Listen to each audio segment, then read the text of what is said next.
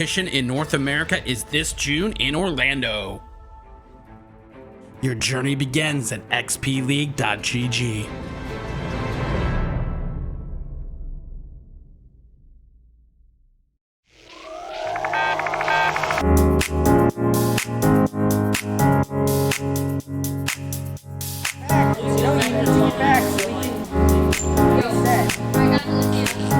Yeah, I'm not gonna rip it. It doesn't matter at all.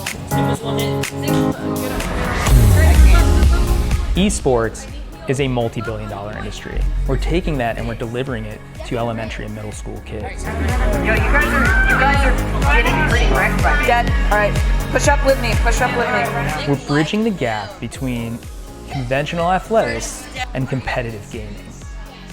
We have kids working on the same technology that the pros are training to improve their skills. When did you lose? When did you lose? Why did you lose? Like the games that you lost, why did you lose? Through a partnership with the Positive Coaching Alliance, our coaches go through a double goal certification. They learn not only how to work through the strategies of the different games they're playing, but they also work through how to impact these kids' lives in a positive way. They get to mark and highlight behaviors and attributes that will lead to long-term life skills.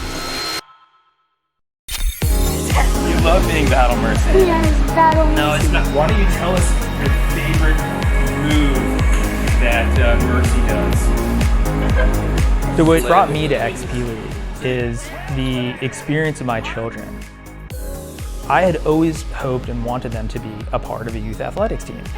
So I realized they all love competitive gaming. So why not marry their passion with what I'm hoping for them to learn and achieve and put healthy, solid values in place in something that the kids want to do and are excited about doing. Yes, Fruit Experience points. Every game awards experience points.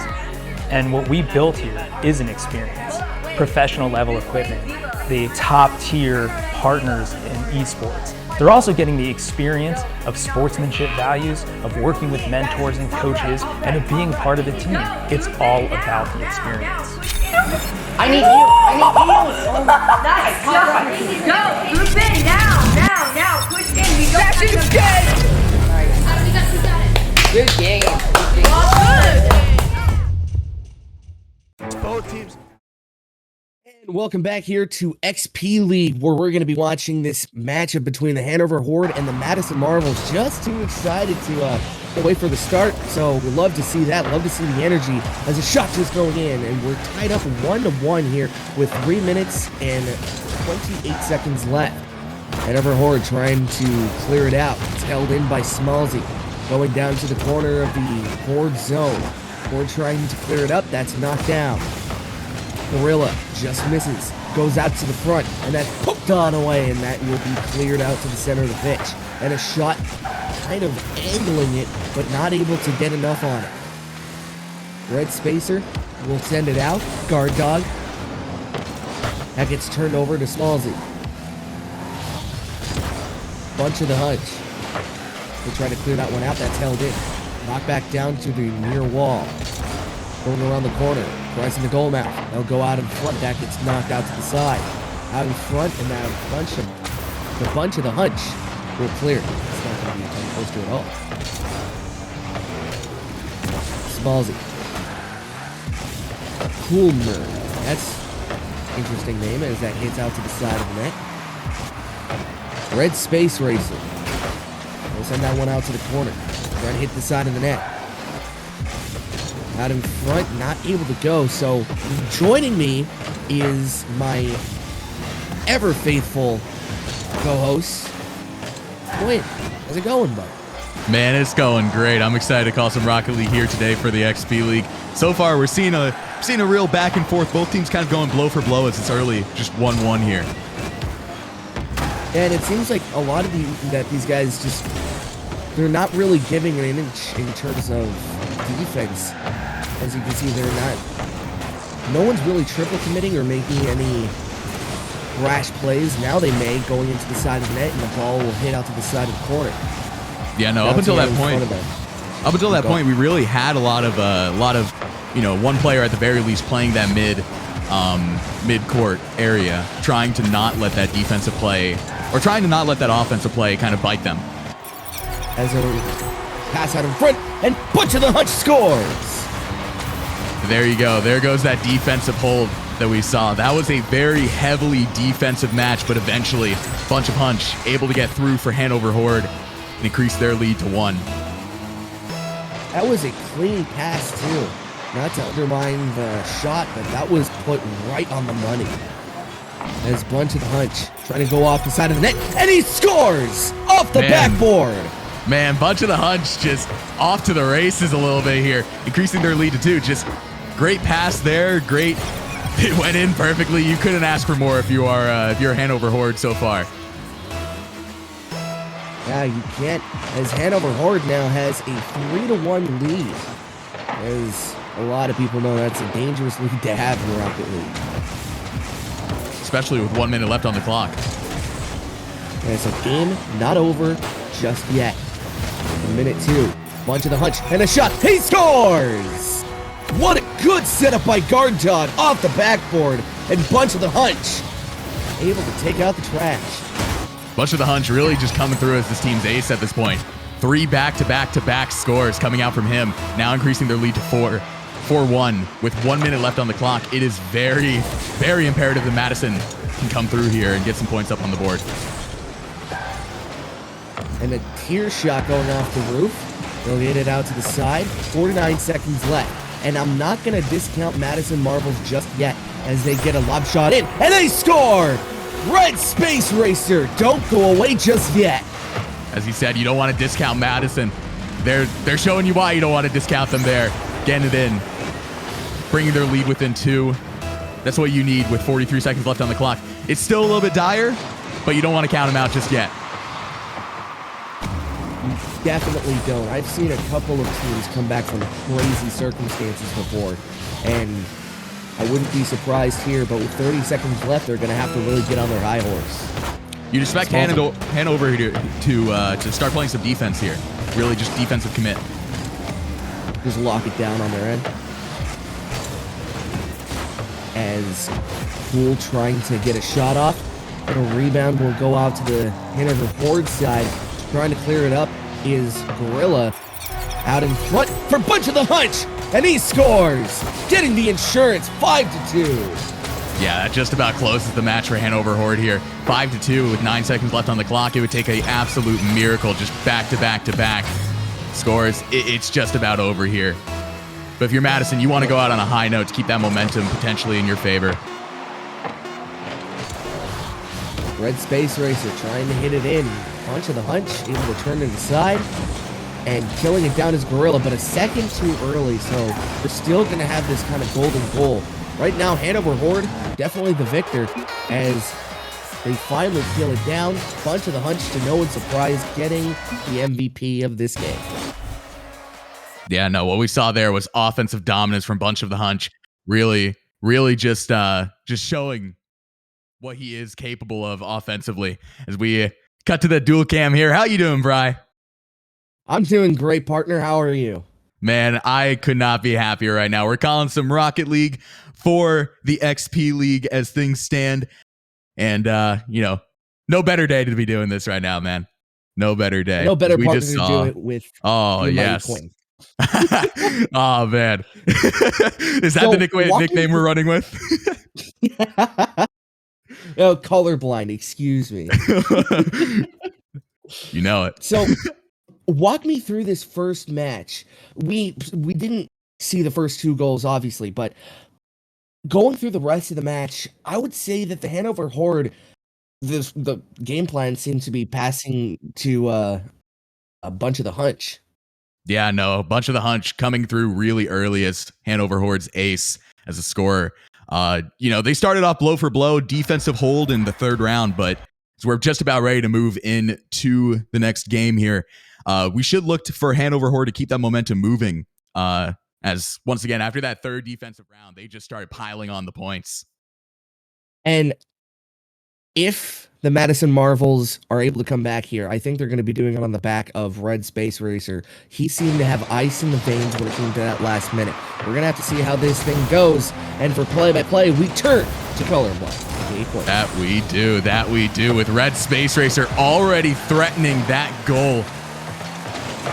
Bunch trying to keep things manageable here early on. Hanover Horde really backed into their own goal a little bit here. Or excuse me, Madison backed into their own goal. Madison, full defensive commit here, but that's not going to be enough. It's Bunch of the Hunch start picking off right where he left off in that first game, scoring their first goal. Hanover Horde goes up 1-0 early in this match.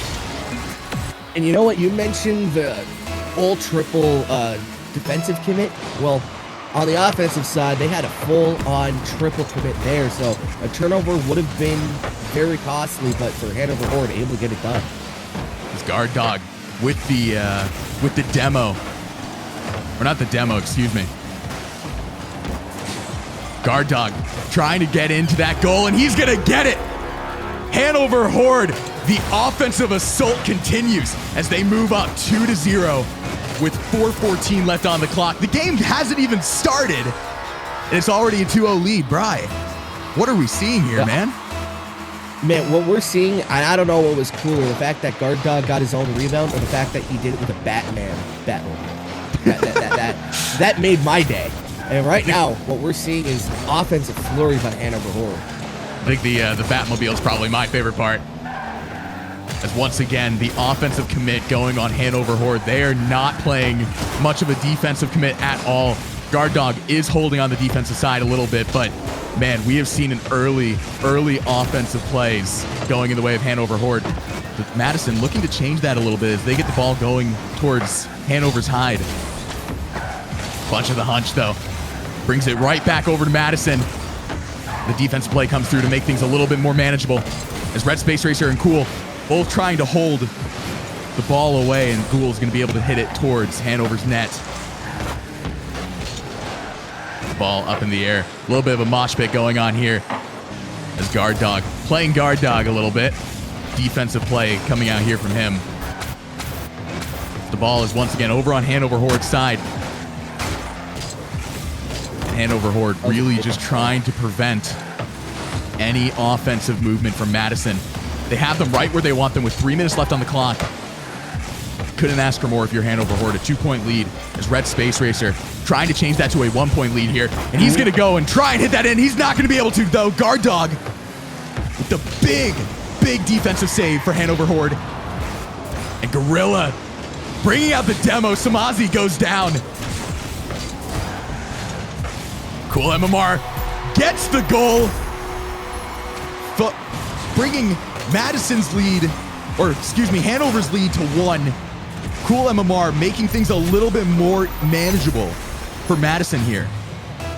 Yeah, and you know what? That was Gorilla making a defensive lapse, a rare defensive lapse for Gorilla, as he tried to go for the boost and he tried to push the ball towards the corner and missed it, got turned around, and led to a goal. Should be interesting to see if that offensive momentum now can shift a little bit in the way of Madison. The ball is still on their side, but Red Space Racer trying to change that a little bit. Bunch of the Hunch playing a little bit of defense. We saw him early on playing offense, now switching over to that defensive side. But once again, they're extended into Madison's side of the goal of the net. And what just happened there? Guard Dog with the demo and Bunch of the Hunch hits it in from the corner. The corner setup and Bunch of the Hunch comes in. A big offensive play there for Hanover Horde. That was a big play by Gorilla, getting out in front and taking out that goaltender, leaving Hanover Horde with an open net to shoot at. Bunch of the Hunch and Gorilla already extending into Madison's side of that field. Madison just trying to play defense at this point. With 1 minute and 40 left on the clock, they're going to need to switch things in their favor a little bit. It's not as bad as it was in round 1. That ball moving a little bit towards the side of Hanover Horde. And Bunch of the Hunch coming in to push it back. Bunch of the Hunch, again, has really been this team's ace offensively so far. He's made a lot of their goals early on. The offensive assault from him and Hanover Horde has been almost suffocating for Madison early on. And not to discredit anybody else, but Bunch of the Hunch, he's been really the kind of go-to guy offensively and defensively. So right now, I think he's going to be the star player here for them. Yeah, again, not to discount anybody, Gorilla and Guard Dog both have really set up Bunch of the Hunch's goals in many respects. But once again, on the stat sheet, it's going to go down as Bunch of the Hunch. It's Hanover Horde really keeping it over by Madison. That ball is going to go in, and Gorilla changing the narrative a little bit. Gorilla getting a goal of his own, going in favor of Hanover Horde. That was a good bang pass by Guard Dog.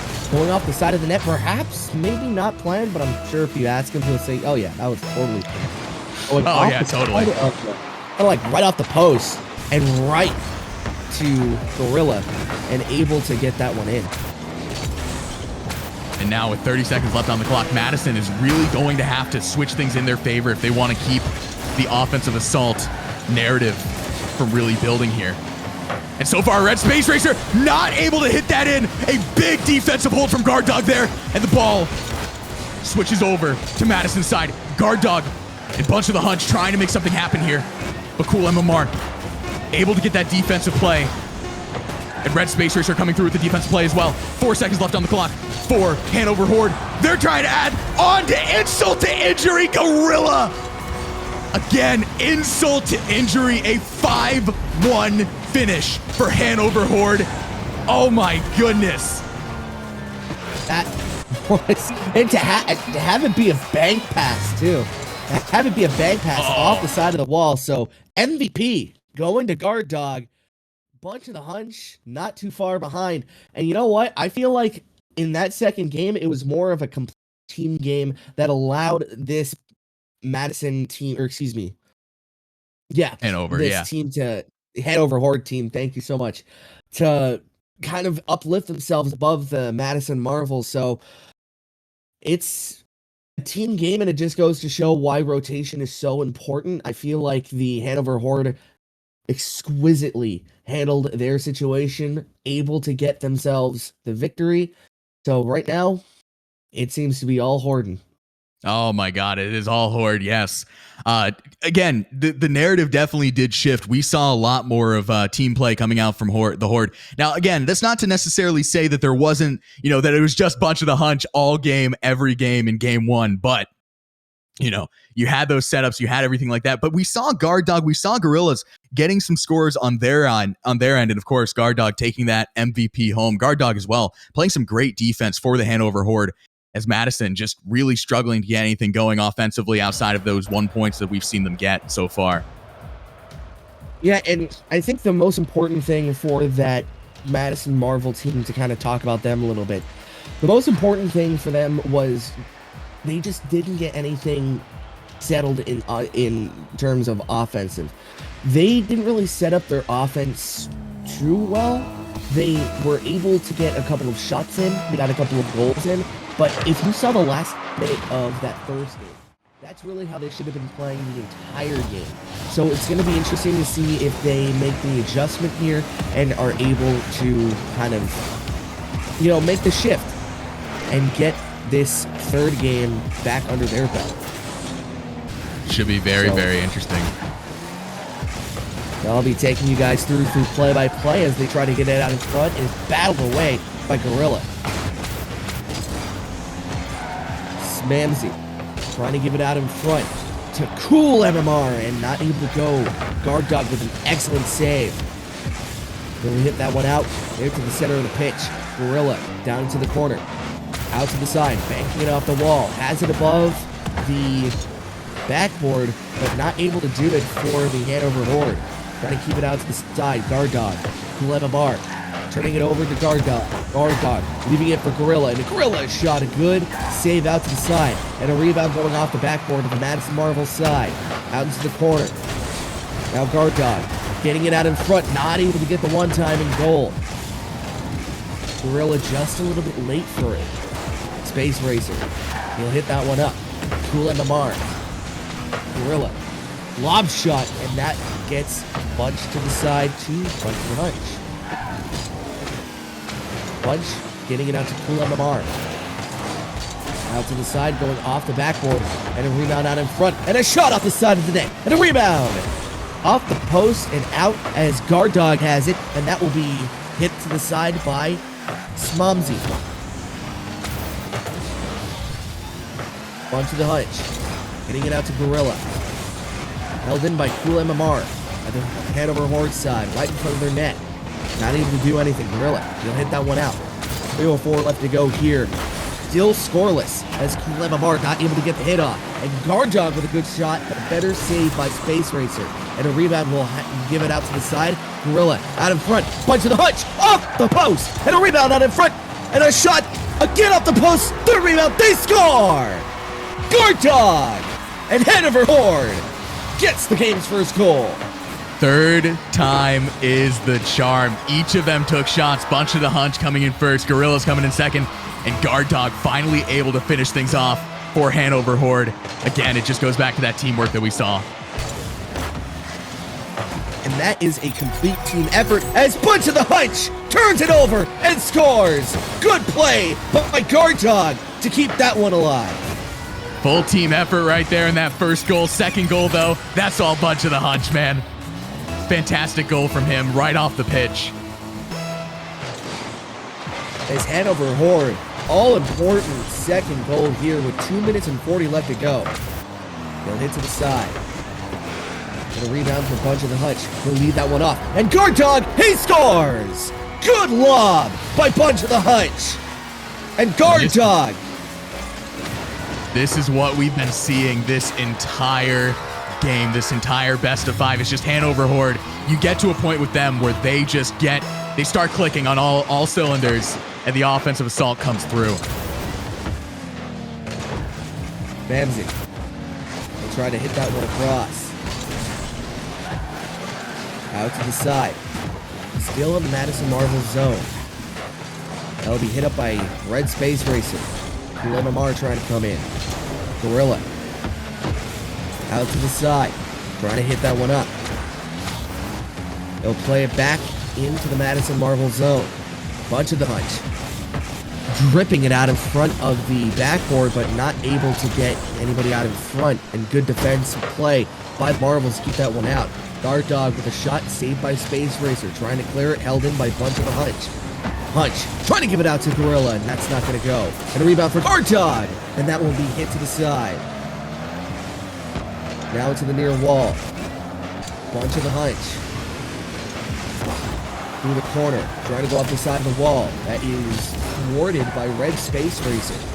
He's keeping his team alive here. Trying to hit it out to the side. And out in front, it caressed the goal mouth, but not able to get in. Red Space Racer here is playing some really good defense early on for Madison. It's been consistently their defensive ace. I think he's been the most important player here for Madison so far, as Bunch of the Hunch trying to turn it around. Off the side of the net, and a rebound, not able to get the double tap. And a turnaround shot, that will be saved. Guard Dog with a good chance, but Smamsy able to save that one. Bunch of the Hunch hit out to the side, and a rebound will play it out to the corner as they get it out in front, but no one home. 45 seconds left. Guard Dog getting it out in front, and a good save by Bunch of the Hunch. Just goes to show the versatility of Hanover Horde. You know, Bunch of the Hunch, we've been talking about his offensive prowess thus far, but defensively as well. He can be there when they need them. Trying to get it out in front, not able to go as Gorilla hits it out even deeper into Madison zone. Bunch of the Hunch. We'll clear that one down for Gorilla. Gorilla, a shot, beats both defenders, rebound off the post, third rebound, they score! And who else but Bunch of the Hunch? A way to capitalize on his performance in this best of five. bunch of the hunch, man. Have yourself a game, my friend. He has been electric here so far. And with 2 seconds left, this is all but over. Hanover Horde with the win in the series sweep. And 4-0. That is all she wrote. Hanover Horde, as you said it best, my friend, taking that series sweep 3-0 over Madison Marvels. This should be a fun team to watch as we continue throughout this bracket. Hanover Horde. Yeah, and I think the best thing about this Horde team is, even though we were talking about a bunch of the hunch, you still have two excellent utility players in Gorilla and Guard Dog. They really help this team kind of set up half of their offensive chances. And when it comes to defense, it's not shy of anything. You have excellent tools to work with. On the other side, though, talking about the Madison Marvels, it's just a confidence thing. It's a communication thing. You just need to get used to your team. And I can pretty much tell you right now, they wish they could go back and do this series again, because they looked a little better they did in the third game than they did in the first game. And it's just all about warming up. But right now, just sticking with what happened. Excellent series played by the Hanover Horde. And like you said, exciting team to watch here in the tournament. Yeah, to comment on Madison, they did show at points what they are capable of as a team. I think when it comes to just team cohesion, Hanover Horde would win that medal. But Madison, once again, they had their moments. They definitely shined in specific moments. And if they can get that communication on point, if they can really figure out their roles, everything like that, they will be a team to watch out for in this tournament.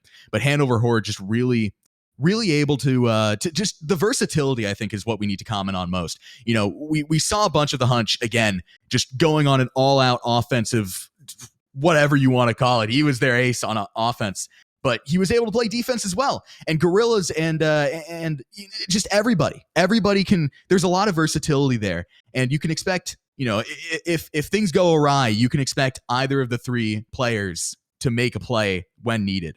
It's really powerful what they have going on thus far. Yeah, and I think we're going to be going to break. I'm not sure. Just kind of heard something in my ear. But just to kind of wrap things up, great series played by the Hanover Horde. And if you're the Madison Marvels, the best thing to do, memory of a fly, versatility of an elephant. Just let it go, forget about it, but keep trucking forward. We'll get it in the next one. I couldn't have put it better myself, man. We're going to go to break. Stay tuned. Against cancer? Well, good news, creators. Now you can fight back while you stream. Thanks to the Leukemia and Lymphoma Society, the world's largest nonprofit in the war against blood cancer. My name is William Yank. I'm a 23-year-old, three-time leukemia survivor. One evening, my roommate was trying to talk to me, and I responded to him in a delirium of mess and confusion, and he said, "We're going to the ER immediately." And came back with leukemia. They started me on chemos, they started me on a bunch of antibiotics, but the chemo wasn't exactly working. So my oncologist decided that he wanted to try me with CAR T-cell therapy. And it worked. Leukemia Lymphoma Society was this unforeseen blessing for me because I wouldn't have been able to get CAR T-cell therapy. It got that FDA approval in 2017, and I wouldn't have had that option had the Leukemia Lymphoma Society not moved that forward.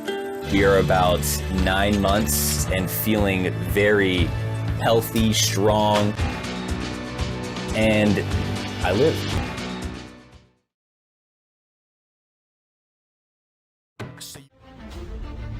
Do you have what it takes to be crowned the champion?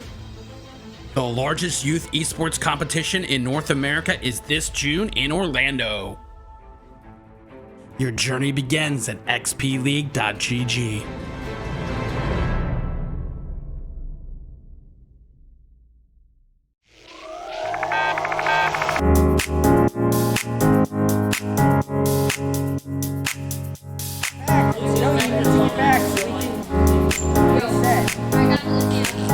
Yeah, I'm not gonna rip it. It doesn't matter at all. Singles one hit. Get up. Esports is a multi-billion-dollar industry. We're taking that and we're delivering it to elementary and middle school kids. Yo, you guys are getting pretty wrecked by Dad, all right, push up with me, push up with me. We're bridging the gap between conventional athletics and competitive gaming. We have kids working on the same technology that the pros are training to improve their skills. When did you lose? When did you lose? Why did you lose? Like the games that you lost, why did you lose? Through a partnership with the Positive Coaching Alliance, our coaches go through a double goal certification. They learn not only how to work through the strategies of the different games they're playing, but they also work through how to impact these kids' lives in a positive way. They get to mark and highlight behaviors and attributes that will lead to long-term life skills. You love being Battle Mercy. Yes, Battle Mercy. No, it's not. Why don't you tell us your favorite move that Mercy does? So what brought me to XP League is the experience of my children. I had always hoped and wanted them to be a part of a youth athletics team. So I realized they all love competitive gaming. So why not marry their passion with what I'm hoping for them to learn and achieve and put healthy, solid values in place in something that the kids want to do and are excited about doing. Yes, Experience points. Every game awards experience points. And what we built here is an experience. Both teams putting so much into the fight. We are so close, stuck in overtime. Game like the pros and experience the largest North American youth esports competition. And they take it, they're so close, and that's it, ladies and gentlemen. Hanover Horn have taken the victory in the grand finals. Do you have what it takes to be crowned the champion? The largest youth esports competition in North America is this June in Orlando. Journey begins at xpleague.gg.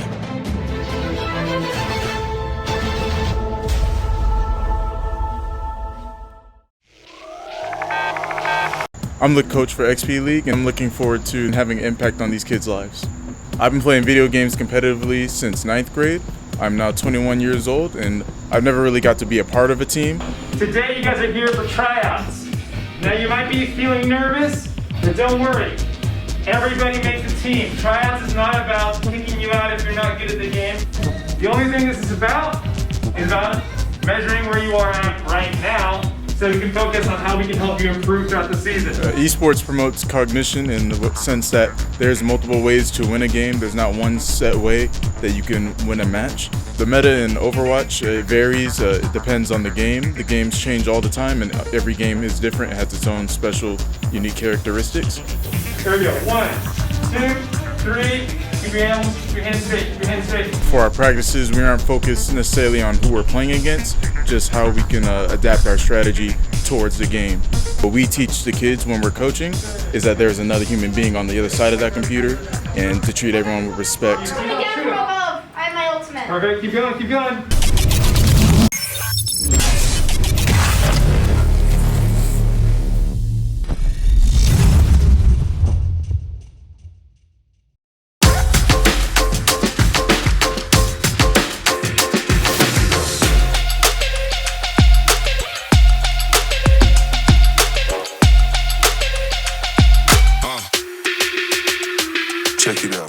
Both teams putting so much into the fight. We are so close. Game like the pros and experience the largest North American youth esports competition. And they take it, they're so close, and that's it, ladies and gentlemen. Hanover Horn have taken the victory in the grand finals. This year, XP League brings the North American Finals to the Full Sail University Orlando Health Fortress and Full Sail Live venue. The best youth gamers from across the US and Canada will battle head-to-head for the championship title this June. Do you have what it takes to be crowned the champion? The largest youth esports competition in North America is this June in Orlando. Journey begins at xpleague.gg.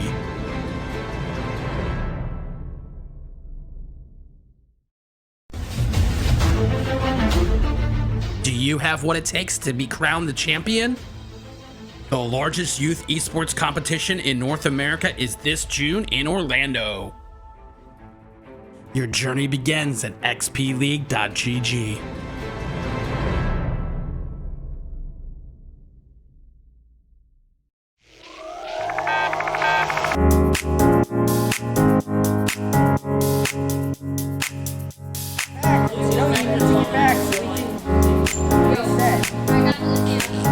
Yeah, I'm not gonna rep it. It doesn't matter at all. Esports is a multi-billion-dollar industry. We're taking that and we're delivering it to elementary and middle school kids. Yo, you guys are getting pretty wrecked by me. Dad, all right, push up with me. Push up with me. We're bridging the gap between conventional athletics and competitive gaming.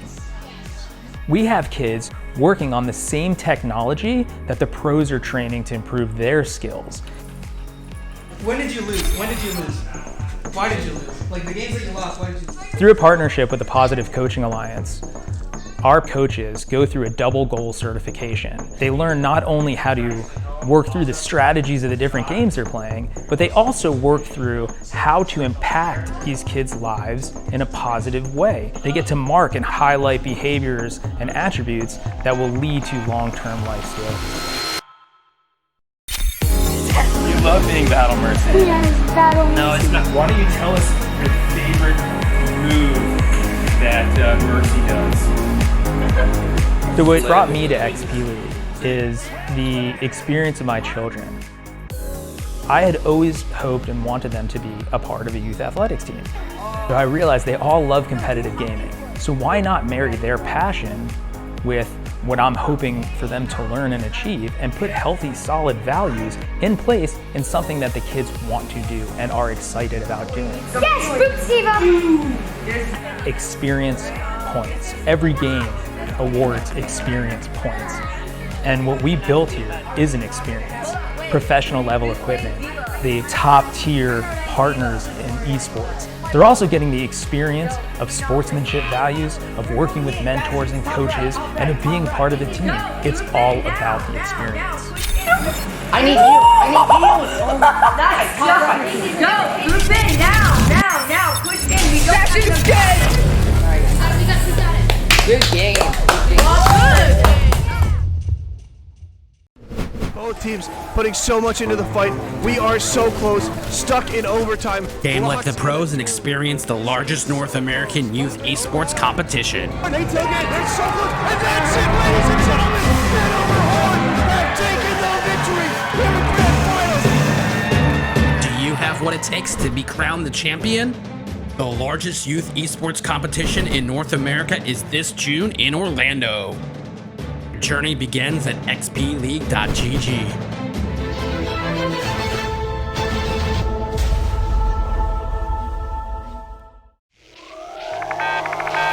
I'm the coach for XP League, and I'm looking forward to having an impact on these kids' lives.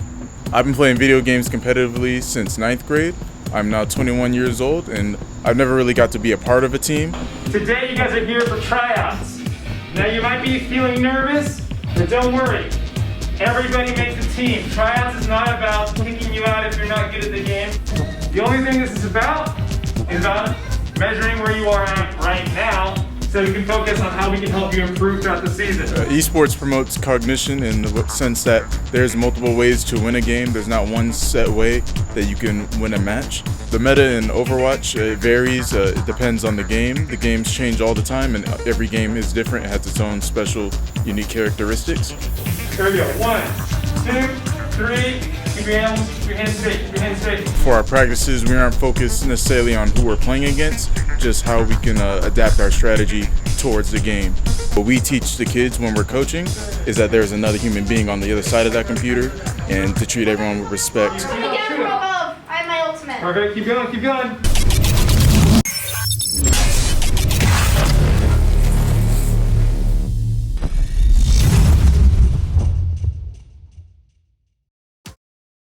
And we are back here 2-0 in favor of the FC Dragons, and they're taking on the Irvine Dragons as Doom brings it back down into the FC zone. FC trying to clear it up. That gets taken away. Irvine out to the side, caressing the goal mouth, not able to go. So already 2-0 FC Dragons. And right now, in the hole here for Irvine. Gonna have to try to get a goal here in a hurry. Yeah, no, this is not where you want to be this early on if you are Irvine. 3:36 remaining here as they get out to the side. Chicken. Crunchy Wrap. They're trying to make me say Crunchy Wrap Chicken, but I won't. I won't. I just said it there, but I won't.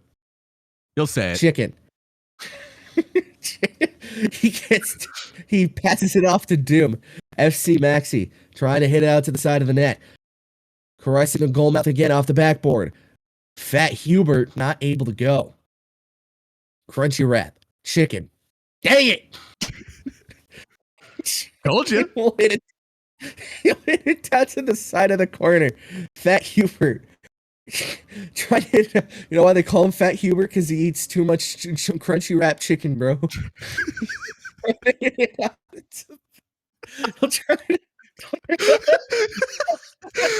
And there goes our play-by-play. And he'll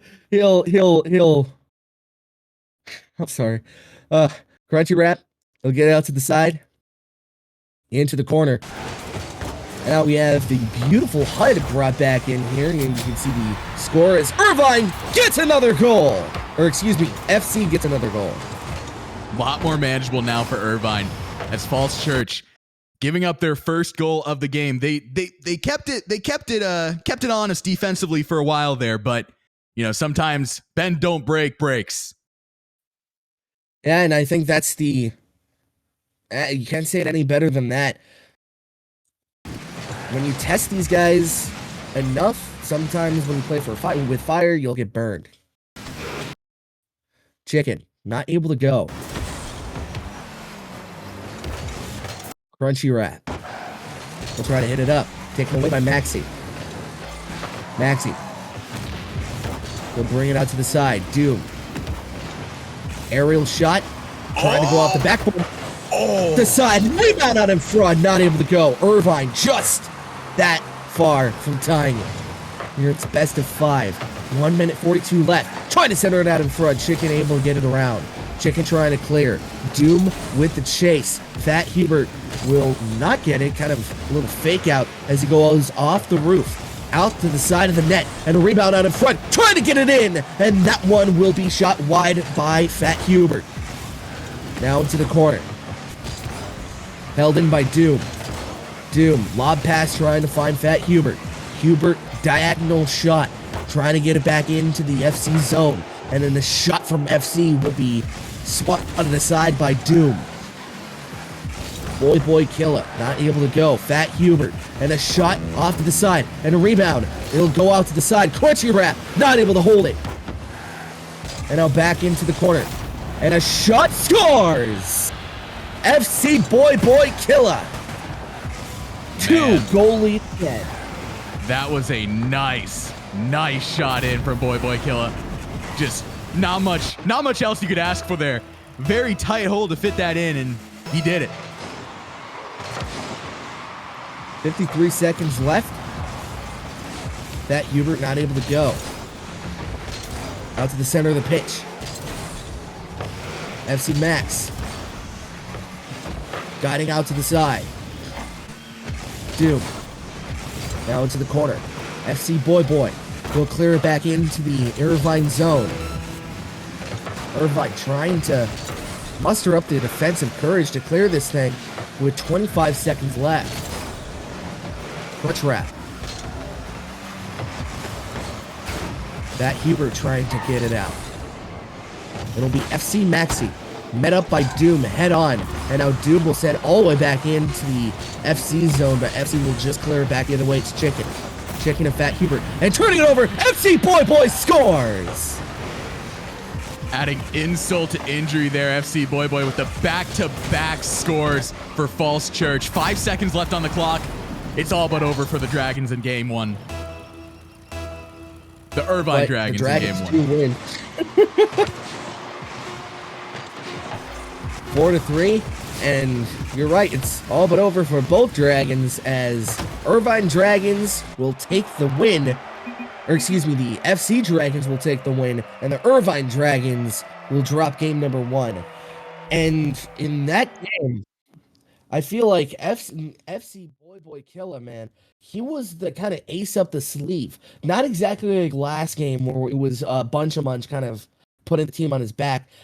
FC Boy really relied on his team to kind of set him up, and he's able to deliver. You know, he's the type of guy that will go into the dire areas and get the high quality chances into the net, and you always want to have a finisher like that on any team. So right now, it seems like these guys kind of set on Boy Killer. Yeah, no, Boy Killer, he was definitely their offensive ace, but again, as you said, it's not like what we saw last time with, you know, it's not like what we saw last time. There was a lot of teamwork there. As you can see, you know, it's just everybody had a hand in it. It wasn't necessarily Boy Killer just having an all-out offensive assault by any means. The shots were getting set up for him, and he was just capitalizing on what his team was giving him. Yeah, and I feel like with this Irvine team, it's a lot closer matchup than the final score would have told you. 3-1, again, I know that's close, but I feel like this game could have been tied just as easily. That shot that went off the post when we kind of got started, that was really the nail in the coffin for these guys, as they couldn't really generate anything better. Yeah, no, that was just gut-wrenching for them. I think this is a very, very close matchup, despite what the score will say. I mean, both teams were really playing great defense, great offense as well. It should be interesting to see which Dragons is going to be able to take Game 2 in this Best of 5 as we move in to that Game 2 in Best of 5, and we are off to the races. FC Boy Killer trying to keep the momentum going for the FC Dragons. Once again, ball coming over to Irvine's side, and Doom able to get the save. Big save as that puts it in FC's territory, but Chicken can bring it right back to Irvine's side of the pitch. Ball up in the air. Both just going back to back, blow for blow. Both teams are, as Chicken trying to get things going in the way of Irvine. And Crunchy Wrap not letting him go. Once again, early engagement's coming out here. That Hubert right now kind of playing a dangerous game, not able to get a lot of boost. And as you can see right there, if he had a little bit, he would have been able to kind of punch that thing in. Similar with Chicken there, he just ran out of boost. He had that ball going in his favor. And that boost is key if you want to make any offensive play, just in general. Ball on FC Dragon's side, and Chicken coming through with the first points in Game 2, taking Irvine 1-0. A big hit coming in from Chicken. Doom, too. Chicken able to beat Doom top side, and really that ball had eyes for the corner, and Doom not able to kind of meet it. Once again, mid control is absolutely key if you want to win. And the mid control so far is going in the favor of the Irvine Dragons. But the ball is shifting right back. Doom trying to mitigate absolute disaster here, as Irvine is swarming the ball. Fat Hubert with control, loses control though. And now things could be going back. We have a little bit of a full commit here coming out from the FC Dragons. No one really playing much defense, as Chicken trying to hold back a little bit here. Able to stop Fat Hubert from bringing it home. And Doom, once again, this team's defensive ace for the Irvine Dragons. He's made a lot of saves early on here as Crunchy Wrap playing defense now. And Doom trying to take a little bit more of an offensive push potentially. Guarding that net. Irvine heavily present by their own net. Maxi trying to just get that ball around that corner. Big defensive hold there. And it goes right back in the way of FC. Chicken on defense. 2v1. Now FC, Falls Church, maintaining control. Again, this is a defensive slugfest early on, but Doom trying to change that, not able to get the goal in. A big defensive hold for Falls Church. What could have potentially tied this game up. And we go back to that defensive slugfest. Yes, once again, just defense, defense, defense. That is the name of round 2. But Doom trying to prevent a big offensive push there from Falls Church. And now the ball swings right back in the favor of the Irvine Dragons. Bad angle there for Hubert. Brings it back towards that mid. Crunchy Wrap versus Chicken. A big demo coming out here. And now, with a minute 20 left on the clock, we are 1-0. And this has been a very back and forth round thus far. Both teams trying to play offense without giving up the defensive push. Right now, it's the offensive pressure given by the Irvine Dragons that's making this thing such a close game. The Falls Church Dragons they don't want to give anything up. So it's the old classic. What is stronger, the immovable wall or the immovable object? I guess we will never know. As Chicken brings it home for Falls Church. And with 49 seconds left on the clock, a huge offensive push for the Falls Church Dragons, who look to increase their lead in this best of 5-2. I guess we know the old adage shows the immovable object versus the unstoppable force. We know what's going to win. That is what it is. That is what it is. Thank you, my man. That's why you're around here. It's Crunchy Wrap. You see, Irvine is not going down without a fight here. We just saw a defensive slugfest followed up by a big offensive push. Crunchy Wrap able to bring it in for the Irvine Dragons there. And with 40 seconds left on the clock, things are manageable for Irvine. Trading blows here. Chicken and Crunchy Wrap able to kind of get this thing back to a 1-goal game. Really, it's going to be a drag race to the finish. And Doom again, back-to-back goals for the Irvine Dragons. And now we're all knotted up with 32 seconds left on the clock. Don't call it a comeback. Don't call it a comeback. These guys have been sleepers here so far in this series. And with the Irvine Dragons, they have come to life here in the latter half of this game. But Chicken, oh my goodness, we don't even have time for color commentary here as the back-to-back goals, man. This is a huge pace and shift, a shift in pace, as the Falls Church Dragons now increase their lead to 1. 27 seconds left on the clock. And that shot, absolutely excellent by Chicken. Barely beating Crunchy Wrap. Now it's going to be up to the Irvine Dragons to try to tie this thing up again. And now Falls Church, if you are Falls Church right now, you just want to play all assault defense. You want all 3 men on that defensive ball. And that's really what we're seeing here. Maxi hitting it away. And Doom. Pat Hubert, potentially the last shot here. Ball up in the air. Doom. Oh my goodness. Ball up in the air. They're juggling it, man. Not letting it go. We are in sudden death, and the sudden death is just draining on and on. That ball has not hit the ground for a solid 15 seconds, and Doom and Fat Herbert both going in. Oh! Oh my So gosh! close to not have the rebound going for them. And the Falls Church Dragons pick up game 2 in this best of 5, 3-2. In absolutely nail-biting fashion, Brian. Oh my goodness, my man. What did you, I can see it with your face, my guy. That was just, that was a great game 2. Oh, it was all about the angle. It was all about the angle. If he would have gotten under that ball, okay, so put it in baseball terms.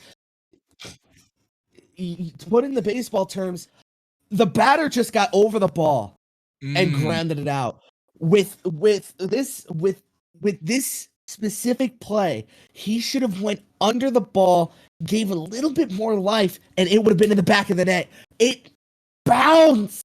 It bounced. We were so close to overtime. So close. That was a absolute nail biter. Both teams, huge momentum for Falls Church. You have to imagine as they go into game 3 up 2 in this best of 5, looking for that sweep. Whereas the Irvine Dragons, you can't necessarily say they're out of it. I mean, that might be a gut-wrenching loss. Don't get me wrong, but they're not out of it by any measure of the imagination. But that's the danger. Any sport has the same kind of psychology. Going into this third game, this is a dangerous spot for the Irvine Dragons because a lot of the times athletes will just kind of tunnel vision on what could have been. And I feel like with the Irvine Dragons, the thing to do is to let that go and move forward as we move here into the next match. Toss it aside. This is the third game. This is what matters. As the Irvine Dragons trying to get back into the series down 2-0 to avoid the sweep. Maxi gets turned around by Crunchy Wrap. Crunchy Wrap out it to the front. That gets taken away. And a shot out for Doom, and that goes off the side of the net. Now to the opposite corner. Fat out in front, and a shot not able to go. Doom just banned on it. The early demolitions. The early demolitions, man. They are playing this ruthlessly. And Boy killer shot, and he scores! Turning it out in front. And as you mentioned, the demos, I believe it was Fat Hubert coming back late. So he didn't have time to get acclimated. Yeah, really, Irvine got a little bit scattered there. But if you are Irvine going into this match, you want to recover what that little bit of momentum that you had in last match when you went back-to-back with goals and really just use that as a tone setter. So far, though, Falls Church taking the first round. Doom not able to go. And a rebound out in front. And now trying to clear is Fat Hubert, laying it up for Doom, and he'll send it out to the side. Kind of like volleyball in that aspect, just laying it up and waiting for the spike to come. As that one goes off the post, and Doom not able to find it. And now back the other way, Crunchy Wrap. Crunchy Wrap, he'll turn that one across. Doom will pick it up. Actually, it will be Fat Hubert. Hubert not able to make anything of it. Chicken going up backboard. Has a teammate and a shot trying to go in. But FC Maxi able to clear it away. And off the goal mouth. Again, a good defensive play by the FC Dragons to keep that one out. But Hubert keeping this one alive. Trying to go out for Doom. Doom, he'll play that one off the side. And a rebound for Chicken. Not able to go. FC Boy, he'll get that one out in front. But that is taken away by Doom. I think the biggest thing here that eludes... I think the biggest thing here that eludes the Irvine Dragons is their ability to capitalize on opportunity. We've seen a lot of opportunity come out for them. Defensive lapses for Falls Church, and they've gotten close, but haven't really capitalized. As Fat Hubert trying to pull that one in. Out to the side of the net, Fat Hubert. And now again, to the side of the net, Doom trying to find an angle, not able to go. Boy trying to clear, that gets held in. And now Crunchy Wrap, a little bit too strong into the shot, just misses under and whiffs on it as Hubert holds it in. 2:11 left to go here in this game number 3. All important for the Irvine Dragons to try to tie this thing up, force it into overtime, because if you lose this one, you lose out. Yeah, this is a very, very important game for the Dragons, just trying to keep their hopes alive.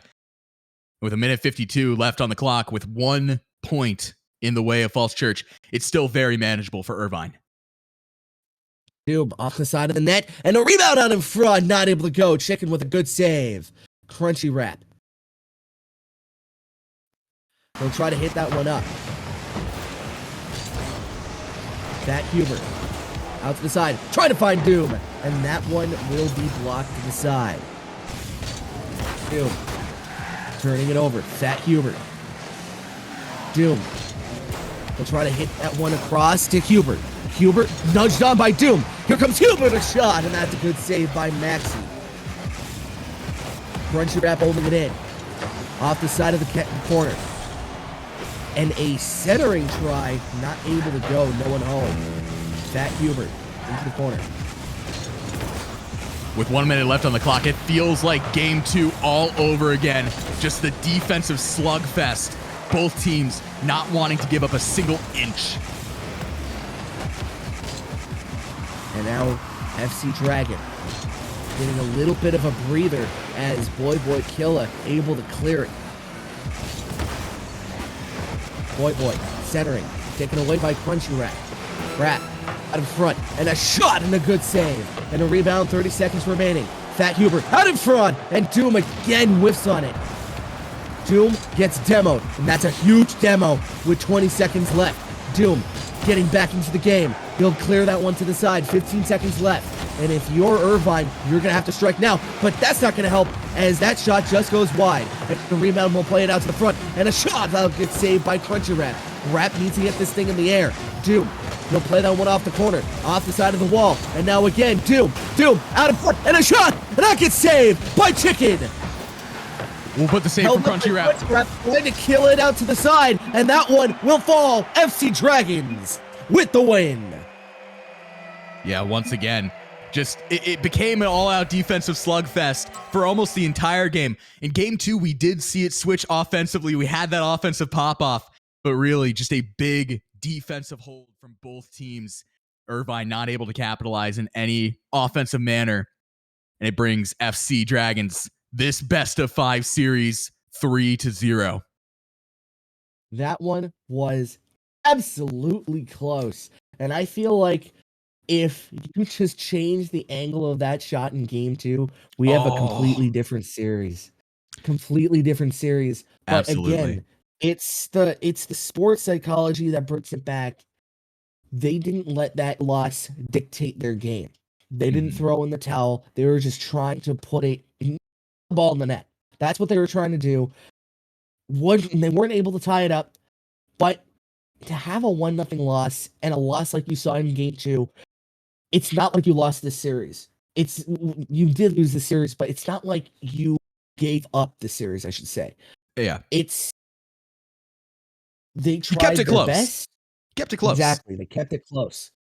It never felt like we were this- watching, like, it never felt like we were watching a just, all out, this team is better than this team. Like, it was close throughout the entire thing, especially in game 2. Just marvelous game 2. I can't get over how great that game was. I can't either, and my voice can't either. All right. So, the North American Finals here gonna be held at the Fortress here in Winter Park, Florida, and it's gonna be home to the XP League North American Final. And yeah, June 25th to June 26th, the XP League North American Finals here at Full Sail University, home of, I guess, this casting duo. The home of this casting duo, Full Sail University, holding the XP League North American Finals June 25th to June 26th in the Fortress. Might I remind you, the Fortress is the biggest collegiate esports arena in the country, and it should be a lot of fun. So far, what we've seen from the XP League has been absolutely fantastic. You do not want to miss out on the North American Finals for the XP League. So we'll see a lot of action from June 25th to June 26th once again. But so far, the action today has been something fantastic. It has been something fantastic. Both games so far today have been absolutely just, oh gosh, the offensive plays, the defensive plays. It's been a slugfest. It's been a slugfest early on. Both teams, all 4 teams, really showing out good performances. I couldn't be happier with how this game's gone so far. yeah, and that series is, if that's the temperature of how we're gonna be going for the rest of the day, man, buckle up. It's gonna be a doozy. And I feel like that series really showed what XP League is all about. It's all about get done, but also don't give up. It's all about getting through to your team. It's all about the communication. It's all about the teamwork. And it's all about just chugging on. It's all about the grit. So it is. If that's one thing that these kids can learn, is just keep that grit mindset, keep the fact that still in the game, keep going. Even if you're down 10-0, you still keep fighting. And I feel like that the Irvine Dragons were a shining example of that. Even though the FC Dragons really got up, every single game they led, the FC Dragons still battled back. At one point tied it, but just couldn't get it done. But you still keep chugging on. And I feel like this is going to be one exciting day. This league is all about teaching sportsmanship to these young kids. And one of the key aspects of sportsmanship is to not give up. As you said, that grit that you need. As you said it best, my friend, buckle up and don't go anywhere. We'll be right back. So much into the fight. We are so close, stuck in overtime. Game like the pros and experience the largest North American youth esports competition. And they take it, and so close, and that's it, ladies and gentlemen. Hanover Horn have taken the victory in the grand finals. Do you have what it takes to be crowned the champion? The largest youth esports competition in North America is this June in Orlando. Your journey begins at xpleague.gg.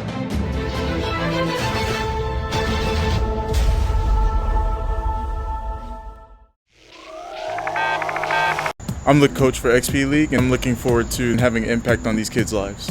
I've been playing video games competitively since 9th grade. I'm now 21 years old, and I've never really got to be a part of a team. Today you guys are here for tryouts. Now you might be feeling nervous, but don't worry. Everybody makes a team. Tryouts is not about kicking you out if you're not good at the game. The only thing this is about measuring where you are at right now, so we can focus on how we can help you improve throughout the season. Esports promotes cognition in the sense that there's multiple ways to win a game. There's not one set way that you can win a match. The meta in Overwatch varies. It depends on the game. The games change all the time, and every game is different. It has its own special, unique characteristics.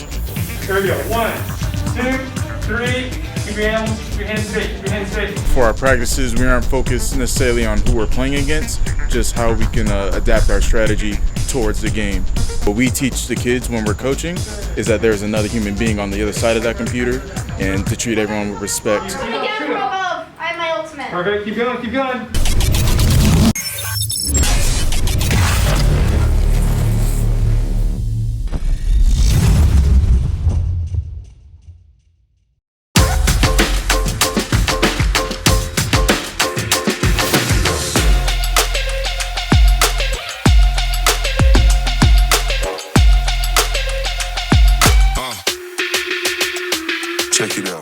Both teams putting so much into the fight. We are so close. Game like the pros and experience the largest North American youth esports competition. And they take it, and so close, and that's it, ladies and gentlemen.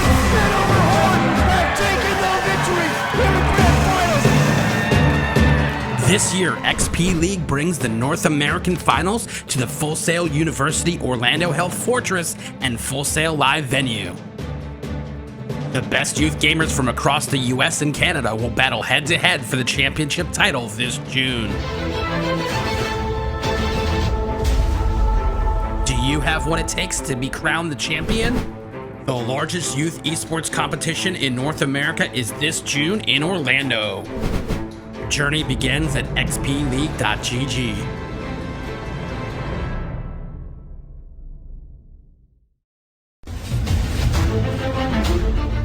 Do you have what it takes to be crowned the champion?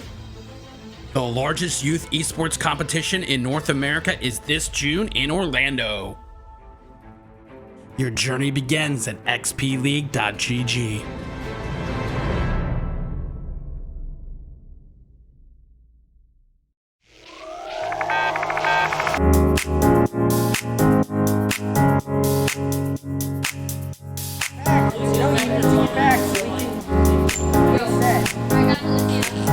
Yeah, I'm not gonna rip it. It doesn't matter at all. Esports is a multi-billion-dollar industry. We're taking that and we're delivering it to elementary and middle school kids. Yo, you guys are getting pretty wrecked by me. Dad, all right, push up with me. Push up with me. We're bridging the gap between conventional athletics and competitive gaming. We have kids working on the same technology that the pros are training to improve their skills. When did you lose? When did you lose? Why did you lose? Like the games that you lost, why did you lose? Through a partnership with the Positive Coaching Alliance, our coaches go through a double goal certification. They learn not only how to work through the strategies of the different games they're playing, but they also work through how to impact these kids' lives in a positive way. They get to mark and highlight behaviors and attributes that will lead to long-term life skills. You love being Battle Mercy. Yes, Battle Mercy. No, it's not. Why don't you tell us your favorite move that Mercy does? So what brought me to XP League is the experience of my children. I had always hoped and wanted them to be a part of a youth athletics team. So I realized they all love competitive gaming. So why not marry their passion with what I'm hoping for them to learn and achieve and put healthy, solid values in place in something that the kids want to do and are excited about doing. Yes, Steve! Experience points. Every game awards experience points. And what we built here is an experience. Professional level equipment, the top tier partners in esports. They're also getting the experience of sportsmanship values, of working with mentors and coaches, and of being part of the team. It's all about the experience. I need you. Nice job. Go, group in, now. Push in. We don't have to dead. Good game. Both teams putting so much into the fight. We are so close, stuck in overtime. Game like the pros and experience the largest North. So it's going to be an excellent series, although right now it's actually still going on. The first game is currently in overtime. We're going to catch you guys up in game 2. Right now it's going to be the Madison Marvels Alpha versus the Macomb Heroes. How do you see this thing shaping up, partner? Oh, man. Just want a point of clarification there. The Alpha Madison Marvels are not the Madison Marvels we saw earlier. But how did the first map go? How did that first round go? Right? The first round? Who took game one? I believe it was the Marvels. The Marvels coming through? Oh. No, it wasn't. It wasn't the Marvels. It was Macomb? Shoot. Macomb. It was Macomb. Okay. So Macomb with the early they're little Energizer bunnies, these guys are. Just wanting to start go again. That's basically what we've been we're just trying to keep up with them. But Macomb taking game 1 over the Alpha Madison Marvels. The momentum is in their favor early on here. That could be absolutely huge, but that does not mean just because you have the momentum doesn't mean that you can keep the momentum. There's a big difference between having momentum and, keeping the fuel going, keeping that momentum moving forward.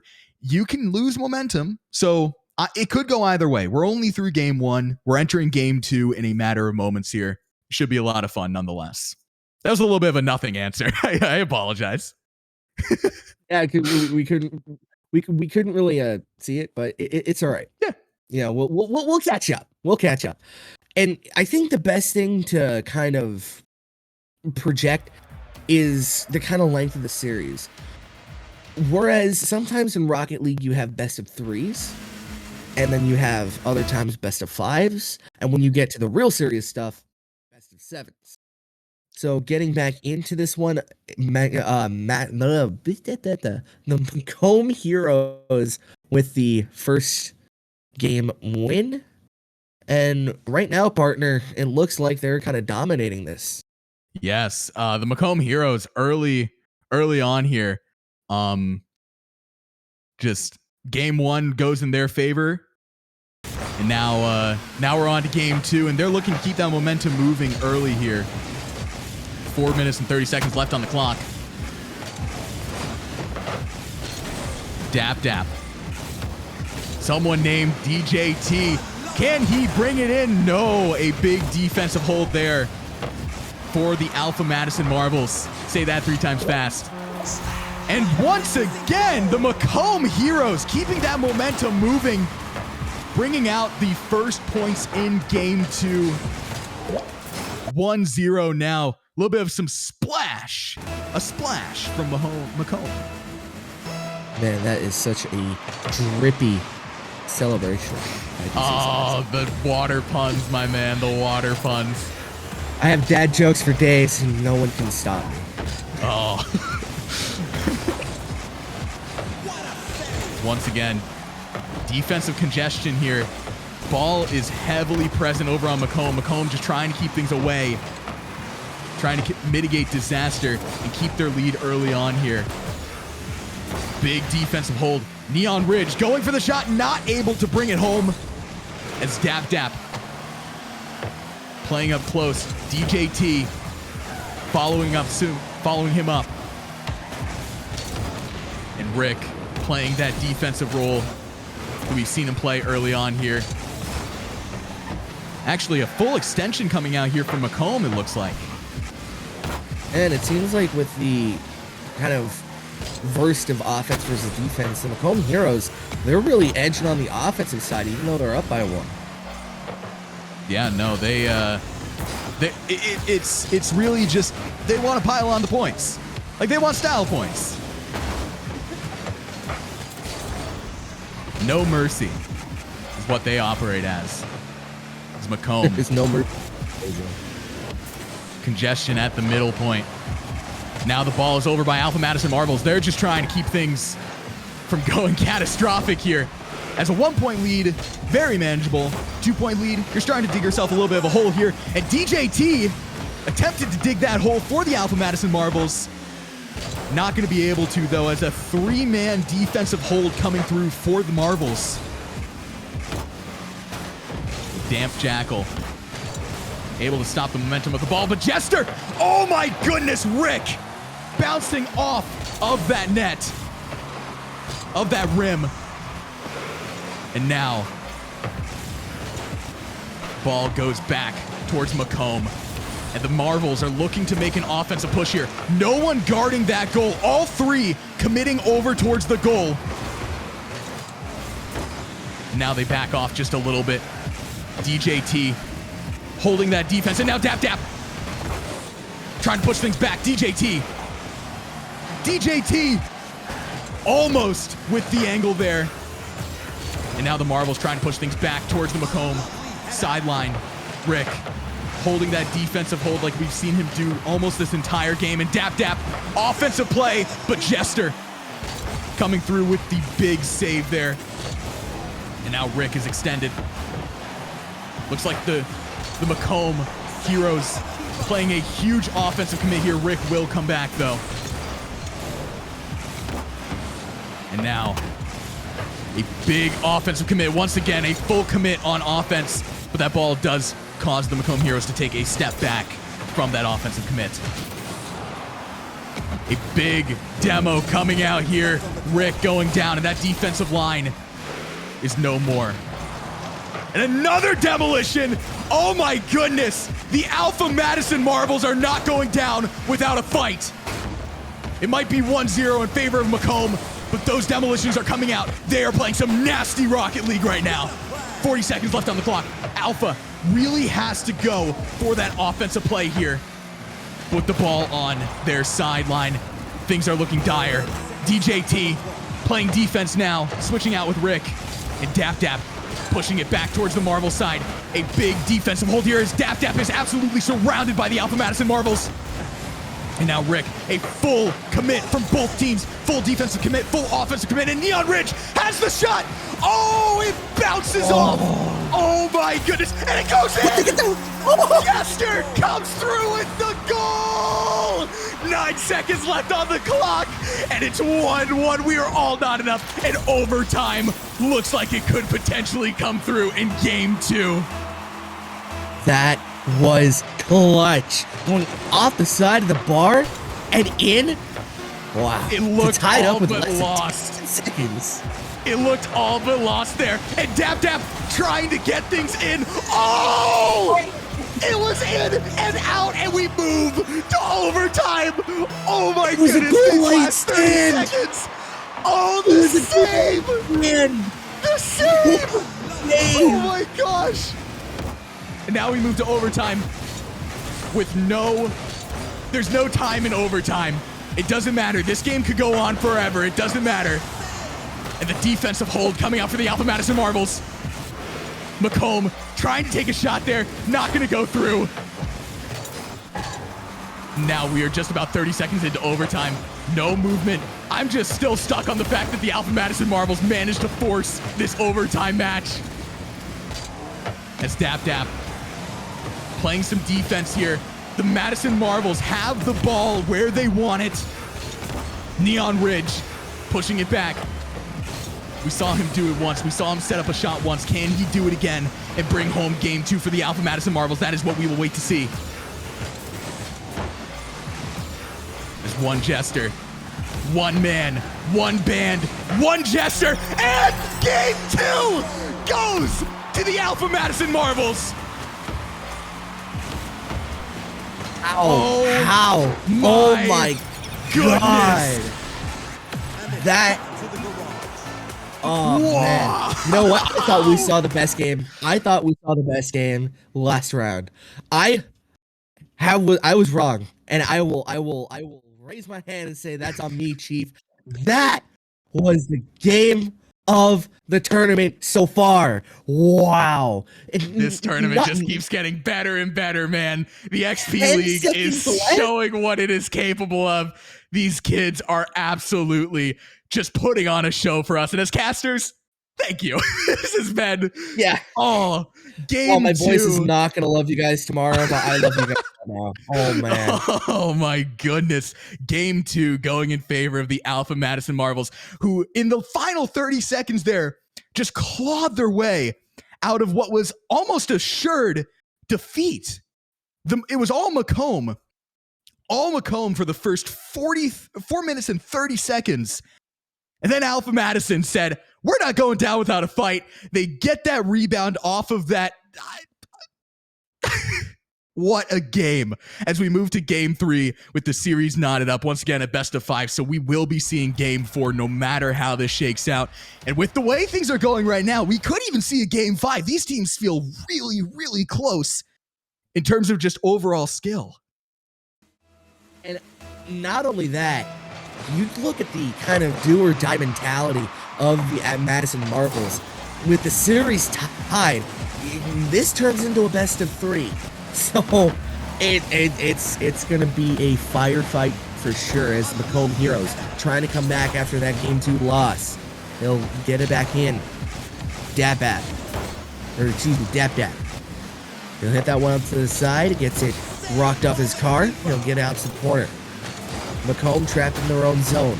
Rick, send it out to the side. Rick again, at the center of the pitch. He'll hit it out to the corner. And a shot on in! And that one goes off the post! Off the inside of the post and out! And now Rick, again, a shot! He scores! I'm not sure if he shot it actually, but wow, what a good play. Oh no, he didn't shoot it. It was an own goal. Oh, you do not want to see that as Macomb goes up 1-0. Very similar storyline to what we just saw. Macomb, early lead.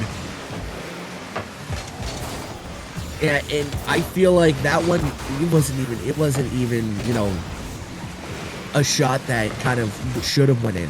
With the awkward angle, it looked like Rick didn't have a chance, but that own goal really helped him out as Madison Marvels not able to clear it out. And that one hits out to the side. Macomb Heroes trying to keep it alive at the side of the net. They'll go off the side of the backboard, and that will be cleared out. Neon Ridge out to the corner.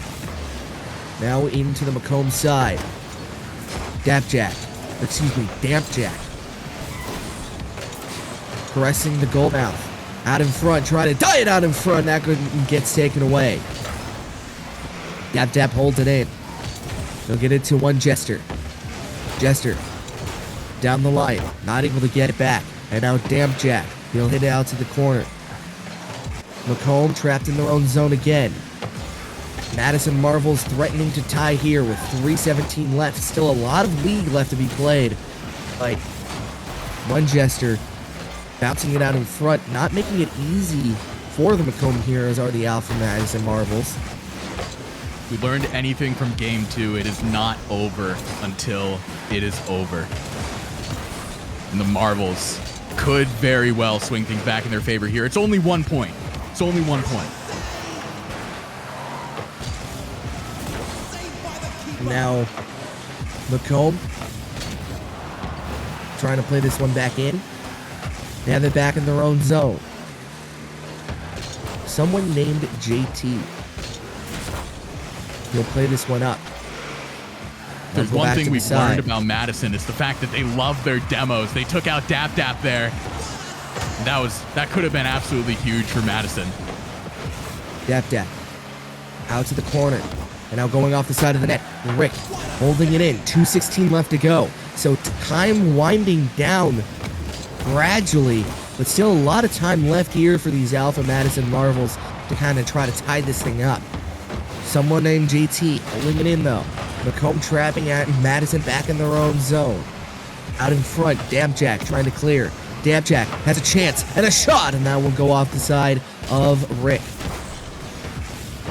One Jester. Dap Dap, a shot, rolling! Dap Dap scores! That is huge momentum for the Macomb Heroes. Dap Dap has really proven to be this team's ace in many respects so far. And he's proving once again why. He's just playing defense. He can play defense. He can play offense. And we just saw it there. So 2-0 here in this latter half of the game. Still not over by any stretch of the word, as one Jester holds it back. And out for Neon. One Jester trying to get it out in front, and Dabjack not able to find it. Dabjack will peel off. Neon Ridge. Turning it over, Dap Dap. Dap a shot, and that one will get saved. And the rebound out in front, and Neon Ridge will guide that one aside. Neon Ridge with a clear shot, and he scores! 1:06 left to go, and these guys are back within one. Neon Ridge, just as Dap Dap has been his team's ace, Neon Ridge has really proven to be a quintessential part of this Alpha Madison Marvels team. He set up that shot that brought overtime in, and now he's made it very manageable with 1 minute left on the clock for the Marvels to once again claw their way out of potentially assured defeat. And that shot that got tipped on, barely wide. And let's see if that one's going to be an important factor later. As with 50 seconds left, Alpha Madison Marvels trying to get this one back up the pitch as a guide-on shot. Rick not able to find it, going off the backboard, out to the side of the net. Now fighting into the corner. Someone trapped in a Rule 1. Oh, well now it's a 2v2 because if you break that rule, you're bad. Did they break that rule? No, they're still going, I think. They're still going. They're still going. It's a 2v2 with 17 seconds left on the clock. They don't care. Rule 1. Oh, Dap Dap. Scores. The Macomb Heroes bringing home that 2v2. Hey, might have hurt the team, but I respect it at the end of the day. I respect it. I respect it. 100%. Never break Rule 1. It's like when you're playing Counter-Strike and you're that guy that brings a gun to a knife fight. Like, you just... Why are you doing that, man? Why are you doing that? Now hitting out to the side, 3 seconds left to go, and it looks all but educational here, as the ball just needs to die in the corner, and now the Macomb Heroes will be the victor. So, talking about that Rule 1, man, just goes to show, this may be a tournament, this may be to kind of battle to the grand finals, but at the end of the day, it's a game, and I think these kids are just fun. These guys are having fun, and I love to see it. Yeah, no, you love to see little things like that. It's just, it brings you back to reality. I mean, especially with what we saw in game 2, like it can be easy to get carried away. These are kids that are really good at what they're doing here. It can be very easy to get carried away.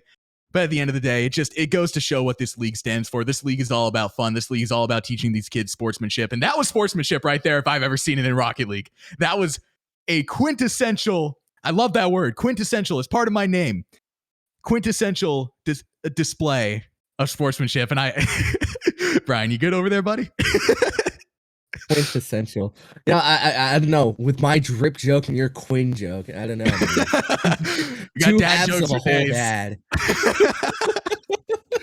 But we're looking to move into, I believe that is going to be game 4 now. We move into game 4 with Alpha Madison Marvels down 1-2 in this best of 5 series to the Macomb Heroes. Macomb trying to keep that momentum moving, and it just goes to show you can build momentum, but it's hard to keep momentum as the Marbles not able to capitalize off of the momentum that they built in that overtime match as we move into game 4 of this best of 5. Once again, Macomb up 2-1, looking to go up 3-1, whereas the Madison Marbles looking to tie this best of 5 up in game 4, force that game 5. The illustrious game 5, as I always coin it. And here we go. Already 30 seconds in. Some defensive holds coming out from both sides of the court. Both sides really not wanting to get either side scoring on them, as that is not what you want to see in Rocket League. What you do want to see, though, is what Rick just gave a splash. Coming through in the first 40 seconds, Rick giving Macomb the lead. You know, in hockey, you call that a tic-tac goal. That was a back-to-back pass that led to a goal. And it was a smart play by Rick. Flashy play, as we have a shot here, just go one. It was a flashy play by Rick to kind of get it back and get it back. But it was a smart play to get the pressure off of him. Yeah, what we just saw there, Damp Jackal almost bringing it to a tie game once again. Just not able to get through that Macomb defense. As Macomb now has the ball right where they want it. Dap has control. Trying to set up Rick with the goal. Not going to go. Rick misses the shot. And now one Jester trying to hit it back out. DJT, though, keeping things on the Madison Marble side. A little bit of a suffocating offensive push here from Macomb, but Jackal able to get things back out. And a goal from Neon Ridge, 83, ties everything up. Jackal able to get that defensive push, and Neon Ridge capitalizes on the lack of defense coming through from Macomb. Macomb really had an all-out offensive push, did not pay attention to the defense. Alpha Madison Marbles able to capitalize there. Neon with a great shot there. Good shot here. And Damp Jackal almost just piling the points on there. Not able to go through, as a big defensive hold there from Dap. Once again, Dap showing that he can play offense and defense early on here. DJT. One-man band over by the Alpha Madison Marbles side. And the Marbles pushing things back over to the Macomb side. Macomb, if you are Macomb now, you're going to be all out on defense. You got burned once. You don't want to get burned twice. As we just saw a little bit of camera action there. 2 defensive players from Macomb. They're playing things very carefully here as Dap extends. DJT and Rick holding that defensive side for Macomb. DJT trying to prevent a disaster here. Dap not a good hit there. Not what you want to see, but he's able to recover it. DJT hits it back out to the Madison Marbles side, and Dap right there. Not able to get it in, but Rick and Jackal, 1v1. And DJT comes in with some support. Once again, we're seeing a little bit of a committal here coming out from Macomb's side. Not much defense going for them, as they are really showing to be an offensive team here. I think right now it's just the fact that they don't want overtime and they want to force this game 5. The ball is up in the air, and DJT trying to capitalize, but a defensive play comes through for the Alpha Madison Marbles. He had the angle, not able to capitalize. And Rick! If DJT can't capitalize, you can bet your bottom dollar that Rick will. A great defensive hold, or a great offensive point coming in here for Macomb. And with 1 minute and 42 seconds left on the clock, Macomb is up by 1. That was a good shot by Dap, getting it off the side of the wall, hitting it out in front, and just waiting for a lingering Rick to get this one back in. With 2 goals and 3 apples already, you're gonna be definite running for the MVP of this game. Very much. Ball on the side. Oh my goodness, the offensive points are coming through. That's a little bit of BM there coming out from the Demolition, but Dap Dap bringing it home for Macomb. 3-1 lead now. With game that three. With Macomb looking for game 3 here. 1 minute left. Just outside of 1 minute, but Jackal responds in fashion. Dap Dap, you think you can put some points up on the board? My name's Jackal, and I'm bringing it home too. Probably Jackal, what he said. I don't know, I'm just assuming. Don't quote me on that. That was a good impression there. And now, Alpha Madison Marbles only down by 1. Very manageable with 1 minute left on the clock. You could argue that they have the momentum as they caught Macomb off guard there completely. Now with the ball. Oh, a big save from Rick. Potentially avoiding what could have been a disastrous situation for the Macomb Heroes. Choking away that 2-point lead. Now they still have that 1-point lead in their favor with 47 seconds left on the clock. The Madison Marvels are looking to make an offensive push here and force that overtime, or potentially even put up 2 points on the board. As DJT, big defensive hold there. Could argue there that they did have that angle. And now it's Dap Dap and Chester. Ball goes back over to the Madison Marvels sideline. DJT playing some really good defense here, really stepping up as this team's defensive ace, and Dap Dap. A full defensive slugfest right here with 10 seconds left on the clock. The countdown comes in, and the Alpha Madison Marvels have to make a move here if they want to keep this best of 5 series alive. The ball is on the ground. You do not want to see that if you are the Alpha Madison Marvels, and it goes the way of the Macomb Heroes. 3-1 in this best of 5. The Alpha Madison Marvels fall. That is a tough way to end if you are the Madison Marvels, especially because, again, you kept it alive. You kept it up, but that final keep up, it was a little bit too strong going into the roof. No one was there to kind of catch it. And at that point, you're at the mercy of the game. If the game allows you to kind of like nudge it into the wall, keep it alive, maybe. But man, sometimes it's just the way she goes. Tough series for the Madison Marvels, but a tight one, an exciting one for us casters. Oh my goodness, that was. I don't want to rank anything, but that game 2. Oh my goodness, that game 2 was absolutely legendary from the Alpha Madison Marvels. I haven't seen Rocket League played like that in a very, very long time. But yes, what a game 2. What a game. What a series. Macomb taking it home. Let's go ahead and take a look at our donation. The Tilt Tilt Cancer Society. Yeah. Let's take a look at that. Just kind of bring it down a little bit.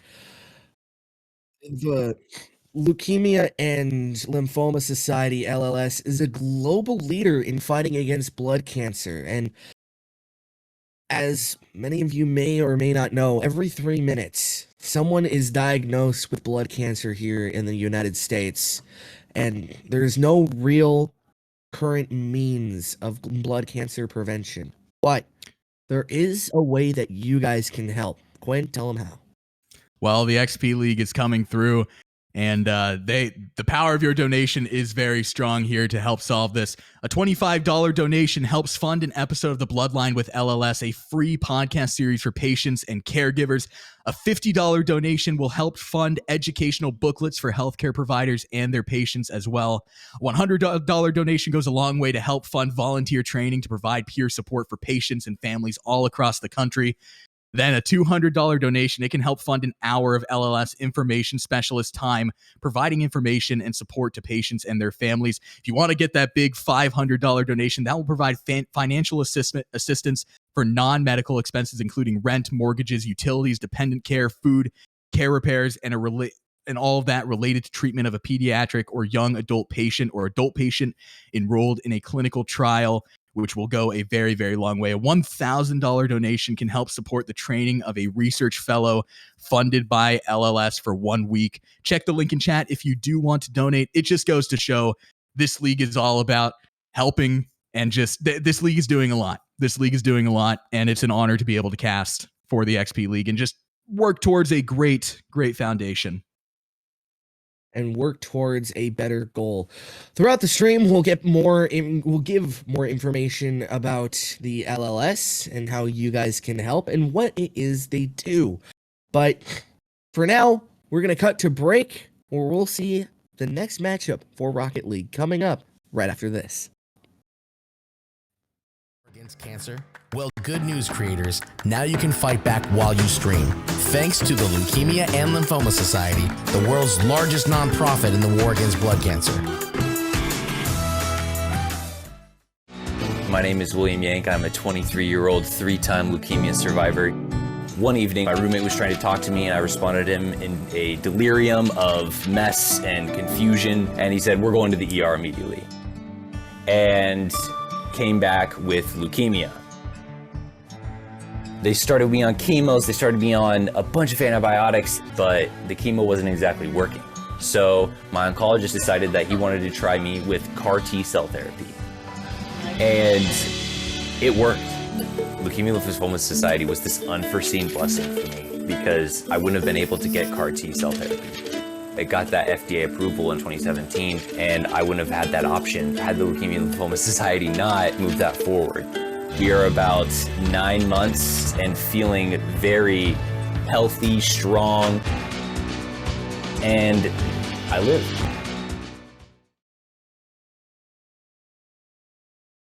So much into the fight. We are so close, stuck in overtime. Game Let the Pros and experience the largest North American youth esports competition. And they take it, they're so close, and that's it, ladies and gentlemen. Hanover Horn have taken the victory in the grand finals. Do you have what it takes to be crowned the champion? The largest youth esports competition in North America is this June in Orlando. Your journey begins at xpleague.gg.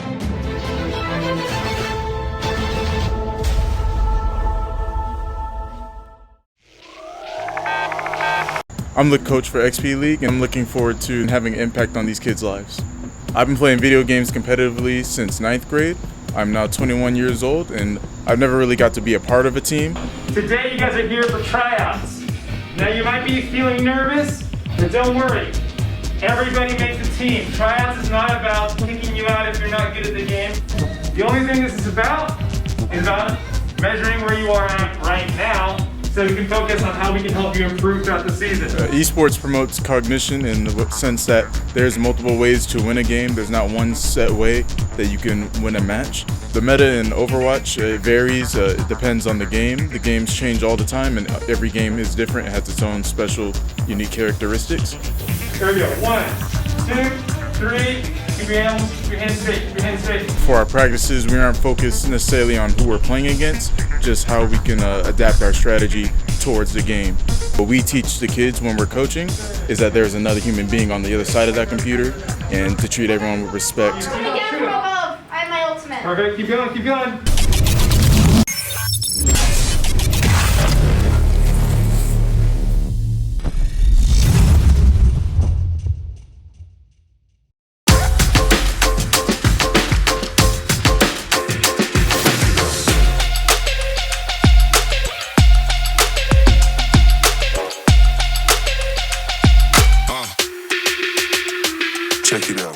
Both teams putting so much into the fight. We are so close. Game Let the Pros and experience the largest North American youth esports competition. And they take it, they're so close, and that's it, ladies and gentlemen. Hanover Horn have taken the victory in the grand finals. This year, XP League brings the North American Finals to the Full Sail University Orlando Health Fortress and Full Sail Live venue. The best youth gamers from across the US and Canada will battle head-to-head for the championship title this June.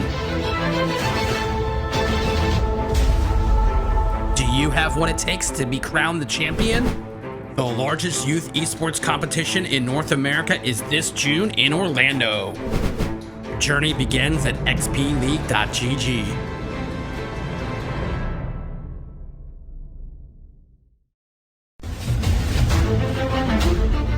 Do you have what it takes to be crowned the champion? The largest youth esports competition in North America is this June in Orlando. Your journey begins at xpleague.gg.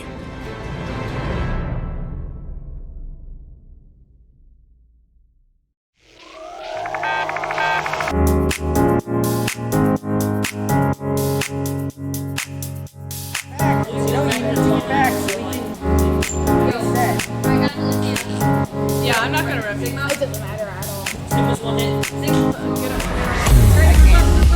Esports is a multi-billion-dollar industry. We're taking that and we're delivering it to elementary and middle school kids. Yo, you guys are getting pretty wrecked by me. Dad, all right, push up with me. We're bridging the gap between conventional athletics and competitive gaming. We have kids working on the same technology that the pros are training to improve their skills. When did you lose? Why did you lose? Like the games that you lost, why did you lose? Through a partnership with the Positive Coaching Alliance, our coaches go through a double goal certification. They learn not only how to work through the strategies of the different games they're playing, but they also work through how to impact these kids' lives in a positive way. They get to mark and highlight behaviors and attributes that will lead to long-term life skills. You love being Battle Mercy. Yes, Battle Mercy. No, it's not. Why don't you tell us your favorite move that Mercy does? So what brought me to XP League is the experience of my children.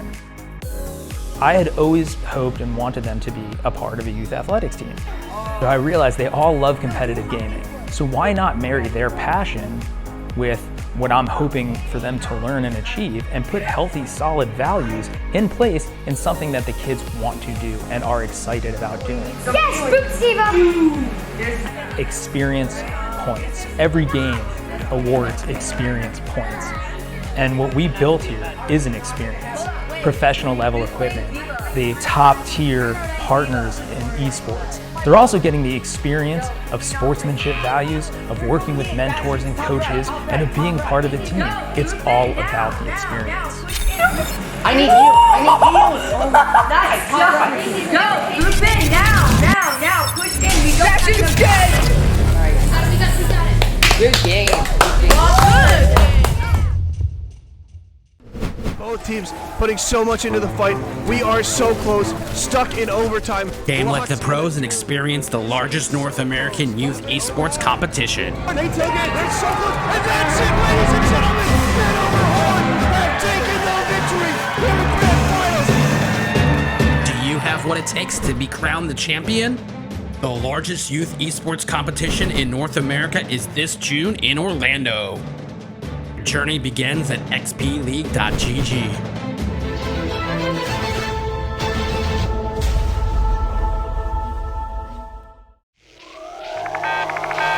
I'm the coach for XP League, and I'm looking forward to having an impact on these kids' lives. I've been playing video games competitively since 9th grade. I'm now 21 years old, and I've never really got to be a part of a team.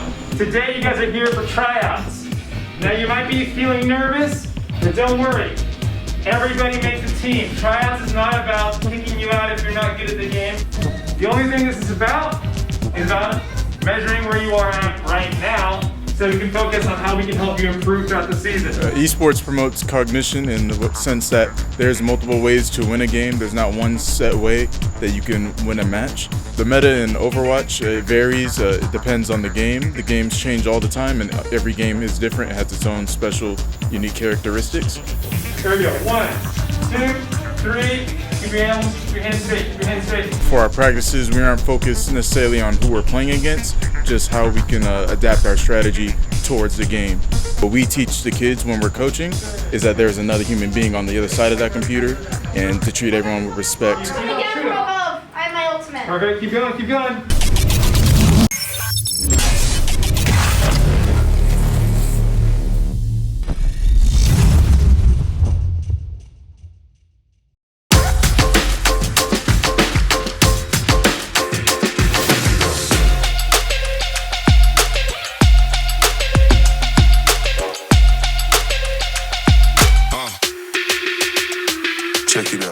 Both teams putting so much into the fight. We are so close. Game like the pros and experience the largest North American youth esports competition. And they take it, it's so close, and that's it, ladies and gentlemen.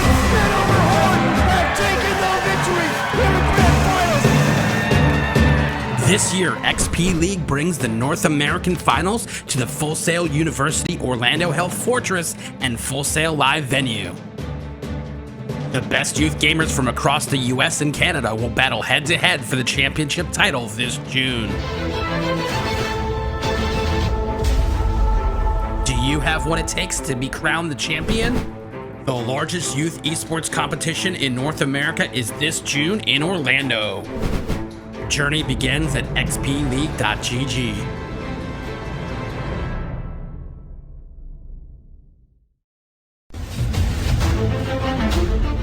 Do you have what it takes to be crowned the champion? The largest youth esports competition in North America is this June in Orlando. Your journey begins at xpleague.gg.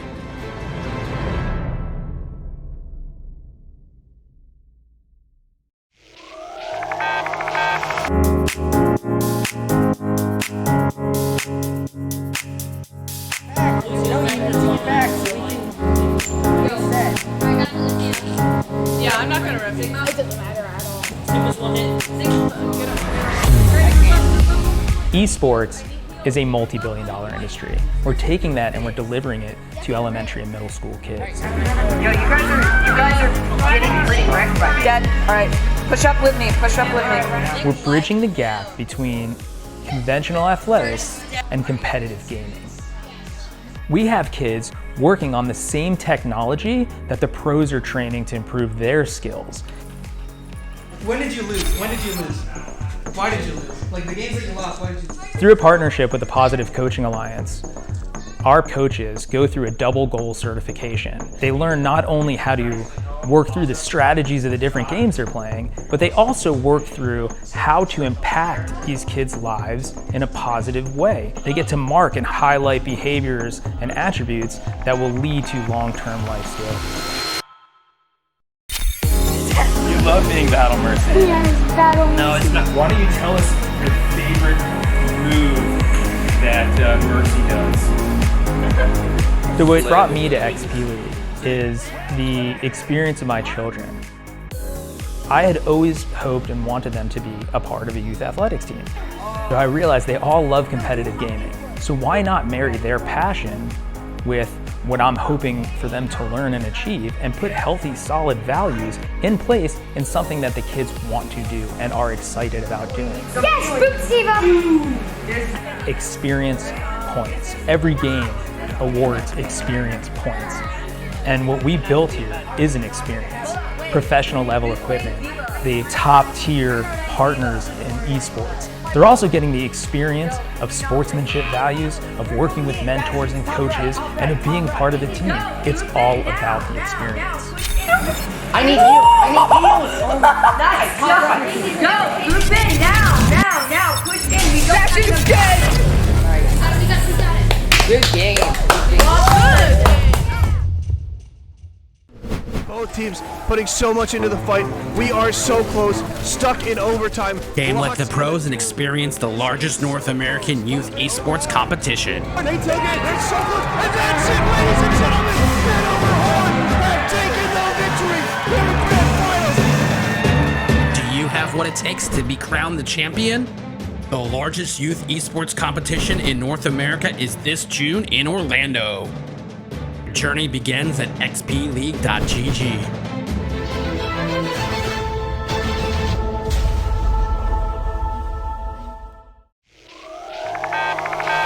I'm the coach for XP League, and I'm looking forward to having an impact on these kids' lives. I've been playing video games competitively since 9th grade. I'm now 21 years old, and I've never really got to be a part of a team. Today you guys are here for tryouts. Now you might be feeling nervous, but don't worry. Everybody makes a team. Tryouts is not about kicking you out if you're not good at the game.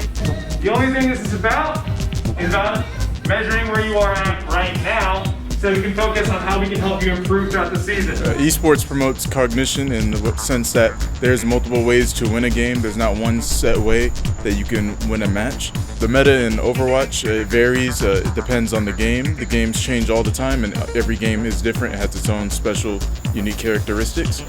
Here we go. 1, 2, 3. Keep your hands straight. Keep your hands straight. For our practices, we aren't focused necessarily on who we're playing against, just how we can adapt our strategy towards the game.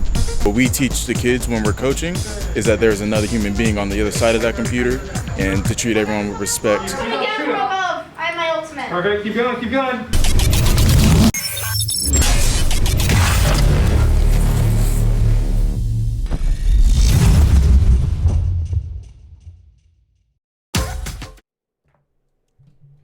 Welcome back here to XP Lee. We're going to be seeing an exciting matchup of the Macomb Heroes Gold against the FC Dragons. Both teams coming off of a win. So both teams kind of sweeping aside their competition. It's going to be interesting to see how they kind of adjust to one another. Yeah, absolutely. FC Dragons and Macomb Heroes. I mean, we previously just spectated and looked at some of their previous matches, and they were both really strong teams. Macomb Heroes, hyper aggressive, man. Such an aggressive team. Really, really strong offense. Yeah, and when you look on the other side to the FC Dragons, almost like looking in a mirror, as they like to stick it to their opponent as well. I saw a lot of triple commits for the FC Dragons. And when it comes to their kind of brashness and boldness and real confidence, both these teams really have a leg up on each other. So, again, it's going to be interesting to see how they play it through and see what players come to play for their respective team. You know, you were talking about triple commits, and you were using some, pretty common Rocket League lingo. We're going to be kind of flipping roles here from last week where I was teaching you Overwatch. This time, you're going to be teaching me Rocket League. So what is a triple commit? When we talk about a commit in Rocket League, what is that? So a triple commit is when you're committing to the play offensively. Normally, you'd have one guy back kind of lingering, waiting for the ball or waiting in the wings on defense. So if a turnover does occur, it's not a free goal for the other team. Well, the FC Dragons, they like to play a dangerous game. All three guys are attacking the ball in the offensive zone at once. And it led to their victory, to give them credit. They really gave it to the Irvine Dragons. And when it comes to the Macomb Heroes, they did it sparingly, but they did it when they knew that all the Madison Marvels were stacked up on defense. All of them were just trying to block the shots. Interesting. So it's kind of like a big risk versus reward where, you can bet it all, throw all your players at the ball, and, that's kind of your best chance of getting a score, but it's also leaving you up to a huge counterattack or a counteroffensive. Yeah, exactly. So if someone turns it over and you're triple committing, no one's back to play goaltender. And you saw it with the, I believe, Alpha Madison Marvels last round, where the Macomb Heroes, they triple committed, almost got the goal, but they hit the post and they just lobbed it all the way back for an open net shot and chance. It looks like the players are starting to populate into the lobby, so I'm going to go ahead and kick it into the end game here. And let's watch as the Macomb Heroes and FC Dragons do their thing. All right. Game number 1 here against the Macomb Heroes and FC Dragons underway. 5 minutes on the clock. Macomb trying to get him clear it out to the side. Dak, who was a big factor here for these Macomb Knights last round, turning it over to FC Maxi. Maxi trying to get it out in the front. That gets taken away. Boy Killa, another big name here for the FC Dragons, not able to get it. Chicken turning it around, turning it over. And now back the other way come the Macomb Heroes. Now, what are the Macomb Heroes doing here that's letting them kind of like be on the offensive side and keep the FC Dragons constantly defending their goal? Well, as a shot right there goes off the post, what they're doing right now is just playing kind of hot potato, essentially. Just one pass after another, kind of playing keep away from any offensive chance, trying to go back the other way, as Dap trying to play it down to the corner. And for the FC Dragons, what they're trying to do is just kind of guide the ball back into the Macomb Heroes zone. And with the Macomb Heroes, their main estate is trying to keep this ball alive and well into the corners, as you can see right there. Dap Dap trying to center it out into the center of the pitch. But the main thing is possession. You want possession of the ball above anything else to kind of get yourself a strong hand here to try to get the game's first goal. Now, I noticed that one of the cards on both teams is not kind of just sitting in the goal all the time. Like, for instance, the Macomb Heroes, they don't have anyone sitting in goal. Why don't they have a goalie? Well, mainly because if you have a goalie at all times, it's kind of opening for, devastation. It's a big goal, and I know Squishy does it excellently, but not everybody can kind of guard the goal, especially in an open chance like this. You want to play the angles. The further out you are, the better chance you have at blocking the shot. As that one goes off the backboard, trying to clear it, held in by FC Boy Boy, and another shot going off the corner. As you can see right there, exactly right there. He came out, he challenged the ball, and now coming back the other way, because there is no such thing in Rocket League, and it took me a long time to learn this too. There's no such thing as a set defensive player or a set offensive player. As that one tipped on, and he scores! Chicken gets it for the Macomb. Actually, I think it's kind of backwards here. I think Chicken plays for the FC Dragons, if I'm not mistaken. You're absolutely right. Here, I'll let you take over on commentary while I swap that over. That's no problem.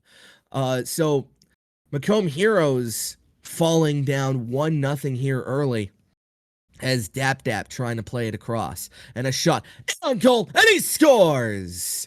Rick able to tie it up here for the Macomb Heroes, and the FC Dragon lead short-lived. And you can definitely see there what I meant by playing the challenge game. You don't want a netminer sitting in 100% of the time.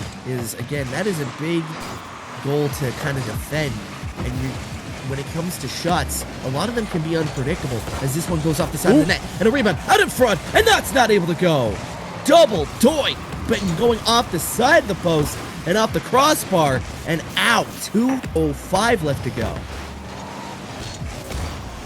FC Dragons keeping this one alive.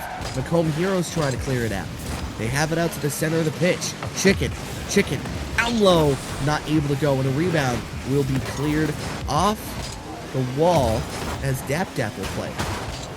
Dap Dap in on goal, turning it over to Chicken. He'll go off of his own backboard, and now Ricky will try to clear it. Now into the corner. FC Dragons giving it off. Macomb Heroes trying to clear. Rick. Boy Killer.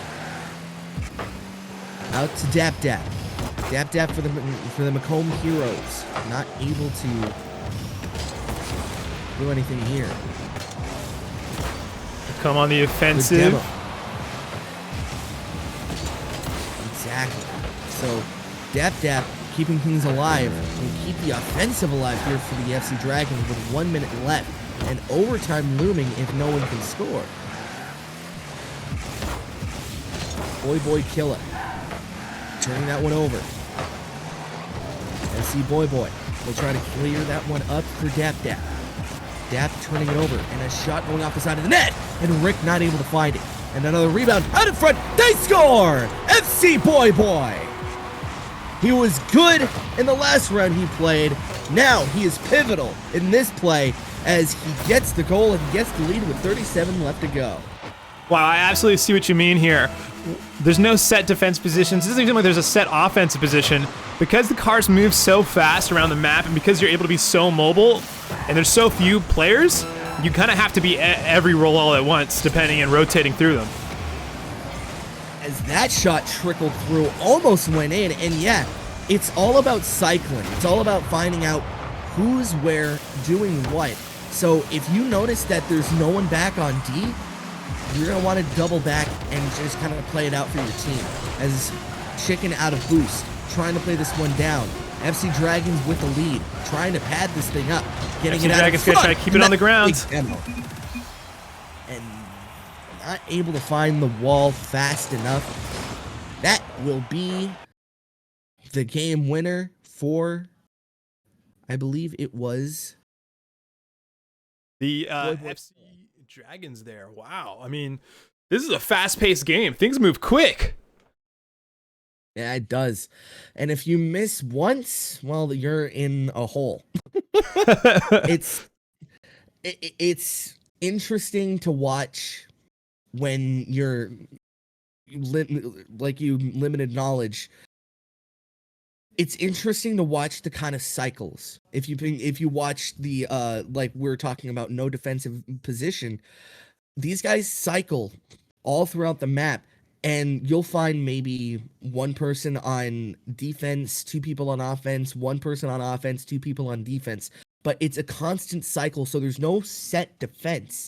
It's always that someone has to take up the responsibility of being back there. So again, I can see why this game really would add to the XP League experience, teaching people, teamwork, because if you don't have that constant communication, constant teamwork, then you're going to struggle. Yeah, absolutely. I mean, just being able to having to communicate constantly, who's on the ball, who's going to go for it. I mean, there's so many things to coordinate there, especially when I start seeing some of those aerial plays. That stuff is magic to me. Anyways, looks like they're jumping straight into the match. I'm going to bring us back in game here for the second match of FC Dragons versus the Macomb Heroes. Thank you, partner, as FC Dragons run away, getting the goal. And it is Chicken. That was a big bounce, and Chicken able to find the loose change and pocket that thing back into the net. And with 5 seconds gone here, it's already 1-0 FC Dragons. Wow, just absolutely threading the needle on that goal perfectly. Precise shot as Boy Killa got the game-winning goal last time, bringing it back around, trying to get someone out in front. Rick not able to set himself, and now Chicken coming back the other way. Chicken, rink wide, trying to look across. Dap takes it away. Dap. He'll hit it out to the side. And a shot scores! Rick! And this is a tie. 1-1 with 4:24 left to go.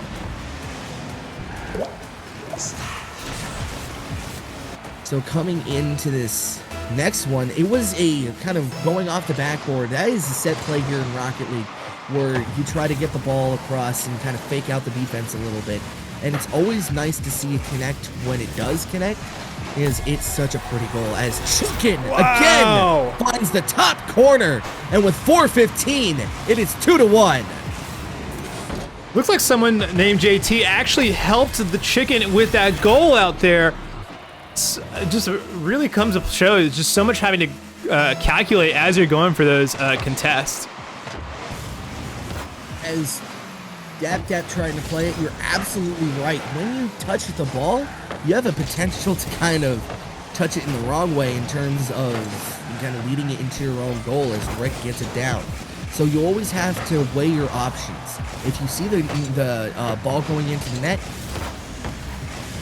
try to block it, but if you see it kind of like lob, you got to kind of risk versus reward type thing, as that one's blocked out in front. Dap not able to go. Someone named JT trying to get it out in front of the goal mouth. They finally score! Rick! And this is a 2-2 tie. Off the crossbar twice, and Rick with a double tap, getting it in. Yeah, what it looked like what happened there was the FC Dragons were all just kind of sitting in goal, trying to get there, but it looks like they were actually kind of getting in each other's way. Maybe they need to rotate a little more in and out of those goals, maybe head to the back post, not too sure, but it looks like they were kind of clumped up there. Yeah, and sometimes it's just panic mode. When that ball gets into the goal mouth, a lot of people, it's just all about nerves. It's all about knowing what you need to do and knowing your position. And you're absolutely right that someone should have been on that back post. But with these FC Dragons, they're doing a good job at boxing out these other Macomb Heroes from that net. So, got to give them credit. Absolutely. I mean, it's a GT tight game here, 2-2, keeping it close. 3 minutes in their game. Macomb Heroes 2-2, 2:54 left to go. Chicken turning that one over. Dap Dap trying to get it out in front. Someone named JT not able to find it. And now Rick giving it over. Dap Dap. Dap out in front for someone named JT, not able to go. Dap Dap trying to clear. That gets held in. Maxi. Dap Dap. Out across. Boy Killer. Dap Dap again. And now Chicken. Killing it down. Not able to find the proper team. And now here we go with Dap Dap. Dap out to the side. He'll try to play that one across. And that one will be killed out to the side. Maxi, a shot. He scores! Oh, wow! Rick! What a lob shot coming out of nowhere. And by the way that Chicken and Maxi kind of, the way they reacted to it, it's almost as if they expected that one to go wide. It was a little bit like, I got it, no, I got it, no, I got it. And then, next thing you know, no one's got it. Yeah, that is why communication is important here in this game. As the Macomb Knights, or excuse me, the Macomb Heroes able to get the lead again. And a shot off their own goal mouth, almost turning into a disaster there as someone named JT giving out to Dap Dap, who scores! Macomb Heroes, yet again, able to get the lead as Dap Dap pushing it out in front. And now, the Macomb Heroes with a 4-2 lead. So it seems like what the strategy is here is once you get that ball on the side of the goal, you just want to try and clear it towards the middle so that someone else on your team can follow up on it and try and get a shot on goal. Is that right? I think so, yeah. It's more about when you throw the ball in front of the net, it's all about having someone there to kind of try to put it away. Seldomly do they rely on outside forces pushing it in. As of right there, a perfect example. They try to give it out to someone named JT, and FC Maxi able to hit it to the side. So it's all about trusting in your teammates and keeping that constant communication going that, you know that you have someone out in front, you know you can lob it out in front. Because if you don't, and if you just give it and turn it over, that's another cycle wasted, and that's time wasted essentially here coming into the later half of the game. So someone named JT volleying it up, and a shot from Rick, not able to go. FC Boy trying to find the open net chance, but that gets taken away. Now back the other way. Someone named JT trying to dart it out in front, that gets taken away. Rick out in front, and that'll hit to the side. And a rebound, and not able to go as Chicken was there set to take it away.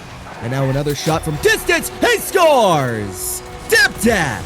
And it is 5-2 Macomb Heroes. Macomb really showing why they were the strong player in the last match and why they are up 1 in this series here, or actually down in the series. Definitely looks like they're going to try and even this series out here with this 5-2, 25 seconds on the clock. Or maybe they'll just try to run out the clock. Maybe they're going to try and even add up on the score even more. Let's see what they go for. Chicken now. They'll try to play that one out to the side. Macomb Heroes able to keep this one alive so far as that one's hit out to the aerial as Chicken takes it away. Trying to hit it on in. That gets taken away by Dap Dap. And now someone named JT with the demo, and they'll kill it down. Macomb Heroes even up this series score by 1. Just look at the difference in the number of touches between the FC Dragons and the Macomb Heroes. I mean, just on average, just add 10. That is a real telling stat when it comes to just who dominating the game. Just looking at the touches, and if you look at the saves as well, the FC Dragons forced to make a lot of saves. And when it comes to demos, these Macomb Heroes definitely more physical than the FC Dragons. So it's going to be interesting to see how they kind of shift their play style to kind of match these Macomb Heroes for game number 3. An all-important game number 3, I might add. So, with the Macomb Heroes up by 1, it brings on the sense of confidence. It brings on the sense of, okay, we got it back tied up. We're on a roll. And on the other side, if you look at the FC Dragons, it's like, all right, we dropped game number 2, but now we're going to come back into the series and try to win it. Speaking about coming back into this series, let's jump back into the match here as these players are jumping into their 3rd game in the series, tied up 1-1. Let's hear it in the chat. If you guys are in there right now, let's hear it in the chat for whoever your team is, whoever you're rooting for.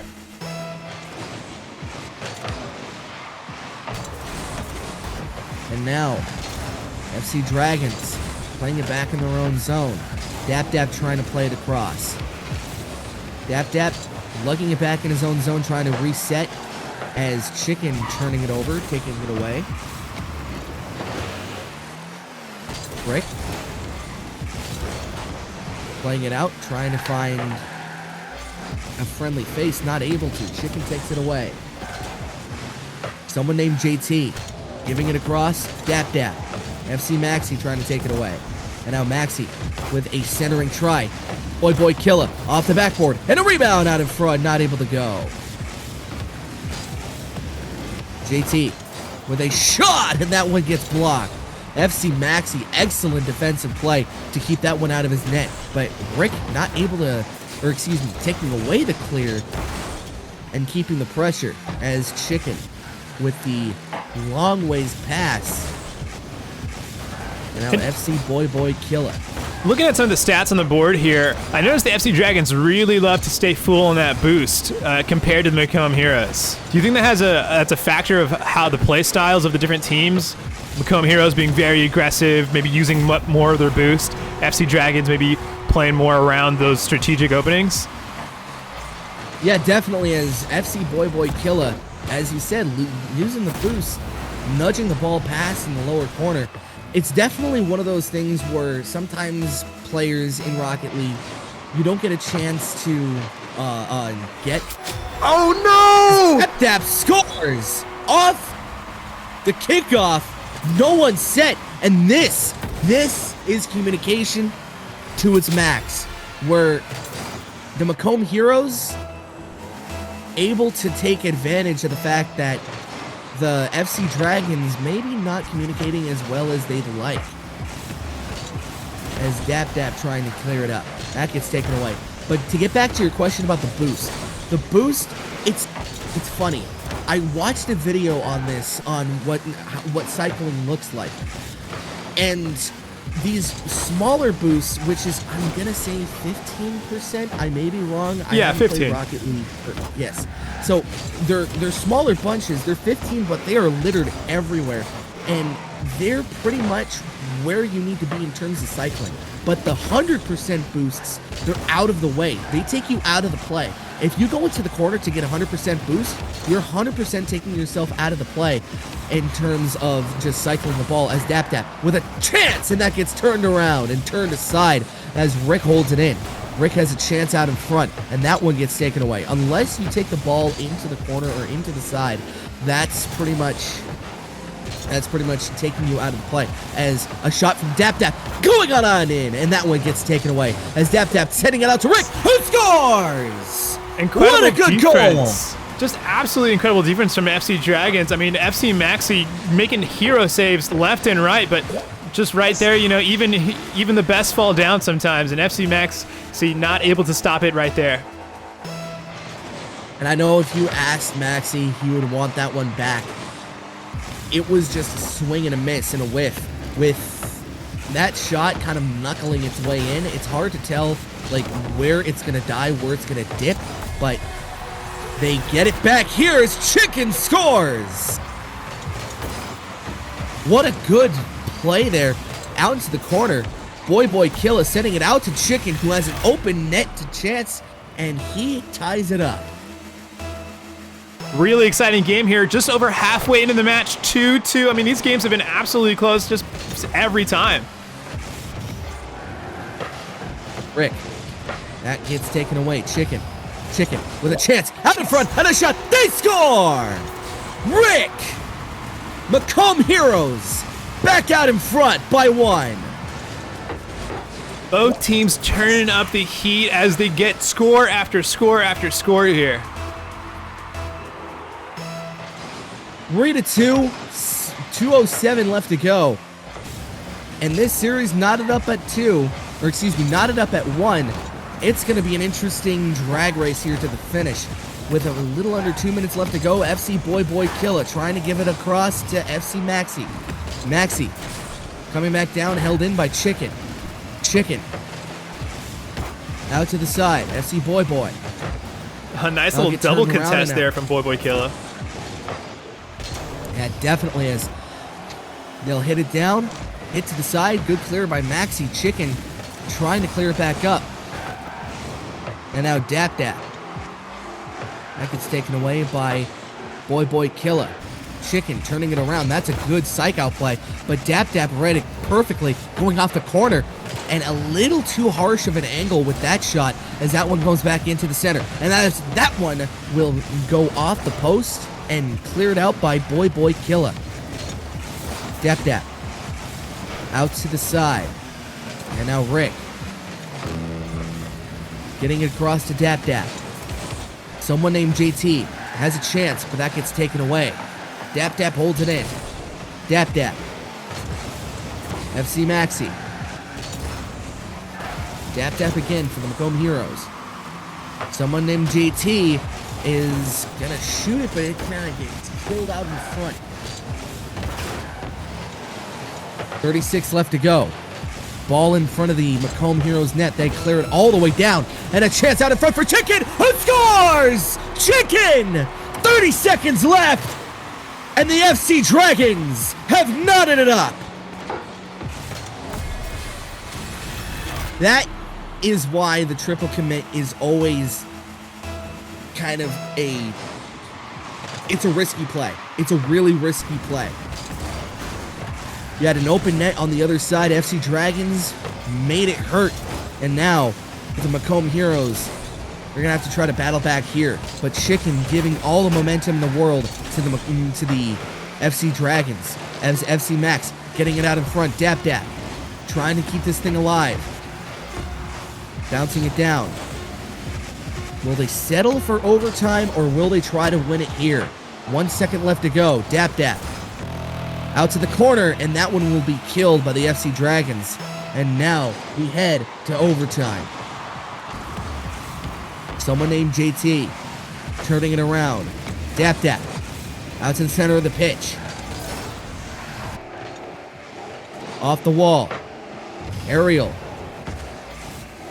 FC Maxi has it down to the corner, trying to turn it away.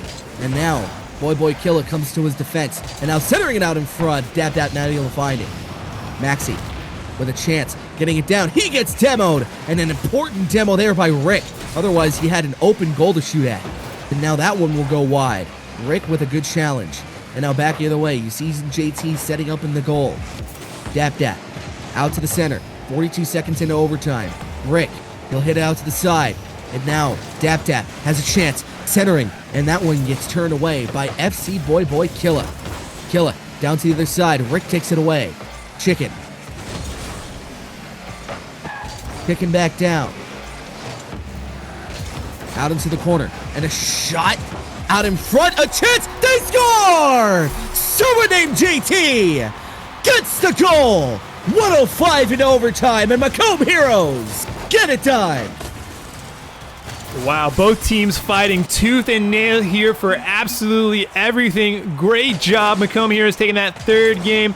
We're going to be going to game 4 here with FC Dragons versus Macomb Heroes. I mean, what I'm noticing here is the Macomb Heroes seems to have a stronger kickoff, which gives them like an offensive advantage right off the bat, right away. Just those kickoffs seem really, really important. Can you tell me a little more about that?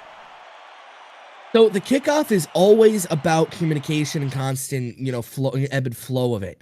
If someone doesn't call it, if you don't say, I have ball or I have the kick, it's not going to end well. And it didn't with that one shot. The reason why that shot went in, as you lose my camera, excuse me, my camera's telling me too high of temperature. It's really cold in here. Well, these matches are hot, that's for sure. Yeah, that's definite. Maybe that's why I overheated. But with the kickoff, it's always about communication. Like, hey, I'm gonna go get boost, or hey, I'm gonna stay back, or I'm gonna sit in the net, or I'm gonna get the ball. You always need to call something out. You always need to keep that constant communication with your team. Otherwise, you're gonna have exactly what happened to the FC Dragons, where someone went up late, and maybe it was a little apprehensive choice, but because of that, it led to a goal, and an important goal at that. So now here in game number 4, we're going to have to see if the FC Dragons can bounce back. I know we've got some FC Dragons in chat. Come on, let them know you're cheering for them. Give them your energy. FC Dragons are going to need it going into game 4.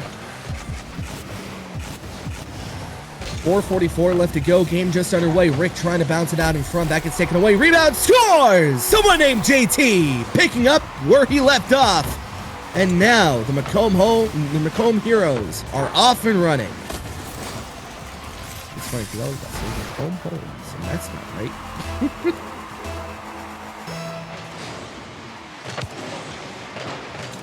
So 3:38 left to go. Dap Dap playing it down. Has a chance out in front, and a shot turned away by Killa. Maxi turning that one to the side. Boy. And now Rick. Rick down, taken away. And now Chicken. Trying to tie this thing up. FC Max gets it turned away. Someone named JT. He'll play it out to the side. Now Chicken. FC Max. Dap Dap. Rick. Dap Dap plays it back into the FC Dragon zone. And a shot out in front. They score! Chicken gets the tie here for the FC Dragons with 3:46 left to go. Going off the backboard, able to read it perfectly, and Chicken finds the game-tying goal. Chicken with the better half of that coin flip on the kickoff. Boy Killa with an attempt on goal. As FC Maxi clears it back for Chicken to get a reshot on there. And Chicken, great job there. Goal on the Macomb Heroes. Well played there. Why don't you break down what happened there for me? It was another set play going off the backboard, and Chicken, again, reading it perfectly, getting it out in front. And right now, they seem to like that backboard, as a lot of Rocket League players tend to do, just going off the side of the backboard and getting it out in front of their fellow teammates. Thank you for taking over play-by-play. I don't know why my mic cut out. No worries. I got you here while you're working this through. Maxi with a shot on goal. Rick coming in here for the clear, trying to get out of their section. Rick still in possession of the ball. Chicken with the clear towards midfield. Dap Dap with a touch on the air. Being a little tricky here. Yeah, trying to keep this thing alive here in front of the net as they turn it around. And now someone named JT will get it down into the corner. They'll play that one across. 2:49 left to go. They'll play it out in front. FC Maxi not able to go. Chicken holding it across. And that one gets cleared out as far as the line of the pitch. And now FC Boy Killa into the corner. Trying to center it out in front. Has Chicken. And Chicken shoots it wide. And a rebound finds its way to Dap Dap. Dap Dap not able to find it. Now Rick takes it away. Back the other way. Coming back into the Macomb Heroes zone. Or excuse me, the FC Dragon zone. Boy Killa playing it down. And a shot that'll get saved. And a rebound out in front. And that one will be shot a little wide. Just a bit. There's someone named JT turning it around. Max gets the shot off, but Dap Dap takes it away. Now back into the Macomb Hero zone. A good aerial shot. Almost hitting the triple flip reset. And that one would have been pretty. Yeah, it looks like they just ran a boost a little bit there towards the end. Not able to quite have enough gas to finish it out. Yeah, and I think that's the biggest thing about getting that flip reset is you need to have enough boost But if you run out, it's all about just getting to the position of the ball. So I'll explain to you what a flip reset is after this next kind of goal or play. As Rick gets a shot and a good save out in front. And it was Dap Dap keeping his team in this one, as the FC Dragons are getting a couple good looks here, as FC Maxi going off to the side and now into the corner. Dap Dap off the side of the wall. A minute remaining. Backflip by FC Boy Killer. Hitting it off to Max. Rick trying to hold it in. Dap Dap holds it out to the side. And now someone named JT with a shot that will go way wide, as that one is kind of tipped on. And another shot blocked out in front into the corner. Someone named JT trying to get it out in front, that gets taken away. And now FC Boy Killer trying to pad the lead. He'll go across out in front of the goal mouth. No one home. Oh, that would have been a shoo-in goal if someone would have kept up, but it didn't. And now Boy Killer trying to get it out in front. Passing it on to Maxi. That gets disrupted by Rick. And now someone named JT taking it away. And a good shot just going wide. And a rebound will find its way with 9 seconds left to go into the corner. Rick at the center of the pitch. Gonna have to try to keep this one alive. As someone named JT hitting out to the side of the corner. And now here we go with Rick. Rick backhand try. And that one gets killed out in front. FC Dragons force a game 5. Wow, I mean, that was just really, really intense. I mean, I saw double, triple, quadruple, quintuple commits onto the ball there, as some really amazing dog piles coming on towards the end there. So what adaptations did the FC Dragons make in order to take this game over the Macomb Heroes? The adjustments they definitely made. If you look at the touches, it still looks the same, but the changes start when you look at the saves. These guys are more involved in the net. They're more involved in the defensive side. They keep things out of reach for these Macomb Heroes. They forced this game 5 because of their kind of prowess and keeping this thing away from the opposition. So I know I said that I was going to explain the flip reset. So here it is. So when you have the ball up in the air, it's kind of like a boosted shot. You go in, it's kind of like, I like to think of it as a double jump, like in its atypical video game. Yeah, but again, I'm kind of a newbie when it comes to Rocket League still, I know. But you jump and then you flip forward, you're able to hit the ball. So when you're kind of flip resetting, you flip in the air, you get all 4 wheels down on the ball, and then you flip it in front and able to get a shot out. So that's, in sense, what a flip reset is. A triple flip reset is when you flip 3 times, get all 4 wheels on the ball, and then shoot it. That's insane. This is just car soccer, and you're telling me, I mean, this sounds like actual like rocket science here. You gotta figure out the geometry of the car, get all 4 wheels on ball, get the reset, flip again. Just absolutely amazing that our players are able to keep track of all this, and to them, they're just doing this like second memory. I mean, this is just nothing to them. They're just playing through this game as if it's just like, okay, yeah, I'll flip reset, easy peasy. Yeah, and you know what? That's why I say I will always bow down to Rocket League players. You guys are absolutely goated when it comes to when it comes to playing, man. Like you said, split-second reaction time for all of these players, and to do it on a whim like that, it is crazy. As they get a shot out in front, and someone named JT opens up the day. The Macomb Heroes are off and running. Excellent play too by Dap Dap, getting that one out in front, killing it out in front of the net, and it is someone named JT to kind of take out the trash, essentially. Put the biscuit in the basket, I say, as FC Maxi gets demoed. Back the other way.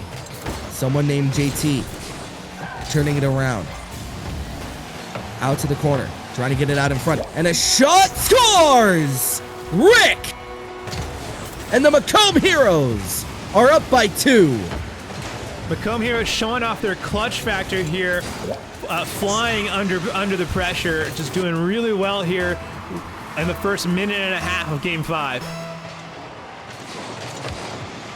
So 3:33 left to go, and the FC Dragons down by a pair, but I wouldn't count these guys out yet. They have shown their tenacity in this tournament, and it shows that they're not going to go belly up. Not by a long shot. As Boy Killer turns it over, Rick trying to get another goal, and that gets taken away. Dap holding it in. That gets punched out to the corner. And now through the center of the pitch, that gets held in. FC Boy Killer with a lot of room has a chance, and that shot just goes off. And a rebound out in front. Chicken with a shot, and that gets saved by Dap. Excellent teamwork by all involved. Both the Dragons and the Macomb Heroes showing why this is a team game. We had 3 consecutive shots and 2 consecutive saves from the FC Dragons and Macomb Heroes respectively. As FC Maxi going back down. He has been clutch here so far. Maxi trying to get it out in front. That gets taken away off the side of the wall. And a rebound into the corner. Boy Killer trying to get it out in front. Chicken not home. Maxi holding it in though. Maxi back out to the side, and that one gets lofted off into the corner. Dap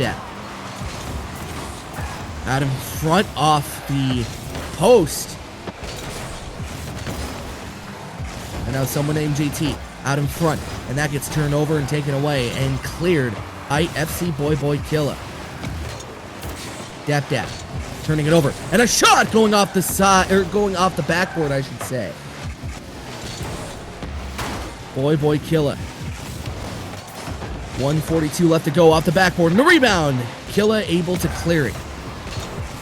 Killa with a chance out in front. Dap with a good save. 1:33 left to go. Max holding it in. Maxi out to the side. Dap holding it out. FC Maxi trying to get it back. And now that centering pass, and a shot from Chicken will go wide. FC Boy. They'll play that one out, and Chicken with a chance out in front, and that gets taken away by Rick. Rick with a chance going back the other way, and driving backwards is Maxi to keep that one away. That is tenacious. And now Maxi holding it out. Out in front, a shot, good save! 2 minutes left, or excuse me, a minute left to go. 2-0 your score. If the FC Dragons want to tie this thing up, gonna have to really get a goal here. And they do! FC Boy Killer! Don't go away just yet! 45 on the clock, and a 1-goal deficit. FC Boy gives the FC Dragons just a little bit more life. 45 seconds to go. This is do or die for the FC Dragons. Let's see what they can make, what they can pull out of their hat. Here comes FC Boy Killer with a shot. That's killed out in front, and a rebound. That gets saved, and a shot. They don't score yet. That's taken out. What a good save. Boy Killer giving it out to the side. That gets taken up. 35 seconds left. That gets taken across, and a shot. They score. Dap. And the Macomb Heroes get it back up by 2. And just look at Dap here, so clean. Rotate the car, ankle down, in the pocket. It was a tenacious try there by Dap to keep that one in. Now with 20 seconds left to go, it's not impossible, but it's definitely gonna be hard as Chicken gets the goal! Wow! Chicken really truly is trying their absolute best. Just look at this contest here. Double hit on there to beat the contest from Ricky there. Beautifully done from Chicken. Keeping their team alive in the series for just a little longer. Chicken has given this FC Dragons team new life as Boy Killer bounces it down, and a shot saved by Maxi. It's gonna be a tall order. You're gonna have to keep this ball up, going off the side of the wall. And now an aerial try, Dap trying to kill it. That gets saved, and a rebound out in front, and a good save. Now it's in the corner, and the Heroes win. That was Rocket League, baby. That was absolute Rocket League to its fullest extent. Almost finding the goal there and a great save. Both teams, hands down, I would say I wouldn't be surprised if I saw him up in the fortress come late June. Absolutely. That was excellent. That was excellent. I'm still reeling from that. GG's. GG's indeed. I mean, no matter who you are, FC Dragons Become Heroes, you got to feel pretty good about the result of that match there. I mean, both of those teams played their absolute hearts out.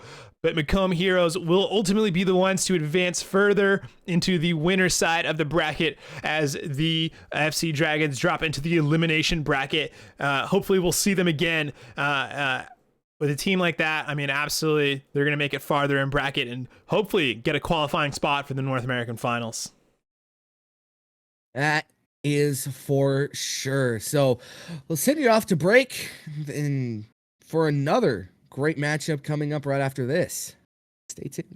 Absolutely. Go ahead and take a look at some of the videos we have from Tiltify. Take a look in the chat if you have the ability to donate to hashtag Tilt Cancer, the Leukemia and Lymphoma Society. Please do. The link will be in the chat to donate as these videos from Tiltify play. Thank you guys so much. Against cancer? Well, good news, creators. Now you can fight back while you stream. Thanks to the Leukemia and Lymphoma Society, the world's largest nonprofit in the war against blood cancer. My name is William Yank. I'm a 23-year-old, 3-time leukemia survivor. One evening, my roommate was trying to talk to me, and I responded to him in a delirium of mess and confusion, and he said, "We're going to the ER immediately." And came back with leukemia. They started me on chemos, they started me on a bunch of antibiotics, but the chemo wasn't exactly working. So my oncologist decided that he wanted to try me with CAR T-cell therapy. And it worked. Leukemia Lymphoma Society was this unforeseen blessing for me because I wouldn't have been able to get CAR T-cell therapy. It got that FDA approval in 2017, and I wouldn't have had that option had the Leukemia Lymphoma Society not moved that forward. We are about 9 months and feeling very healthy, strong, and I live.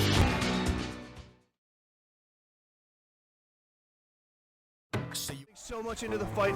We are so close, stuck in overtime. Game like the pros and experience the largest North American youth esports competition. And they take it, and so close, and that's it, ladies and gentlemen. Hanover Horn have taken the victory in the grand finals. Do you have what it takes to be crowned the champion? The largest youth esports competition in North America is this June in Orlando. Your journey begins at xpleague.gg.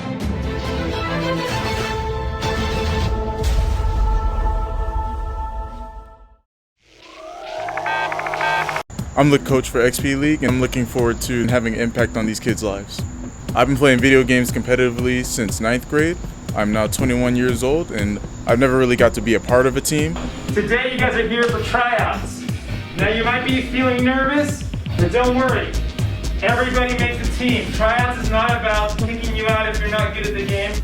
The only thing this is about measuring where you are at right now, so we can focus on how we can help you improve throughout the season. Esports promotes cognition in the sense that there's multiple ways to win a game. There's not one set way that you can win a match. The meta in Overwatch varies. It depends on the game. The games change all the time, and every game is different. It has its own special, unique characteristics. Here we go. 1, 2, 3. Keep your hands straight. Keep your hands straight. For our practices, we aren't focused necessarily on who we're playing against, just how we can adapt our strategy towards the game. What we teach the kids when we're coaching is that there's another human being on the other side of that computer, and to treat everyone with respect. I have my ultimate. Perfect. Keep going. Keep going.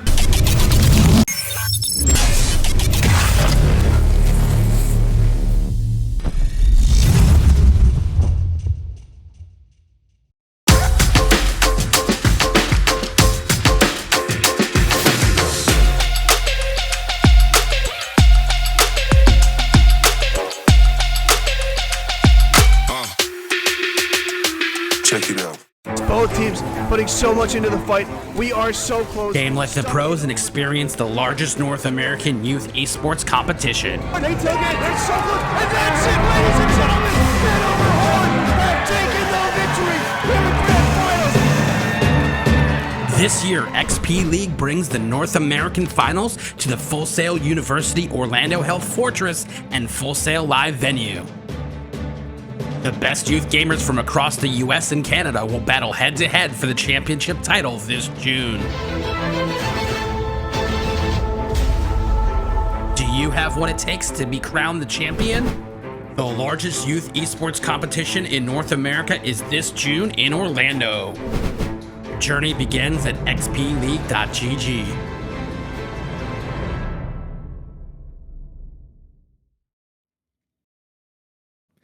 Welcome back to XP League. We're going to have a grudge match here as Hanover Horde is playing Hanover Horde. Their A team matching up with their B team here in the losers bracket. Their C team unfortunately did not make it past the second round of the losers bracket.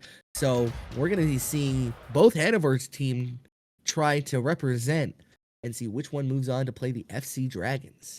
You know, it's always a fun time when you get to play another home team. You know, these teams probably scrim together. They probably played tons and tons of matches together. They know their play styles. They know each other's strategies. So, you know, we're going to see some adaptations. We're going to see some weird reads, you know, probably some things that you probably wouldn't go for normally, but because you're so familiar with your opponent, you feel comfortable going for. So, you know, no matter who ends up winning this one, it's a win for Hanover for sure. No, definitely. And I think the best thing that these guys do know is each other's strategy. So I wouldn't be surprised if we see some unconventional plays like you mentioned, not to kind of play the, you know, mysterious factor, but just shake things up and try to break it through the mold. So it's more of the unpredictability factor. Looks like teams are starting to get into the match here, so let me kick us into in-game here as we get going with the Hanover Horde and FC Dragons. Let me go ahead and click the live button. There we go, and we're back with our correct overlays here. So Hanover Horde and Hanover Horde. I wonder who's going to win. Maybe it's the Hanover Horde as they play it down to the side of the net. And if anyone from Hanover is watching, please let me know if I have the wrong ones labeled A and B. It's a little hard to tell. I believe their A team you have correct. I remember seeing a bunch of the hunch and talking about them early. These guys were actually the first match we saw of the day, so it's nice seeing them again as Guard Dog in his Batmobile car trying to get this one back up. Bunch of the hunch, turning it over, trying to get it out to the side. Bunch of the hunch, centering, and no one home. We'll try to play that one back down. Into the corner. Flipping it on through the backboard. And a shot, put to the hunch, he score! Excellent play as Bunch of the hunch finds that one. And he was an important factor for these Hanover Horde going into this tournament. So his importance factor definitely not dipping. And he tries to get it back again, taken away by Barbara Dragons. Out to the side. And now Gorilla playing it back down. Big bounce. Taken away by Texki. Bear of Ragan. Digging it back. And now Bunch of the Hunch with a good save. They'll hold it into the corner. 3:29 left to go here in this game number 1. Trying to get a feeler out. And as I mentioned, a lot of these guys are trying to be a little bit more unconventional, a little more unpredictable. So it kind of feels stiff right now as Gorilla trying to guide it out in front. And a shot, and that's a good save. And a rebound, Gorilla trying to hold it in. That gets taken away, almost cleared, but held in by Bunch of the Hunch. Two-man save, Tekken turning it over off the backboard. And now Gamer trying to get it out. CNH not able to find it. And now Bunch of the Hunch keeps it alive. Good offensive flurry here by Team A as Bunch of the Hunt is smart. What a lob shot. And now, with 2:45 left to go, Hanover Horde A with a 2-goal lead. I mean, what a beautiful shot there. Off the wall, everyone's up in the air, threads the needle perfectly. Great job, Bunch of the Hunch. Guard dog. Gorilla with a shot, and that will be turned aside. Bearborn. Out to the corner. Jetski. Out in front, a shot, they score! Guard dog! 2:31 left to go. And these Hanover Horde are off and running. Team A, that is. Guard dog right So there. Hanover Horde. Oh, go for it, please, What? please. Hanover Horde B here, a little vexed and bewildered as they're going to try to go back to basics here on their kind of play style. As Guard Dog getting it out in front. Bunch of the Hunch. Turning it over, going rink wide. And a sharp angle shot will bounce over Guard Dog. Played it perfectly, trying to get that one back. And Tetsuki will hit it out to the corner. And a shot will go off the roof. And a rebound, Tetsuki. Out to the side, Gorilla not able to find it. Out in front, off the backboard. Bear Baggins. Or excuse me, Bear Fraggins. Love that username right there. Cute little Lord of the Rings reference. And also clearly a fragger. You know, I would not have known getting into esports just maybe a couple years ago. I would not have known what fragger meant, but I'm glad I do. I can say with the utmost certainty I am not one, as they get it across because I suck at most games. As Gorilla tries to hit it across. Out into the corner. Guard Dog now back into the corner. Trying to give it across to Gorilla again. Guard Dog. He'll play it back down. Bear Fraggins. Out to the corner. Bunch to the Hunch. Out to the corner. Out in front. And a shot from the goal mouth. They score! Bunch to the Hunch gets his own rebound. And with 50 seconds left, it is 4-0.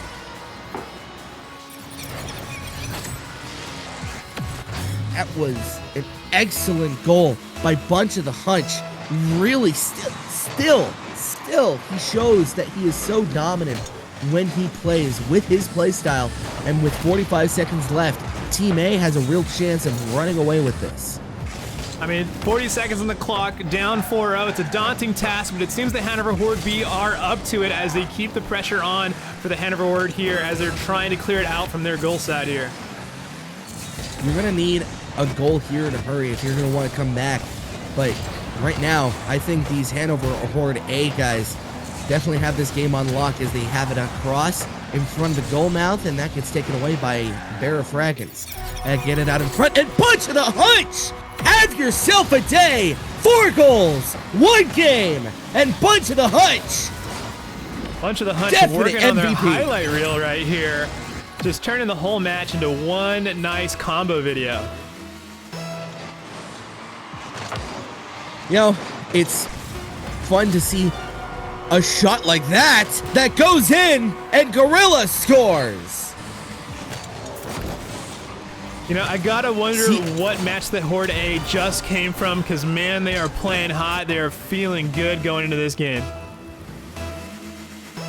You know, knowing that they're in the losers bracket here, I feel like they kind of have they feel like they have a lot to prove. And coming into this game, it just shows that Bear Fraggins breaks the shutout with 3 seconds left. Good shot by CNH Gamer.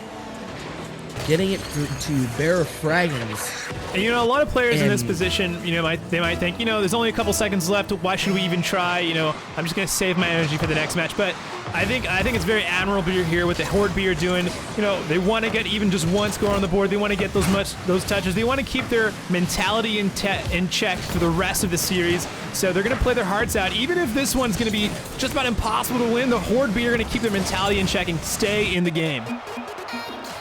as that one finally dives into the corner. And Hanover Horde B breaking up the shutout, and just like what you said, it is all about pride here. And if you look at the touches, you can definitely see who controlled this game. 43, 45, and 33 for the A team, and 30, 22, and 42 for the B team.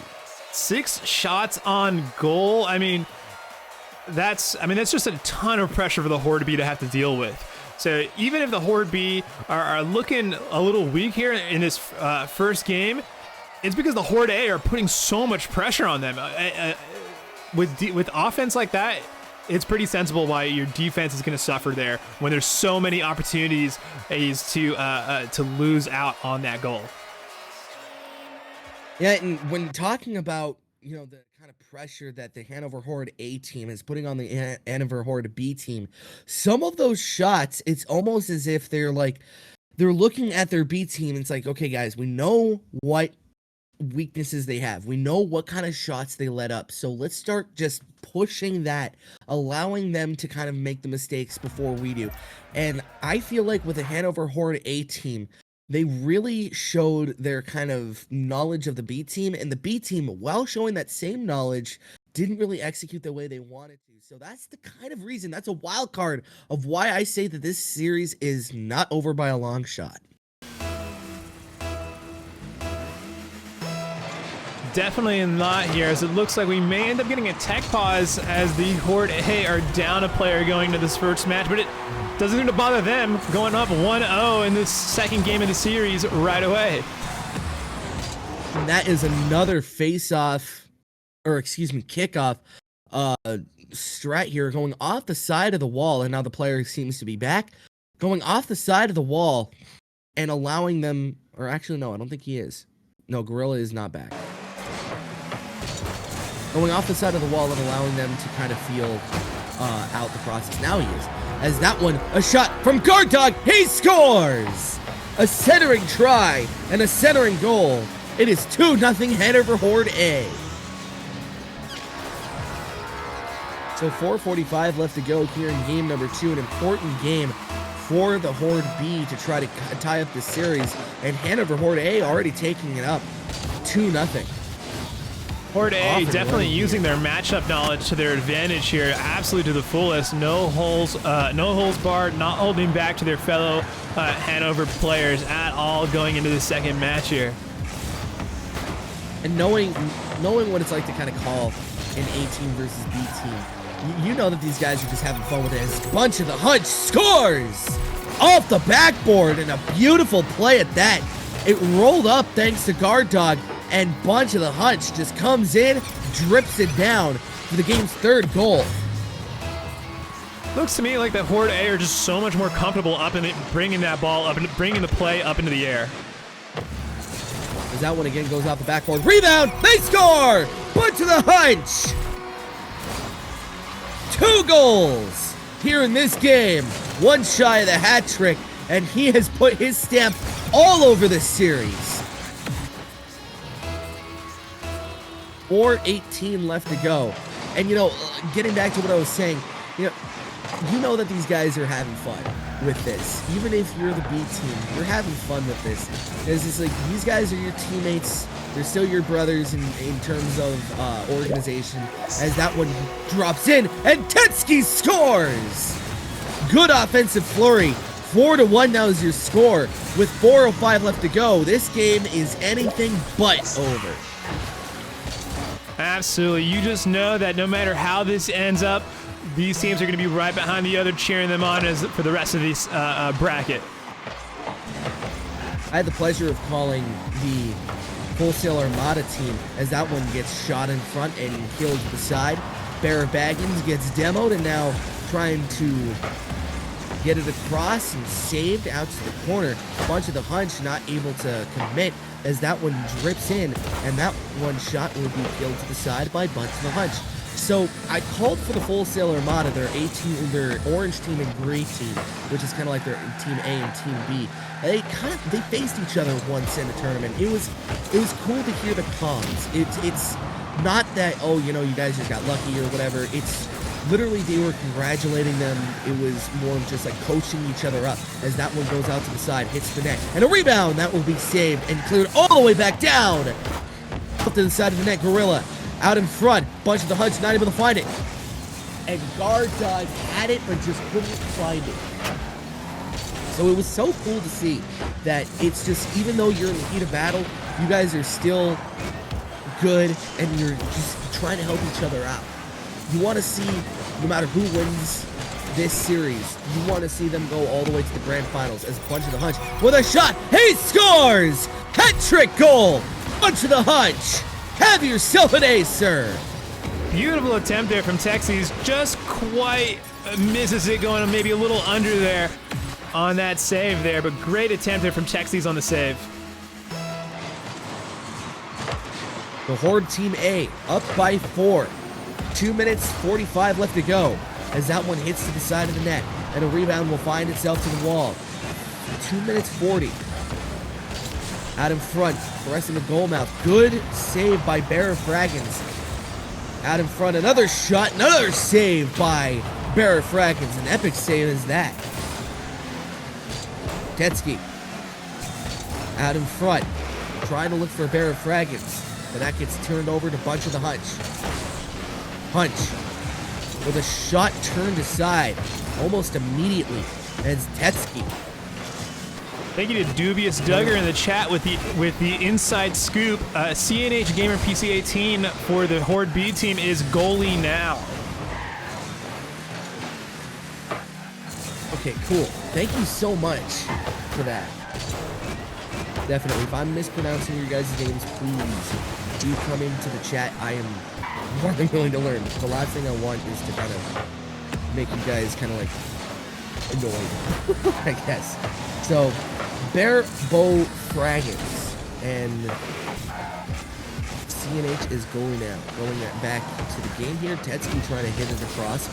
Guard Dog. Guard Dog turning it to Tetsky. Gorilla out in front. And a shot. He scores! Guard Dog! 1:21 left to go, and it is 6-1 Hanover Horde A.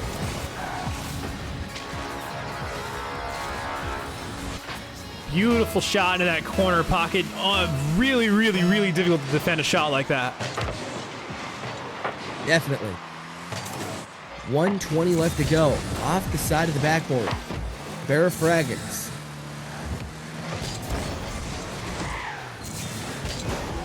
Bearbow Fraggins, excuse me. Turning that one over. Texas.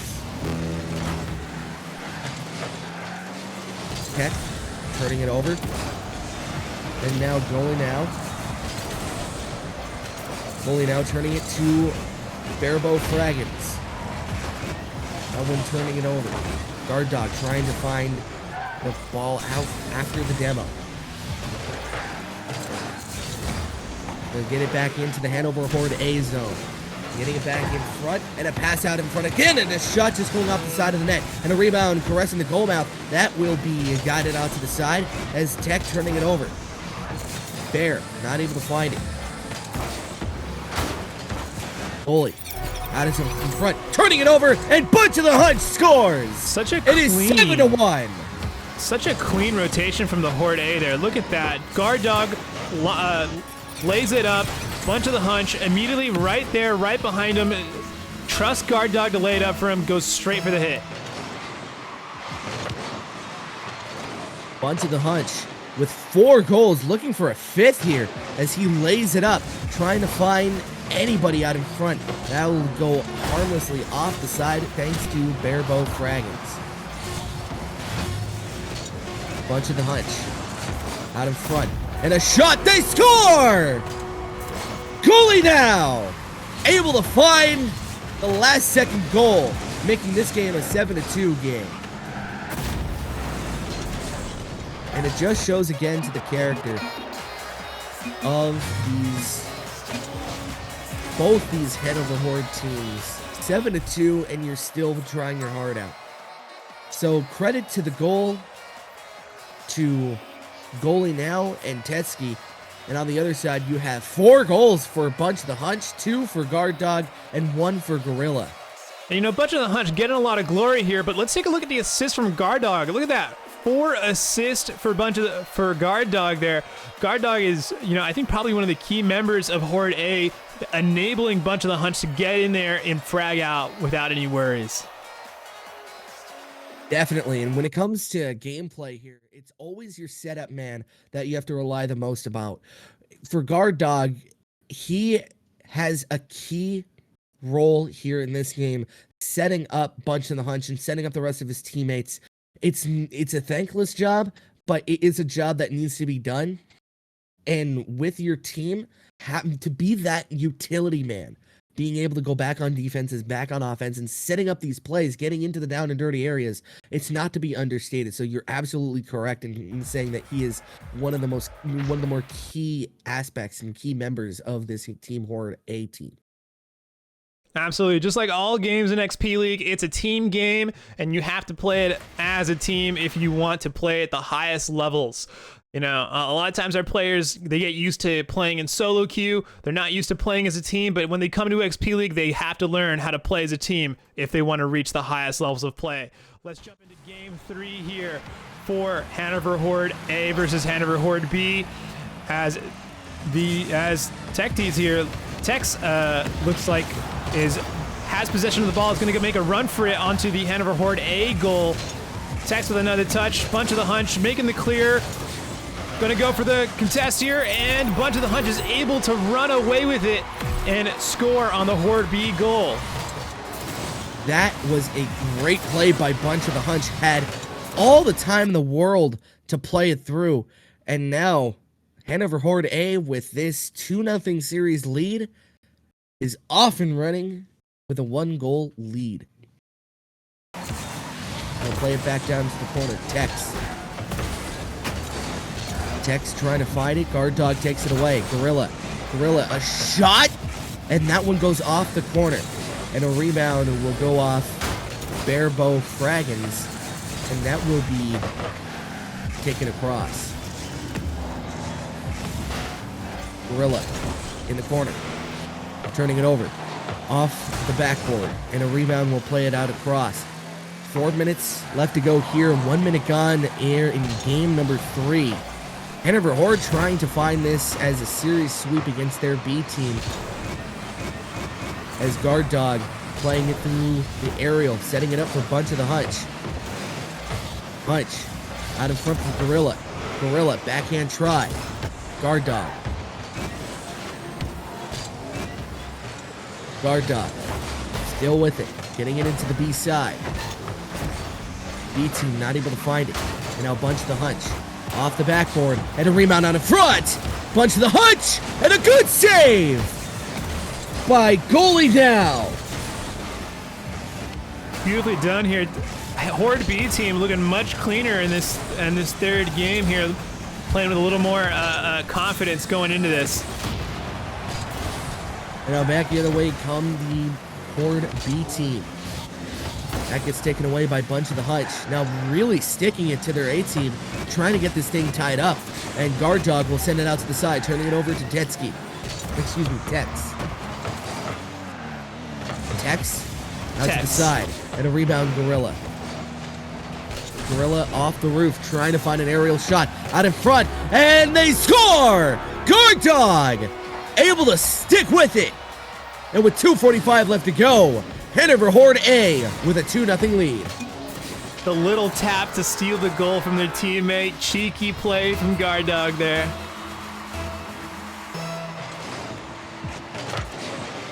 So Tetsky not able to find the play there. And now they'll play it back down, turning it over. Off the wall, throwing it back into the B side. Gorilla. They'll play that one closer into the corner. Bunch of the Hunch. Now in front, Bunch of the Hunch! Able to find his own rebound and scores! It is 3-0. Pops it up. Goalie now and Barebow Fraggins try to get the contest here. Bunch of the Hunch, wise to it, goes just a little higher above them and pops it in. And now a similar kickoff method as they get it back in front. B team trying to cycle it through the offensive zone. Barebow Fragons not able to find it. Bunch of the hunch out in front. That gets taken away. Gorilla not able to find it. Now cleared back into the A side. Guard Dog has in front of his own net. Flip clear for Gorilla and a beautiful goal. It was a flip clear pass.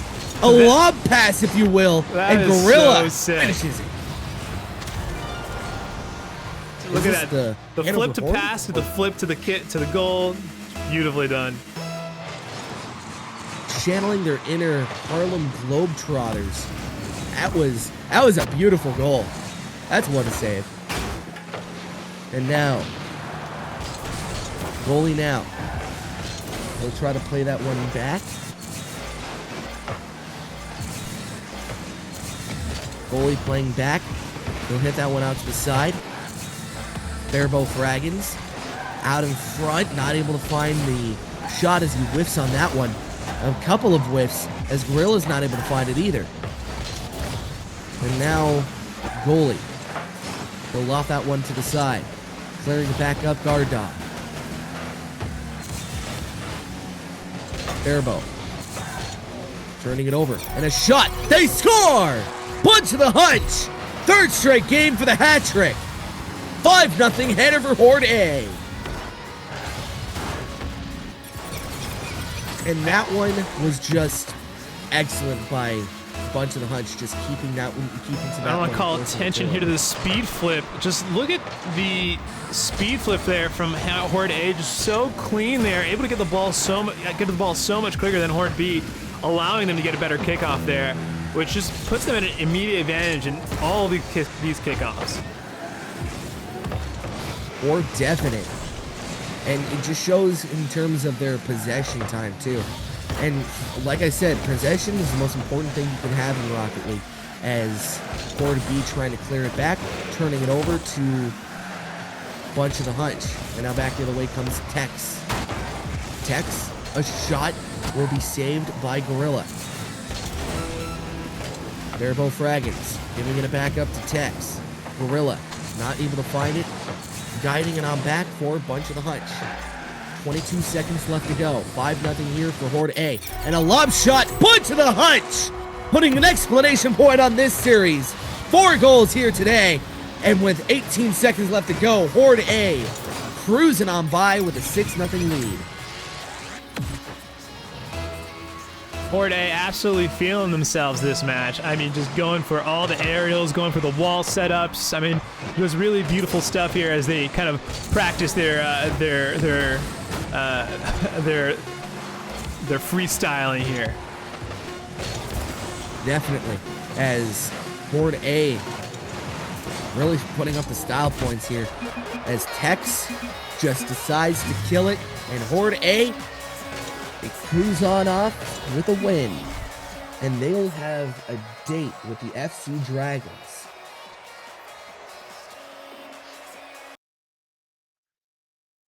Well played to both teams there. Congratulations to Hanover Horde A. They will advance in the bracket as the Horde B will be done with their regionals run this year. But well done to the Horde B, making it this far, battling it out with their various opponents, and eventually going home, friends in hand with the Hanover Horde A. I'm sure they'll be cheering on the Horde A as they continue on through their regionals bracket run here. Yeah, and I'm not going to take anything away from the Horde B here. They played a great series to get this far, and it's unfortunate for them that it ends here, but it doesn't mean that they're going to hang their head in shame.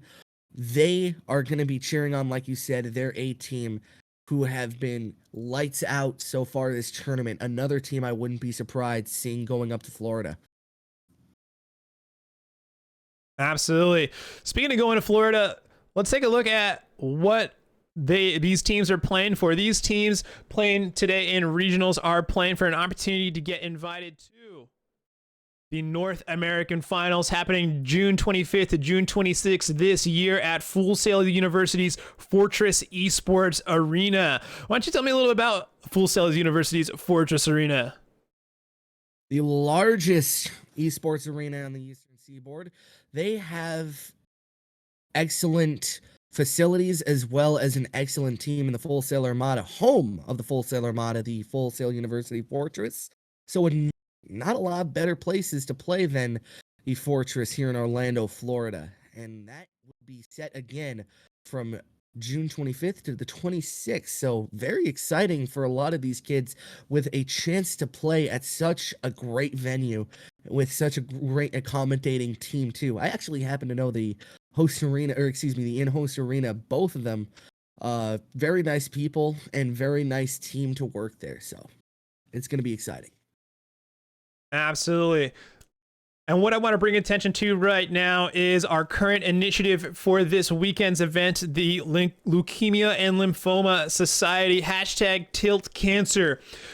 All weekend long, we are raising money for Leukemia and Lymphoma Society. The Leukemia and Lymphoma Society is the global leader in the fight against blood cancer. The LLS has helped advance every critical advancement in blood cancer treatment, including CAR T-cell immunotherapies that supercharge patients' own immune cells to attack cancer. LLS is an amazing organization. We're excited to be working with them once again. Last year, we raised $10,000 for #TiltCancer and the Leukemia Lymphoma Society. The power of your donation is extremely powerful. Brownick, do you want to take over for the power of your donation here? If not, I can go ahead and keep going here. No, it's okay. All right, go. The power of your donation really does help this organization a lot. And do you want me to go through the types of donations, like the numbers, or do you want me to go into talking about what their donations do for this organization? Let's talk about what their donations do.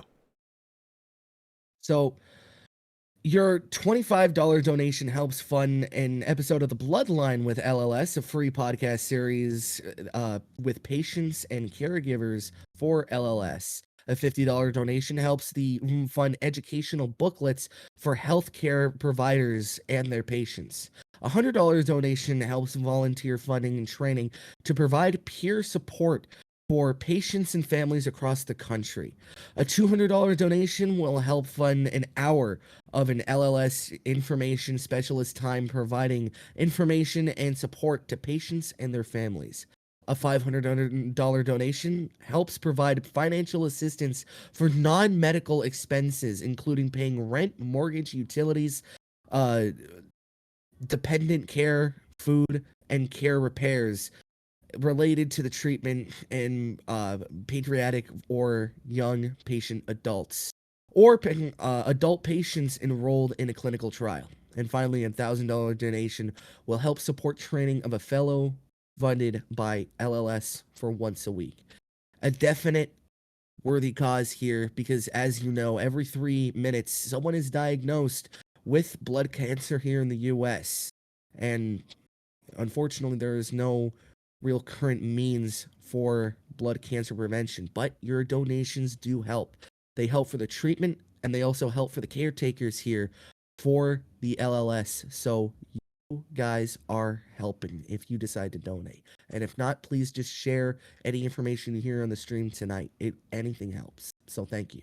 Absolutely. Well said, Brownick. We're going to go ahead and cut it to some messages from Tiltify, #TiltCancer.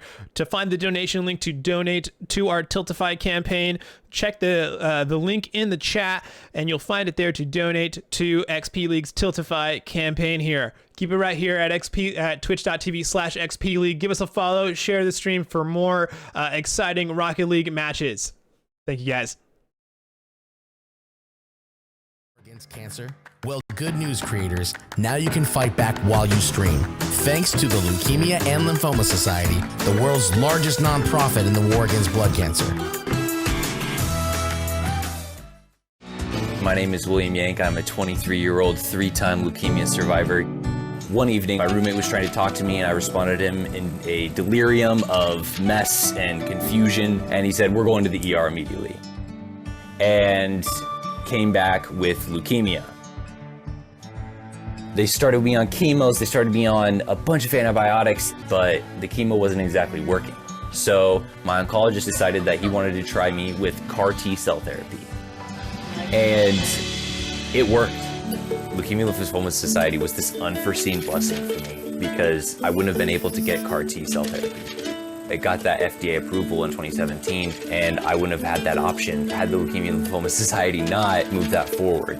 We are about 9 months and feeling very healthy, strong, and I live.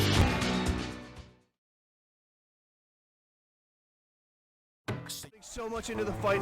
We are so close, stuck in overtime. Game like the pros and experience the largest North American youth esports competition. They take it, it's so close, and that's it, ladies and gentlemen. Hanover Horn have taken the victory in the grand finals. Do you have what it takes to be crowned the champion? The largest youth esports competition in North America is this June in Orlando. Your journey begins at xpleague.gg.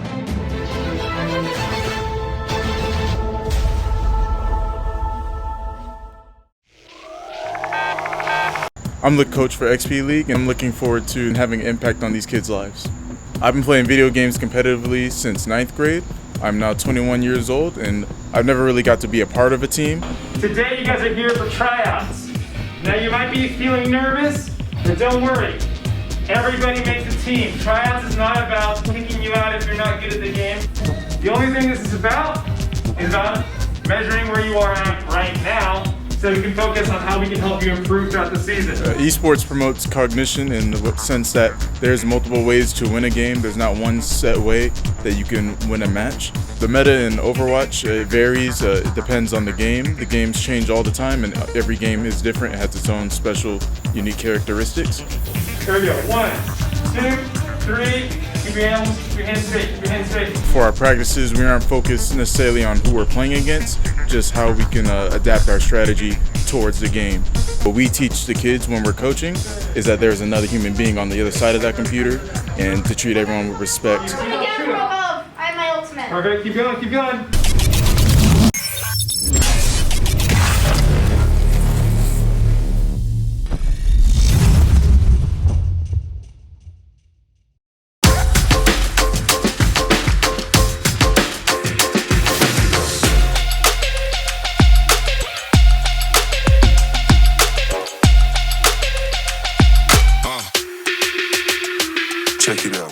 Both teams putting so much into the fight. We are so close. Game like the pros and experience the largest North American youth esports competition. They take it, it's so close, and that's it, ladies and gentlemen.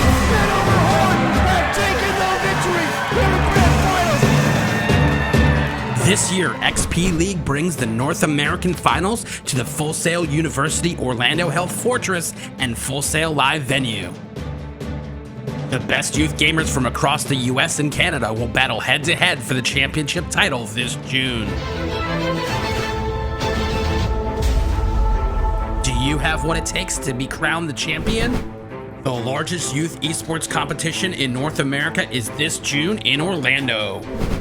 Your journey begins at xpleague.gg.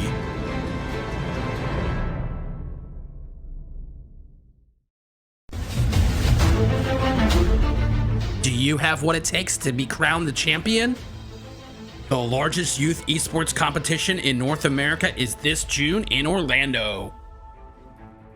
Your journey begins at xpleague.gg.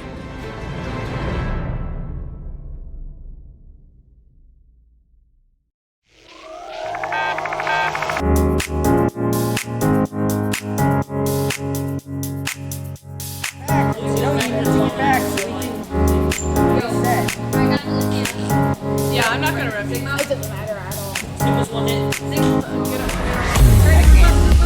Esports is a multi-billion-dollar industry. We're taking that and we're delivering it to elementary and middle school kids. Yo, you guys are getting pretty wrecked by me. Dad, all right, push up with me, push up with me. We're bridging the gap between conventional athletics and competitive gaming. We have kids working on the same technology that the pros are training to improve their skills. When did you lose? When did you lose? Why did you lose? Like the games that you lost, why did you lose? Through a partnership with the Positive Coaching Alliance, our coaches go through a double goal certification. They learn not only how to work through the strategies of the different games they're playing, but they also work through how to impact these kids' lives in a positive way. They get to mark and highlight behaviors and attributes that will lead to long-term life skills. You love being Battle Mercy. Yes, Battle Mercy. No, it's not. Why don't you tell us your favorite move that Mercy does? So what brought me to XP League is the experience of my children.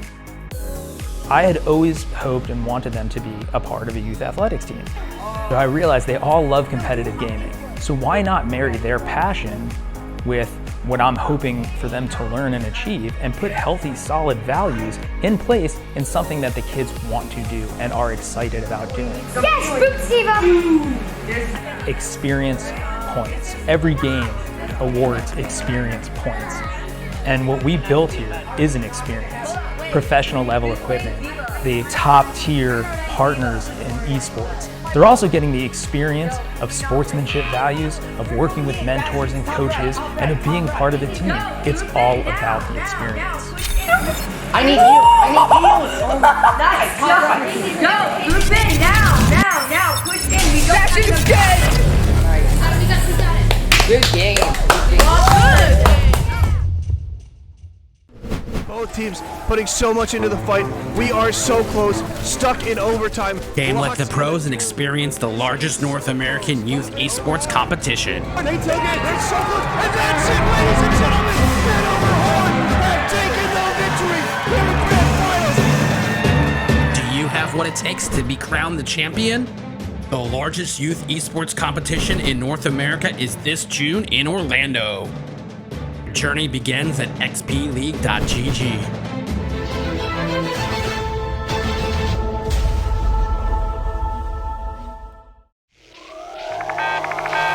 I'm the coach for XP League, and I'm looking forward to having an impact on these kids' lives. I've been playing video games competitively since 9th grade. I'm now 21 years old, and I've never really got to be a part of a team. Today you guys are here for tryouts. Now you might be feeling nervous, but don't worry. Everybody makes a team. Tryouts is not about kicking you out if you're not good at the game. The only thing this is about measuring where you are at right now, so we can focus on how we can help you improve throughout the season. Esports promotes cognition in the sense that there's multiple ways to win a game. There's not one set way that you can win a match. The meta in Overwatch varies. It depends on the game. The games change all the time, and every game is different. It has its own special, unique characteristics. Here we go. 1, 2, 3. Keep your hands straight. For our practices, we aren't focused necessarily on who we're playing against, just how we can adapt our strategy towards the game. What we teach the kids when we're coaching is that there's another human being on the other side of that computer, and to treat everyone with respect. I have my ultimate. Perfect. Keep going.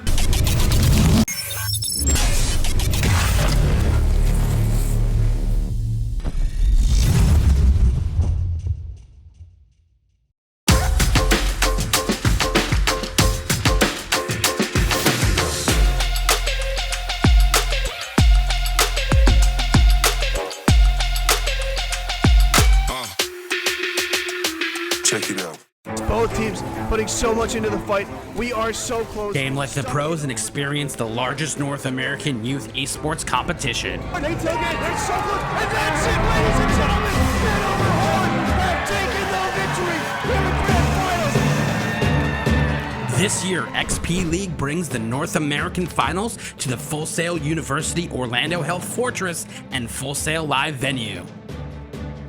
The best youth gamers from across the US and Canada will battle head-to-head for the championship title this June. Do you have what it takes to be crowned the champion? The largest youth esports competition in North America is this June in Orlando. Your journey begins at xpleague.gg.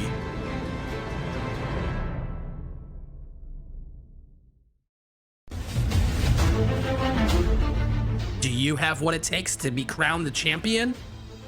The largest youth esports competition in North America is this June in Orlando. Your journey begins at xpleague.gg.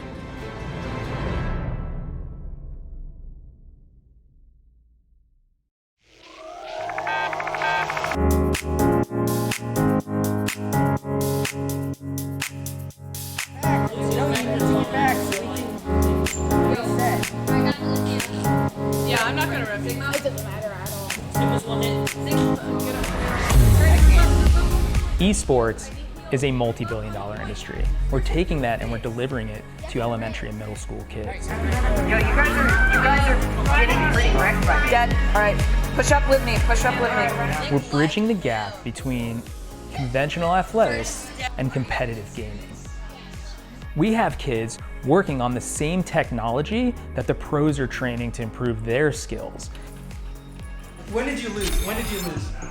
Why did you lose? Like the games that you lost, why did you lose? Through a partnership with the Positive Coaching Alliance, our coaches go through a double goal certification. They learn not only how to work through the strategies of the different games they're playing, but they also work through how to impact these kids' lives in a positive way. They get to mark and highlight behaviors and attributes that will lead to long-term life skills.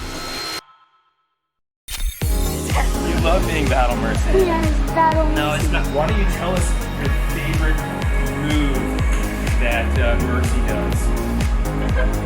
So what brought me to XP League is the experience of my children.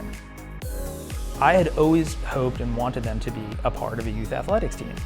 So I realized they all love competitive gaming. So why not marry their passion with what I'm hoping for them to learn and achieve and put healthy, solid values in place in something that the kids want to do and are excited about doing. Yes, Boopsiva! Experience points. Every game awards experience points. And what we built here is an experience. Professional level equipment, the top tier partners in esports. They're also getting the experience of sportsmanship values, of working with mentors and coaches, and of being part of the team. It's all about the experience. I need you. Nice job. Go, move in now. Push in. We don't have to. Good game. Both teams putting so much into the fight. We are so close, stuck in overtime. Game like the pros and experience the largest North American youth esports competition. And they take it, it's so good, and that's it, ladies and gentlemen. Hanover Horn have taken the victory in the grand finals. Do you have what it takes to be crowned the champion? The largest youth esports competition in North America is this June in Orlando. Your journey begins at xpleague.gg.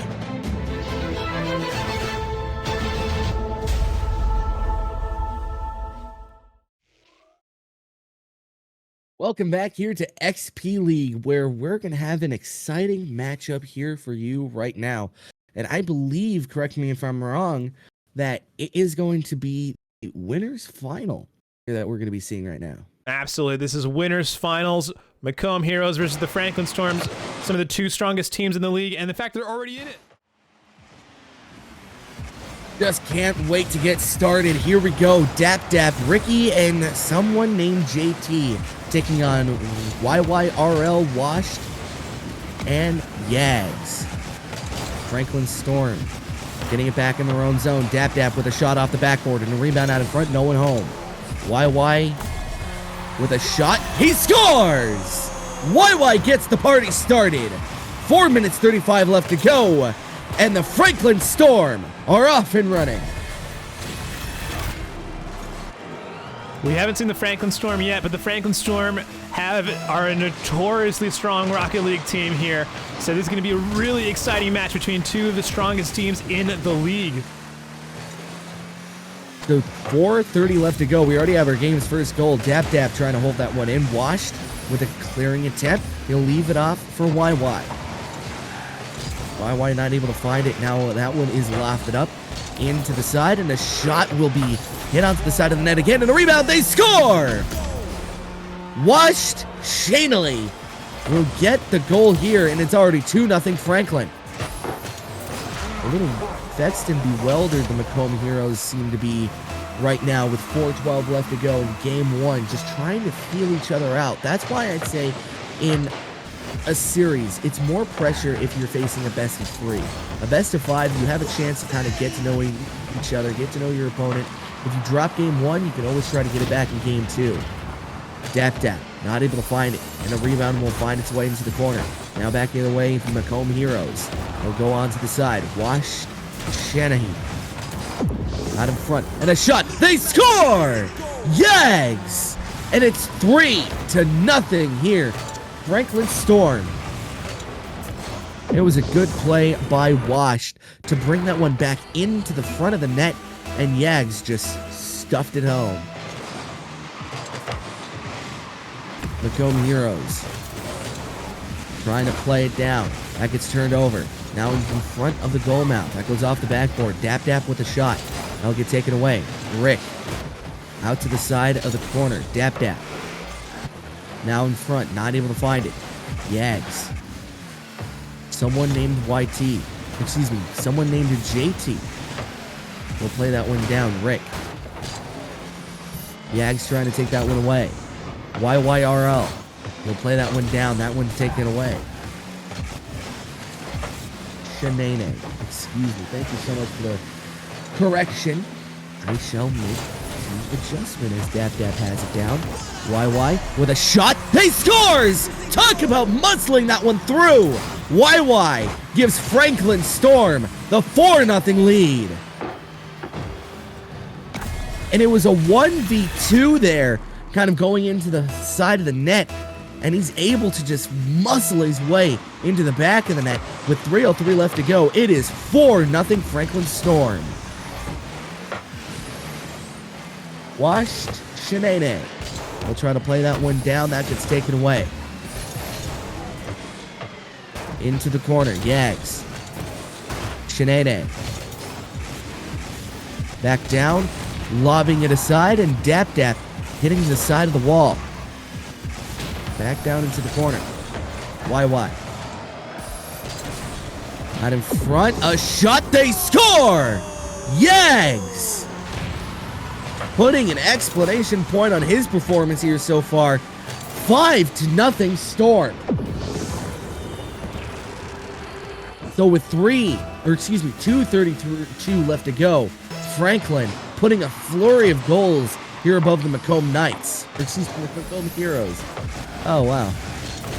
Someone named YT, not able to find it. Now back the other way. He's able to overcome getting it in front of the goal mouth, but thanks to that demo thrown, that one is thwarted. Shanane bringing it back into the middle here, setting up an aerial play. Beautiful bump, goes into the clear. Dap with a save. And now, YY. He'll turn that one over. Out into this corner. That's hit up. Still alive if they want it, but an aerial shot is whiffed by both guys. And now Shanane will hull it out to the side. Rick. Out in front, a shot. Good save by Dap to keep that one out of the goal mouth and clearing it out. 1:35 left to go. And Franklin Storm still not letting anything up. As Dap has it out in front, and a shot. He scores! Dap for the Macomb Heroes. He breaks up the shutout. And with 1:28 left to go, Franklin Storm, their shutout bid is done.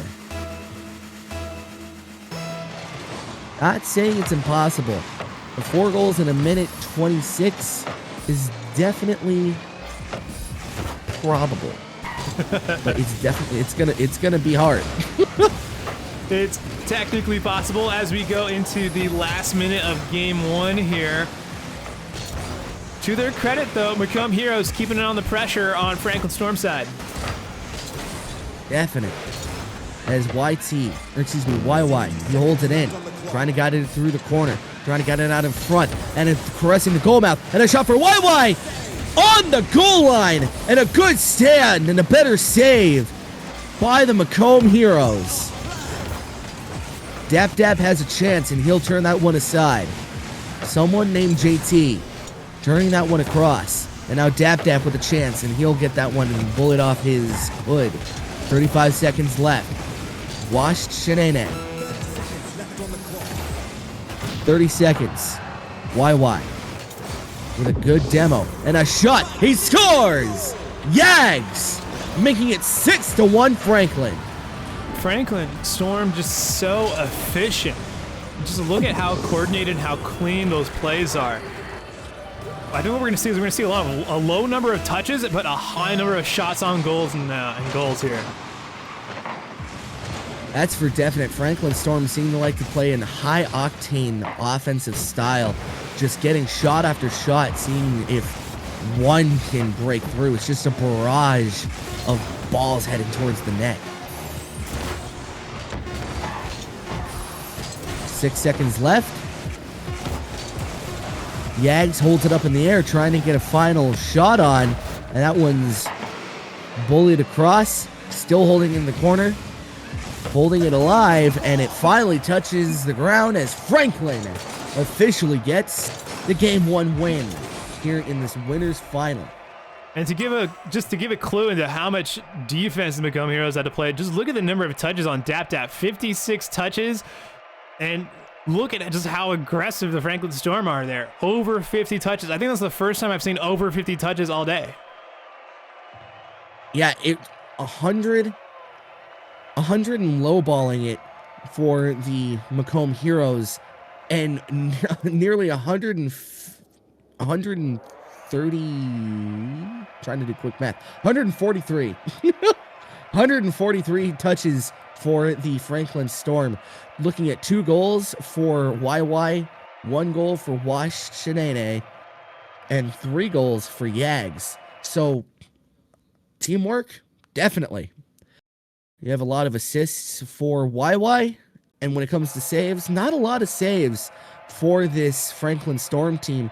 But on the other side, 3 saves for Dap Dap and 1 for someone named JT. I want to bring attention to just how many demos the Franklin Storm had. They have a very aggressive style, and they definitely use those demos to their advantage to create openings. I think there were something close to 12 demos for the side of the Franklin Storm, maybe only 1 or 2 from Macomb Heroes. So Franklin Storm using every tool in their arsenal to get an opening. And that's for sure. With all these demos, it serves as kind of like a pseudo power play as Rick comes in with a game-opening goal here in game number 2. Opens up with some flair, and now with 4:50 left to go, Macomb Heroes all of a sudden find themselves up by 1. And again, it just goes to show with these Macomb Heroes, not really shaken or bewildered by last game. It's just more of tune that they were getting used to their opponent. Now with this game 2, should be a lot more tighter of a competition. As Dap Dap has an aerial try, bouncing it out in front, and that gets killed out to the side. And a lob shot, good save by someone named JT. He measures himself up to the shot and squares himself to the ball, hitting that one away. Dap Dap with a chance and a shot and a good save by Yags. 4:10 left to go. And we are just getting started. Already 3 excellent grade A chances for both these teams. Riding along, 4 minutes, and now into the Franklin Storm zone. That will be cleared off by Yags. Now into the Heroes side. That will be bumped along and skirted across by someone named JT, who gets a shot on goal, but YY is there to make the save. YY turning it over. Dap Dap. And you have a lot of double names here. Rick getting it across. I mean, you have Dap Dap, YY, Shanae. You can count that. I'll count it. I'll give it to you. 3 minutes 20 left to go, and coming back inside are the Macomb Heroes. That gets cleared out to the side. Yags trying to clear it the rest of the way, and Shanae has it down to the corner. Shanae out in front to YY. YY, a shot will go way above into the night sky. And another rebound shot scores! Washinene! And it is 1-1 here with 3:03 left to go.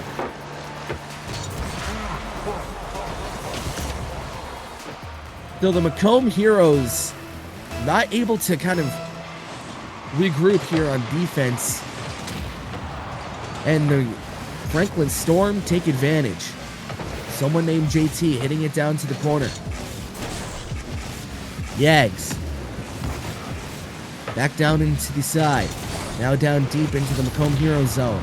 They'll clear that one up. Out to the side of the wall. And a rebound now into the corner. They'll play that one across. And a shot just going off the wall. And a rebound for Dap Dap. Trying to hold it in. Out to the side of the net. And that one gets hit to the side and cleared. As Rick trying to hold up the pressure, that gets taken away by Yags. Yags turning it over. And now back across adjacent to their own side. Franklin Storm back into their own zone. YYRL trying to give a shot off. That one gets taken out. And now Dap Dap. A shot going out to the side of the wall. And now into the corner, trying to hold that one in. And a backhand try. That will be hit across. Someone named JT not able to square himself up to it. 2 minutes left to go here in game number 2. Yags. Shot out in, and that one will be played out to the side. Strong rotation here for the Macomb Heroes. Just beautiful positioning is just keeping them in it all time. Rick with the beautiful score, bringing them 2-1, giving them their first lead of the series. Wonderfully done there from Rick, and a Dap Dap with a beautiful pass. Making it 2-1. Dap Dap keeping his head on a swivel, and like you said, giving them the second lead of the series. And now, after taking a 1-0, they bring it back to 2-1, and a shot just going off the post. Rebound, and another post shot. Third rebound, they score!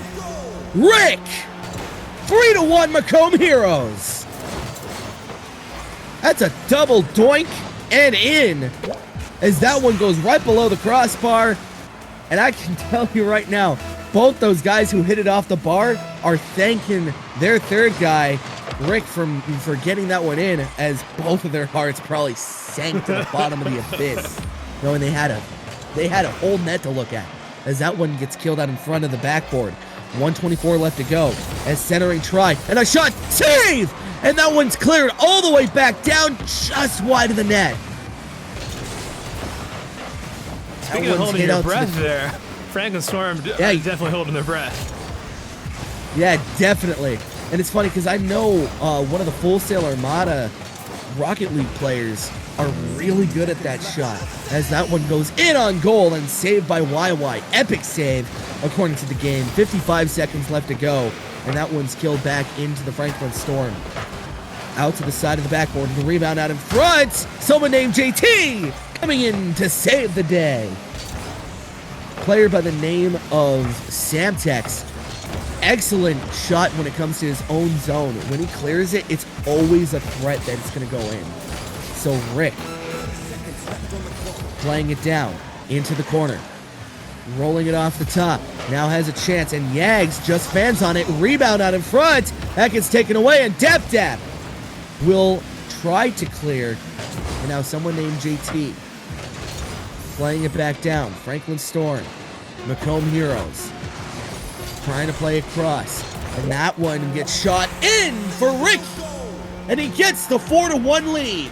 And that is that. Beautifully done there from Ricky. Up in the air, takes it. 4 goals on the board for Ricky.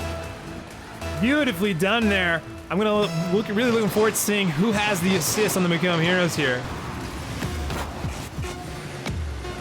As Ricky hits it out to the side, that one bounces once. It just needs to bounce once again. And that one will be a victory for the Macomb Heroes. And, you know, I had a feeling it was going to be a Dap Dap with those amazing passes all around there. 3 assists to helping out their partner Ricky right there during that whole match, enabling those goals. Beautiful adaptation there from the Macomb Heroes. What changed from game 1 to game 2? Look at the touches. that is exactly what changed. I'm looking here, 72 touches for DapDap, 43 for YYRL. And when it comes to the shot total, 5 for DapDap alone, or for DapDap and Rick. And on the other side, in terms of shots, you only have 4 total for the entire team. So it's the offense, it's the confidence coming back and just saying, hey guys, the first one was a fluke. We'll come back and we'll win this one. So the Macomb Heroes really making the mentality known that they're not going to go away easy. They're going to come back and dictate the flow of this game. So if I'm Macomb Heroes, I'm keeping with that momentum and I'm keeping going. But if I'm the Franklin Storm, I'm saying, listen, we dropped game 2, but game's tied. It's a best of 3 now. Absolutely. I'm looking forward to a tight series here as the kickoff in the favor of the Franklin Storm. Shanae goes up in the air, hits it up, and it's back onto the Macomb Heroes to clear it out. Yeah, and Yags will play it back down in his own zone. Kind of dribbling it, having a little bit of trouble with it, and now that one will be taken away. And this one, you can tell, is getting a little feisty as DapDap holds it up, trying to get it to Rick. Rick bouncing it on net, and that one go wide. No one able to touch it, and now back the other way, DapDap for Rick. Probably should not have taken that shot as DapDap seemed to have his own plan in mind, but not a bad shot to take necessarily as you had the side of the net. If he was able to get that double tap, definitely would have been a goal here with 4:13 left to go. And Rick with a shot, and that gets saved.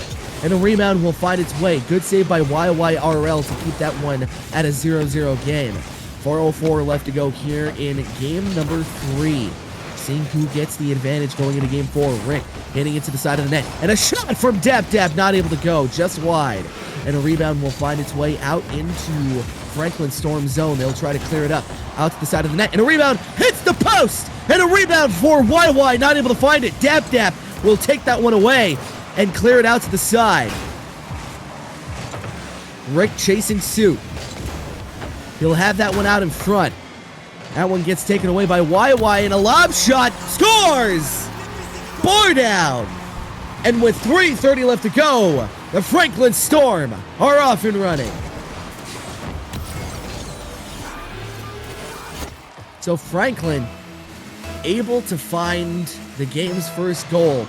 And it's always important in terms of momentum shift for these guys to play through their own kind of headspace. To come back from a crushing loss on both sides is impressive. To do it like this is formidable as YY scores! Speaking of momentum shift. 2-0. There's your momentum shift right there. Or definite. As the Macomb Heroes down by a pair. And DapDap will play that one down.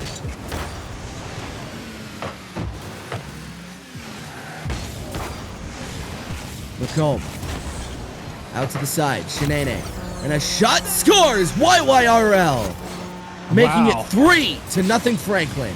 Beautifully done from Yags there. Yags with the initial clear to midfield, pass back by YY, and then Yags instantly is on the ball, passes it back over to give YY the opportunity to score on that. Well done, Yags. So 3-0 Storm. We'll play that one back down for the Macomb Heroes. Someone named JT now down by 3, and they'll try to cut into that lead, but Yags turns that one aside. Yags with an aerial volley, trying to get it out in front, and YY just can't find it, and the rebound will hit out to the side. Playing it down, DapDap. Ricky. Rick out to the side. Into the corner, DapDap volleys it, going adjacent to his own position, and now someone named JT now to find it. Yags with a shot and a good save by DapDap. Back the other way, a shot, and that one will be saved by Yags. Yags turning it over to DapDap. DapDap now to find it. And now Yags turning it over, and a shot just going wide. And a rebound for someone named JT. He'll Open play net that here. one down. And another shot going off the crossbar. Off the corner section of the crossbar and the upright. And with 1:41 left to go, if the Macomb Heroes want to come back, they have to get a goal here in a hurry. As YYRL off the triple commit finds Washinene for the score. That is why the triple commit is always so dangerous. Found someone named YT sleeping a little bit, and now going back the other way, Franklin Storm takes the 4-0 lead. Someone named JT turning it over to Rick. Rick out to the side. He'll play that one down. And a shot from a sharp angle, and a good save. Dap Dap. Now in front, a sharp angle shot, he scores! Dap Dap! It is 4-1 with 1:14 left to go. A tricky little angle there off the corner. Hard to tell where the ball's going to go whenever you're shooting off of there. But well done, Dap Dap, getting it into goal. So 4-1, your score. 1:07 left to go here. Again, not impossible. It's definitely probable for a comeback, but it's going to be up to these guys out on the pitch as that shot goes wide. Someone named JT holds it up, going down into the corner, and a shot will be blocked to the side and cleared as far as center as Rick able to get it back into the Franklin zone. 41 seconds left. Rick wide. Dap Dap trying to hold it down. Someone named JT. 30 seconds left. Out in front, not able to find anybody. Dap Dap with a chance. Now gets turned away by Washinene. 20 seconds. 4-1's your score, and Yags turns it over and gets the goal with 16 seconds left to go, and that may just be the nail in the coffin. As Yags able to get that fifth and final goal here. Well, almost final, as 11 seconds left to tick off. And as I say that, Yags finds another. 2 goals for the guy. And with 9 seconds left to go, adding a little bit more salt to the wound as Franklin able to extend their lead by 5. You know, sometimes you have a fragger, sometimes you have an enabler, sometimes you have a more defensive player. It seems like everybody on the Franklin Storm has that mechanical skill, that ability to make those plays happen on the Franklin Storm. Definitely, and we'll see right now when it comes to the stats. If you look at the assists here, I believe that Yags definitely one of the more prominent players in terms of team commitment, as he has 2 goals here, but also 3 assists helping out his team out. And also, look at the saves. 2 goals, 3 assists, 3 saves. So YYRL taking 3 goals, 2 assists, and 1 save as well. So it's a complete team effort here for Franklin. On the other side, Dap Dap with a goal, 5 shots, and 34 touches with 2 saves. Rick with no goals, 1 assist, no saves. And someone named JT, 30 touches, 2 saves. Again, it all boils down to communication and teamwork. And I feel like in that one, I feel like the Franklin Storm just outworked the Macomb Heroes. As I get my camera turned on here. Absolutely there. The Macomb Heroes, you know, it looks like they made some adaptations in that second game and took an early lead and ran with it. And then game 3 here, we're seeing another adaptation from Franklin Storm. You know, one of the key hallmarks of any top level team is that ability to adapt on the fly and understand what is your win condition and how that win condition changes from match to match. Yeah, definitely. And when it comes to this series especially, you lose the first game 5-0, you come back to win 4-1, only to lose it 6-1 in the next game. So it's definitely more of the straying from the beaten path kind of thing, where it's like you just need to forget every time you slip and just keep trugging forward. So if you're the Macomb Heroes here, what alterations, what adjustments do you think need to be made? What are you going to try and go for looking into this fourth game?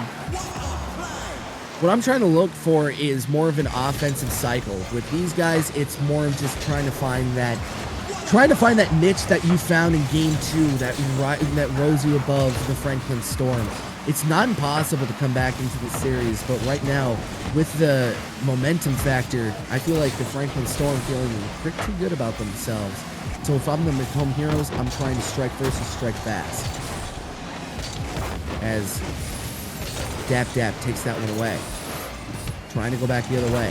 YY. Hits to the side. Someone named JT. And that one will be intercepted by YYRL. YY. 3 minutes left to go. Or, excuse me, a little bit under 4 minutes left to go, actually. As that one's hit out to the side. Rick in the Macomb Heroes zone. They'll turn that one over. Out in front. And a shot. They score. YY will get credit. But I believe this was just a misadvised pass. Or no, actually, it was a straight-on shot by YY.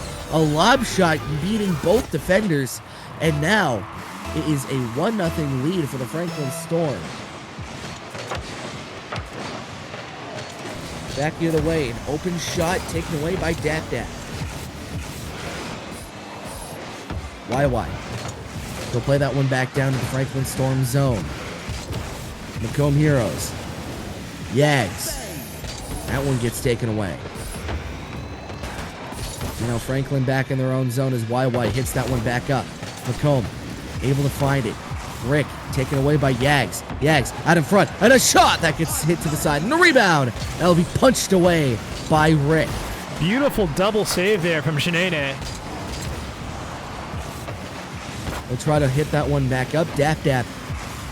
Someone named JT can't find it, and a shot. Good save! It'll be thrown back up, and Dap Dap off the side of the wall. He'll get that one on goal, and that one will be saved. 2 minutes, 48 left to go here in Franklin Storm.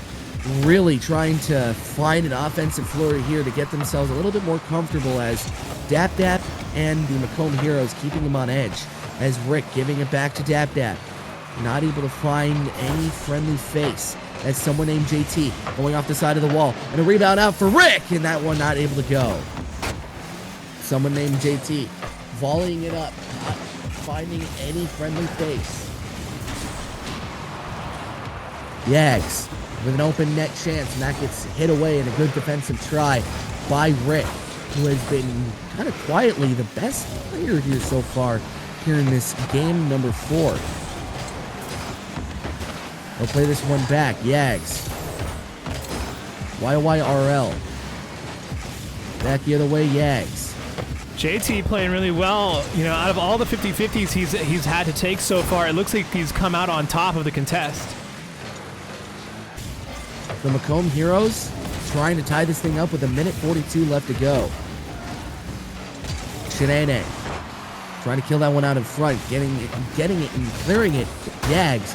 And now someone named JT, as you mentioned, big factor here so far, as Dap Dap trying to find it out in front, and a shot, they score! YY and Franklin getting the all-important second goal here to get a little bit of insurance against these Macomb Heroes. I mean, that whole midsection of the match right there just felt like two behemoths, two sumos just locked in battle, trying to push each other, trying to look for any kind of opening there. And it almost seemed like it was just a matter of who was going to slowly drain focus and stamina first. Definite two heavyweight fighters here going at each other as YY holds it up and a shot, they score! Washinene! And Franklin Storm get a 3-0 lead. 1:04 left to go here. And with a 3-0 lead, I feel like these guys are going to want to try to level back and just more thwart any offensive flurry that these Macomb Heroes have. But I've been proven wrong before with these Franklin Storms, just showing how aggressive they are with their gameplay. 51 seconds left to go. We'll try to play that one back. And a shot will be playing across. Beautiful touch right there. Trying to just tuck it under the net. Definite. And you playing through the aerial, that's not exactly an easy shot to take. And he almost made it. And they'll try to play it across. And Shanae out to the backboard, trying to clear it up. And that is taken away by Dap Dap. 18 seconds left to go. 15. That one's killed out to the side, out in front, and that shot gets turned away. Washinene. 8 seconds left. YY. We'll try to play that one down. Play it across, and that one will be it. 3-0 your final score here in game number 4, and your final series score of 3-1. Don't even get a chance to look at the stats, but we all know that Franklin Storm, very team-oriented play and very team-oriented win. When it comes to their offensive flurry, I really have to give it credit where credit is due. I feel like Shanae, in terms of leadership, and I don't know who the captain is, but I feel like Shanae really led by example on that pitch. He really showed the kind of tenacity that a leader does. And he branched out to his team in order to kind of generate plays and allowing his teammates to kind of help him out. So really caps off to both teams. It was a real behemoth try, and congratulations to these players going on to the Florida Finals. Absolutely. Both of these players, they could have easily gone to either of these teams on any other given day. But, when it comes to playing in a tournament, it's a little different than playing in your regular scrim matches or playing during practice. Something that we like to say, kind of an analogy we like to talk about in the Smash Brothers in the fighting game community is that, when you show up to tournament day, you can't count on your 10 out of 10. You have to make sure that your 7 out of 10 is way better than the opposing team's 7 out of 10. So that way, when the pressure hits and lands and you're not at your peak, at least your average is higher than their average. That's definite. And when it comes, it's the adage oldest time. Your strongest play is your weakest link. And for Franklin, they didn't have a lot of weak links. They didn't have a lot of weak plays. They came out and they just hammered these Macomb Heroes time and time and time again.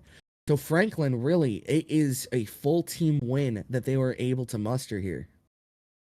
But either way, both these teams will be going to the North American Finals this year at Full Sail University, June 25th to June 26th, 2022 at Full Sail University's Fortress Arena. Yeah, the Fortress, definitely a different venue to play at. And being in an arena, it's going to be interesting to see how these guys kind of pivot, how they adjust, how these teams are able to kind of get comfortable here come June 25th and 6th playing in the Fortress. So it's going to be fun to watch. It's definitely going to be fun to play in. So these guys, feeling great for you. Absolutely. These are two amazing teams, and I can't wait to see them play again. Hopefully, maybe in grand finals tomorrow.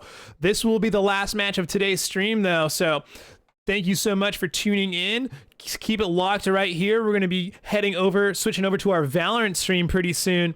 So for more Rocket League action, give us a follow, share the stream. And before we head off and switch over to Valorant, I want to talk about a cause that's very near and dear to our hearts here at XP League, and that is the Leukemia and Lymphoma Society. You'll see them there in the bottom right of our overlay. The Leukemia and Lymphoma Society do great work. They are the global leader in the fight against blood cancer and have helped advance every critical advancement in blood cancer treatment, including CAR T-cell immunotherapies that supercharge patients' own immune cells to attack cancer. What the Lymphoma and Leukemia Society does is they award funding to major cancer centers to bring world-class care to underserved blood cancer patients. Brian, why don't you tell us a little bit more about the power of LLS and potentially your donation?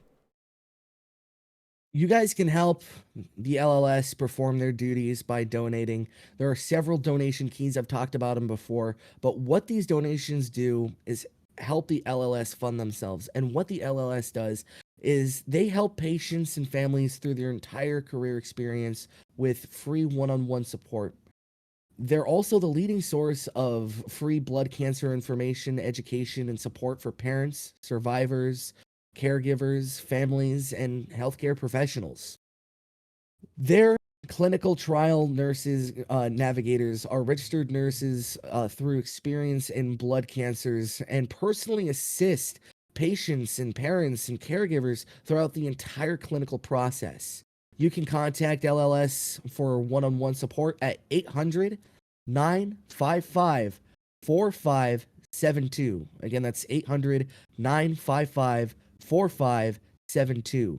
Monday to Friday, 9 a.m. to 9 p.m. or live by chat/email on lls.org. And again, your donations help every single one of these caregivers and LLS support. So please think about donating today, but if you can't, please share the cause. It's a worthy one. Absolutely. To find the donation link, look in the chat here in our Twitch stream today. We're going to go ahead and cut it to some words from Tiltify, showing off some of the amazing work that they do. Thank you so much for tuning in today. Keep it right here for some Valorant action. Very exciting. Thank you guys so much. And let's give a round of applause to Bryonic. Bryonic, absolutely amazing. Let me want to just give you an absolute shout out, Bryonic. Anything you want to shout out before we kick it to a break today? No, just have fun, support LLS, go Kings and Dodgers. Absolutely. All right, guys. We'll see you back in a bit. Against cancer? Well, good news, creators. Now you can fight back while you stream. Thanks to the Leukemia and Lymphoma Society, the world's largest nonprofit in the war against blood cancer. My name is William Yank. I'm a 23-year-old, 3-time leukemia survivor. One evening, my roommate was trying to talk to me, and I responded to him in a delirium of mess and confusion, and he said, "We're going to the ER immediately." And came back with leukemia.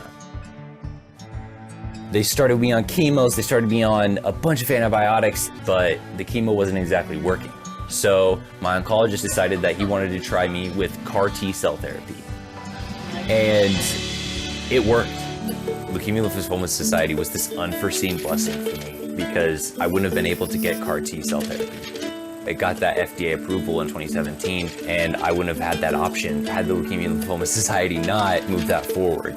We are about 9 months and feeling very healthy, strong, and I live.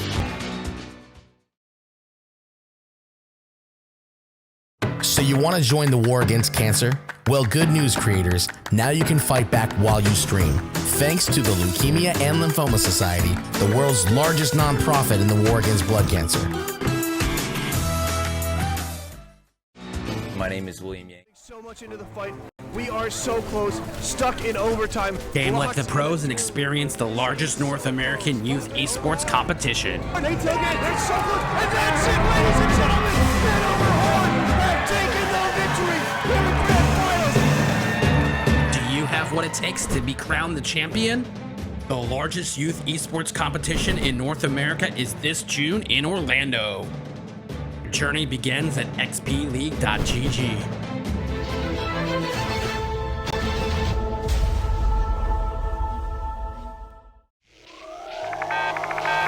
I'm the coach for XP League, and I'm looking forward to having an impact on these kids' lives. I've been playing video games competitively since 9th grade. I'm now 21 years old, and I've never really got to be a part of a team. Today you guys are here for tryouts. Now you might be feeling nervous, but don't worry. Everybody makes a team. Tryouts is not about kicking you out if you're not good at the game.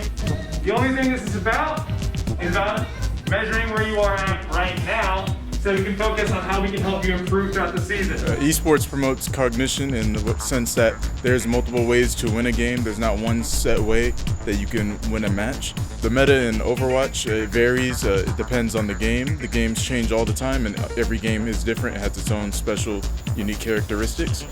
There we go. 1, 2, 3. Keep your hands straight. Keep your hands straight. For our practices, we aren't focused necessarily on who we're playing against, just how we can adapt our strategy towards the game. What we teach the kids when we're coaching is that there's another human being on the other side of that computer, and to treat everyone with respect. I have my ultimate. Perfect. Keep going. Keep going.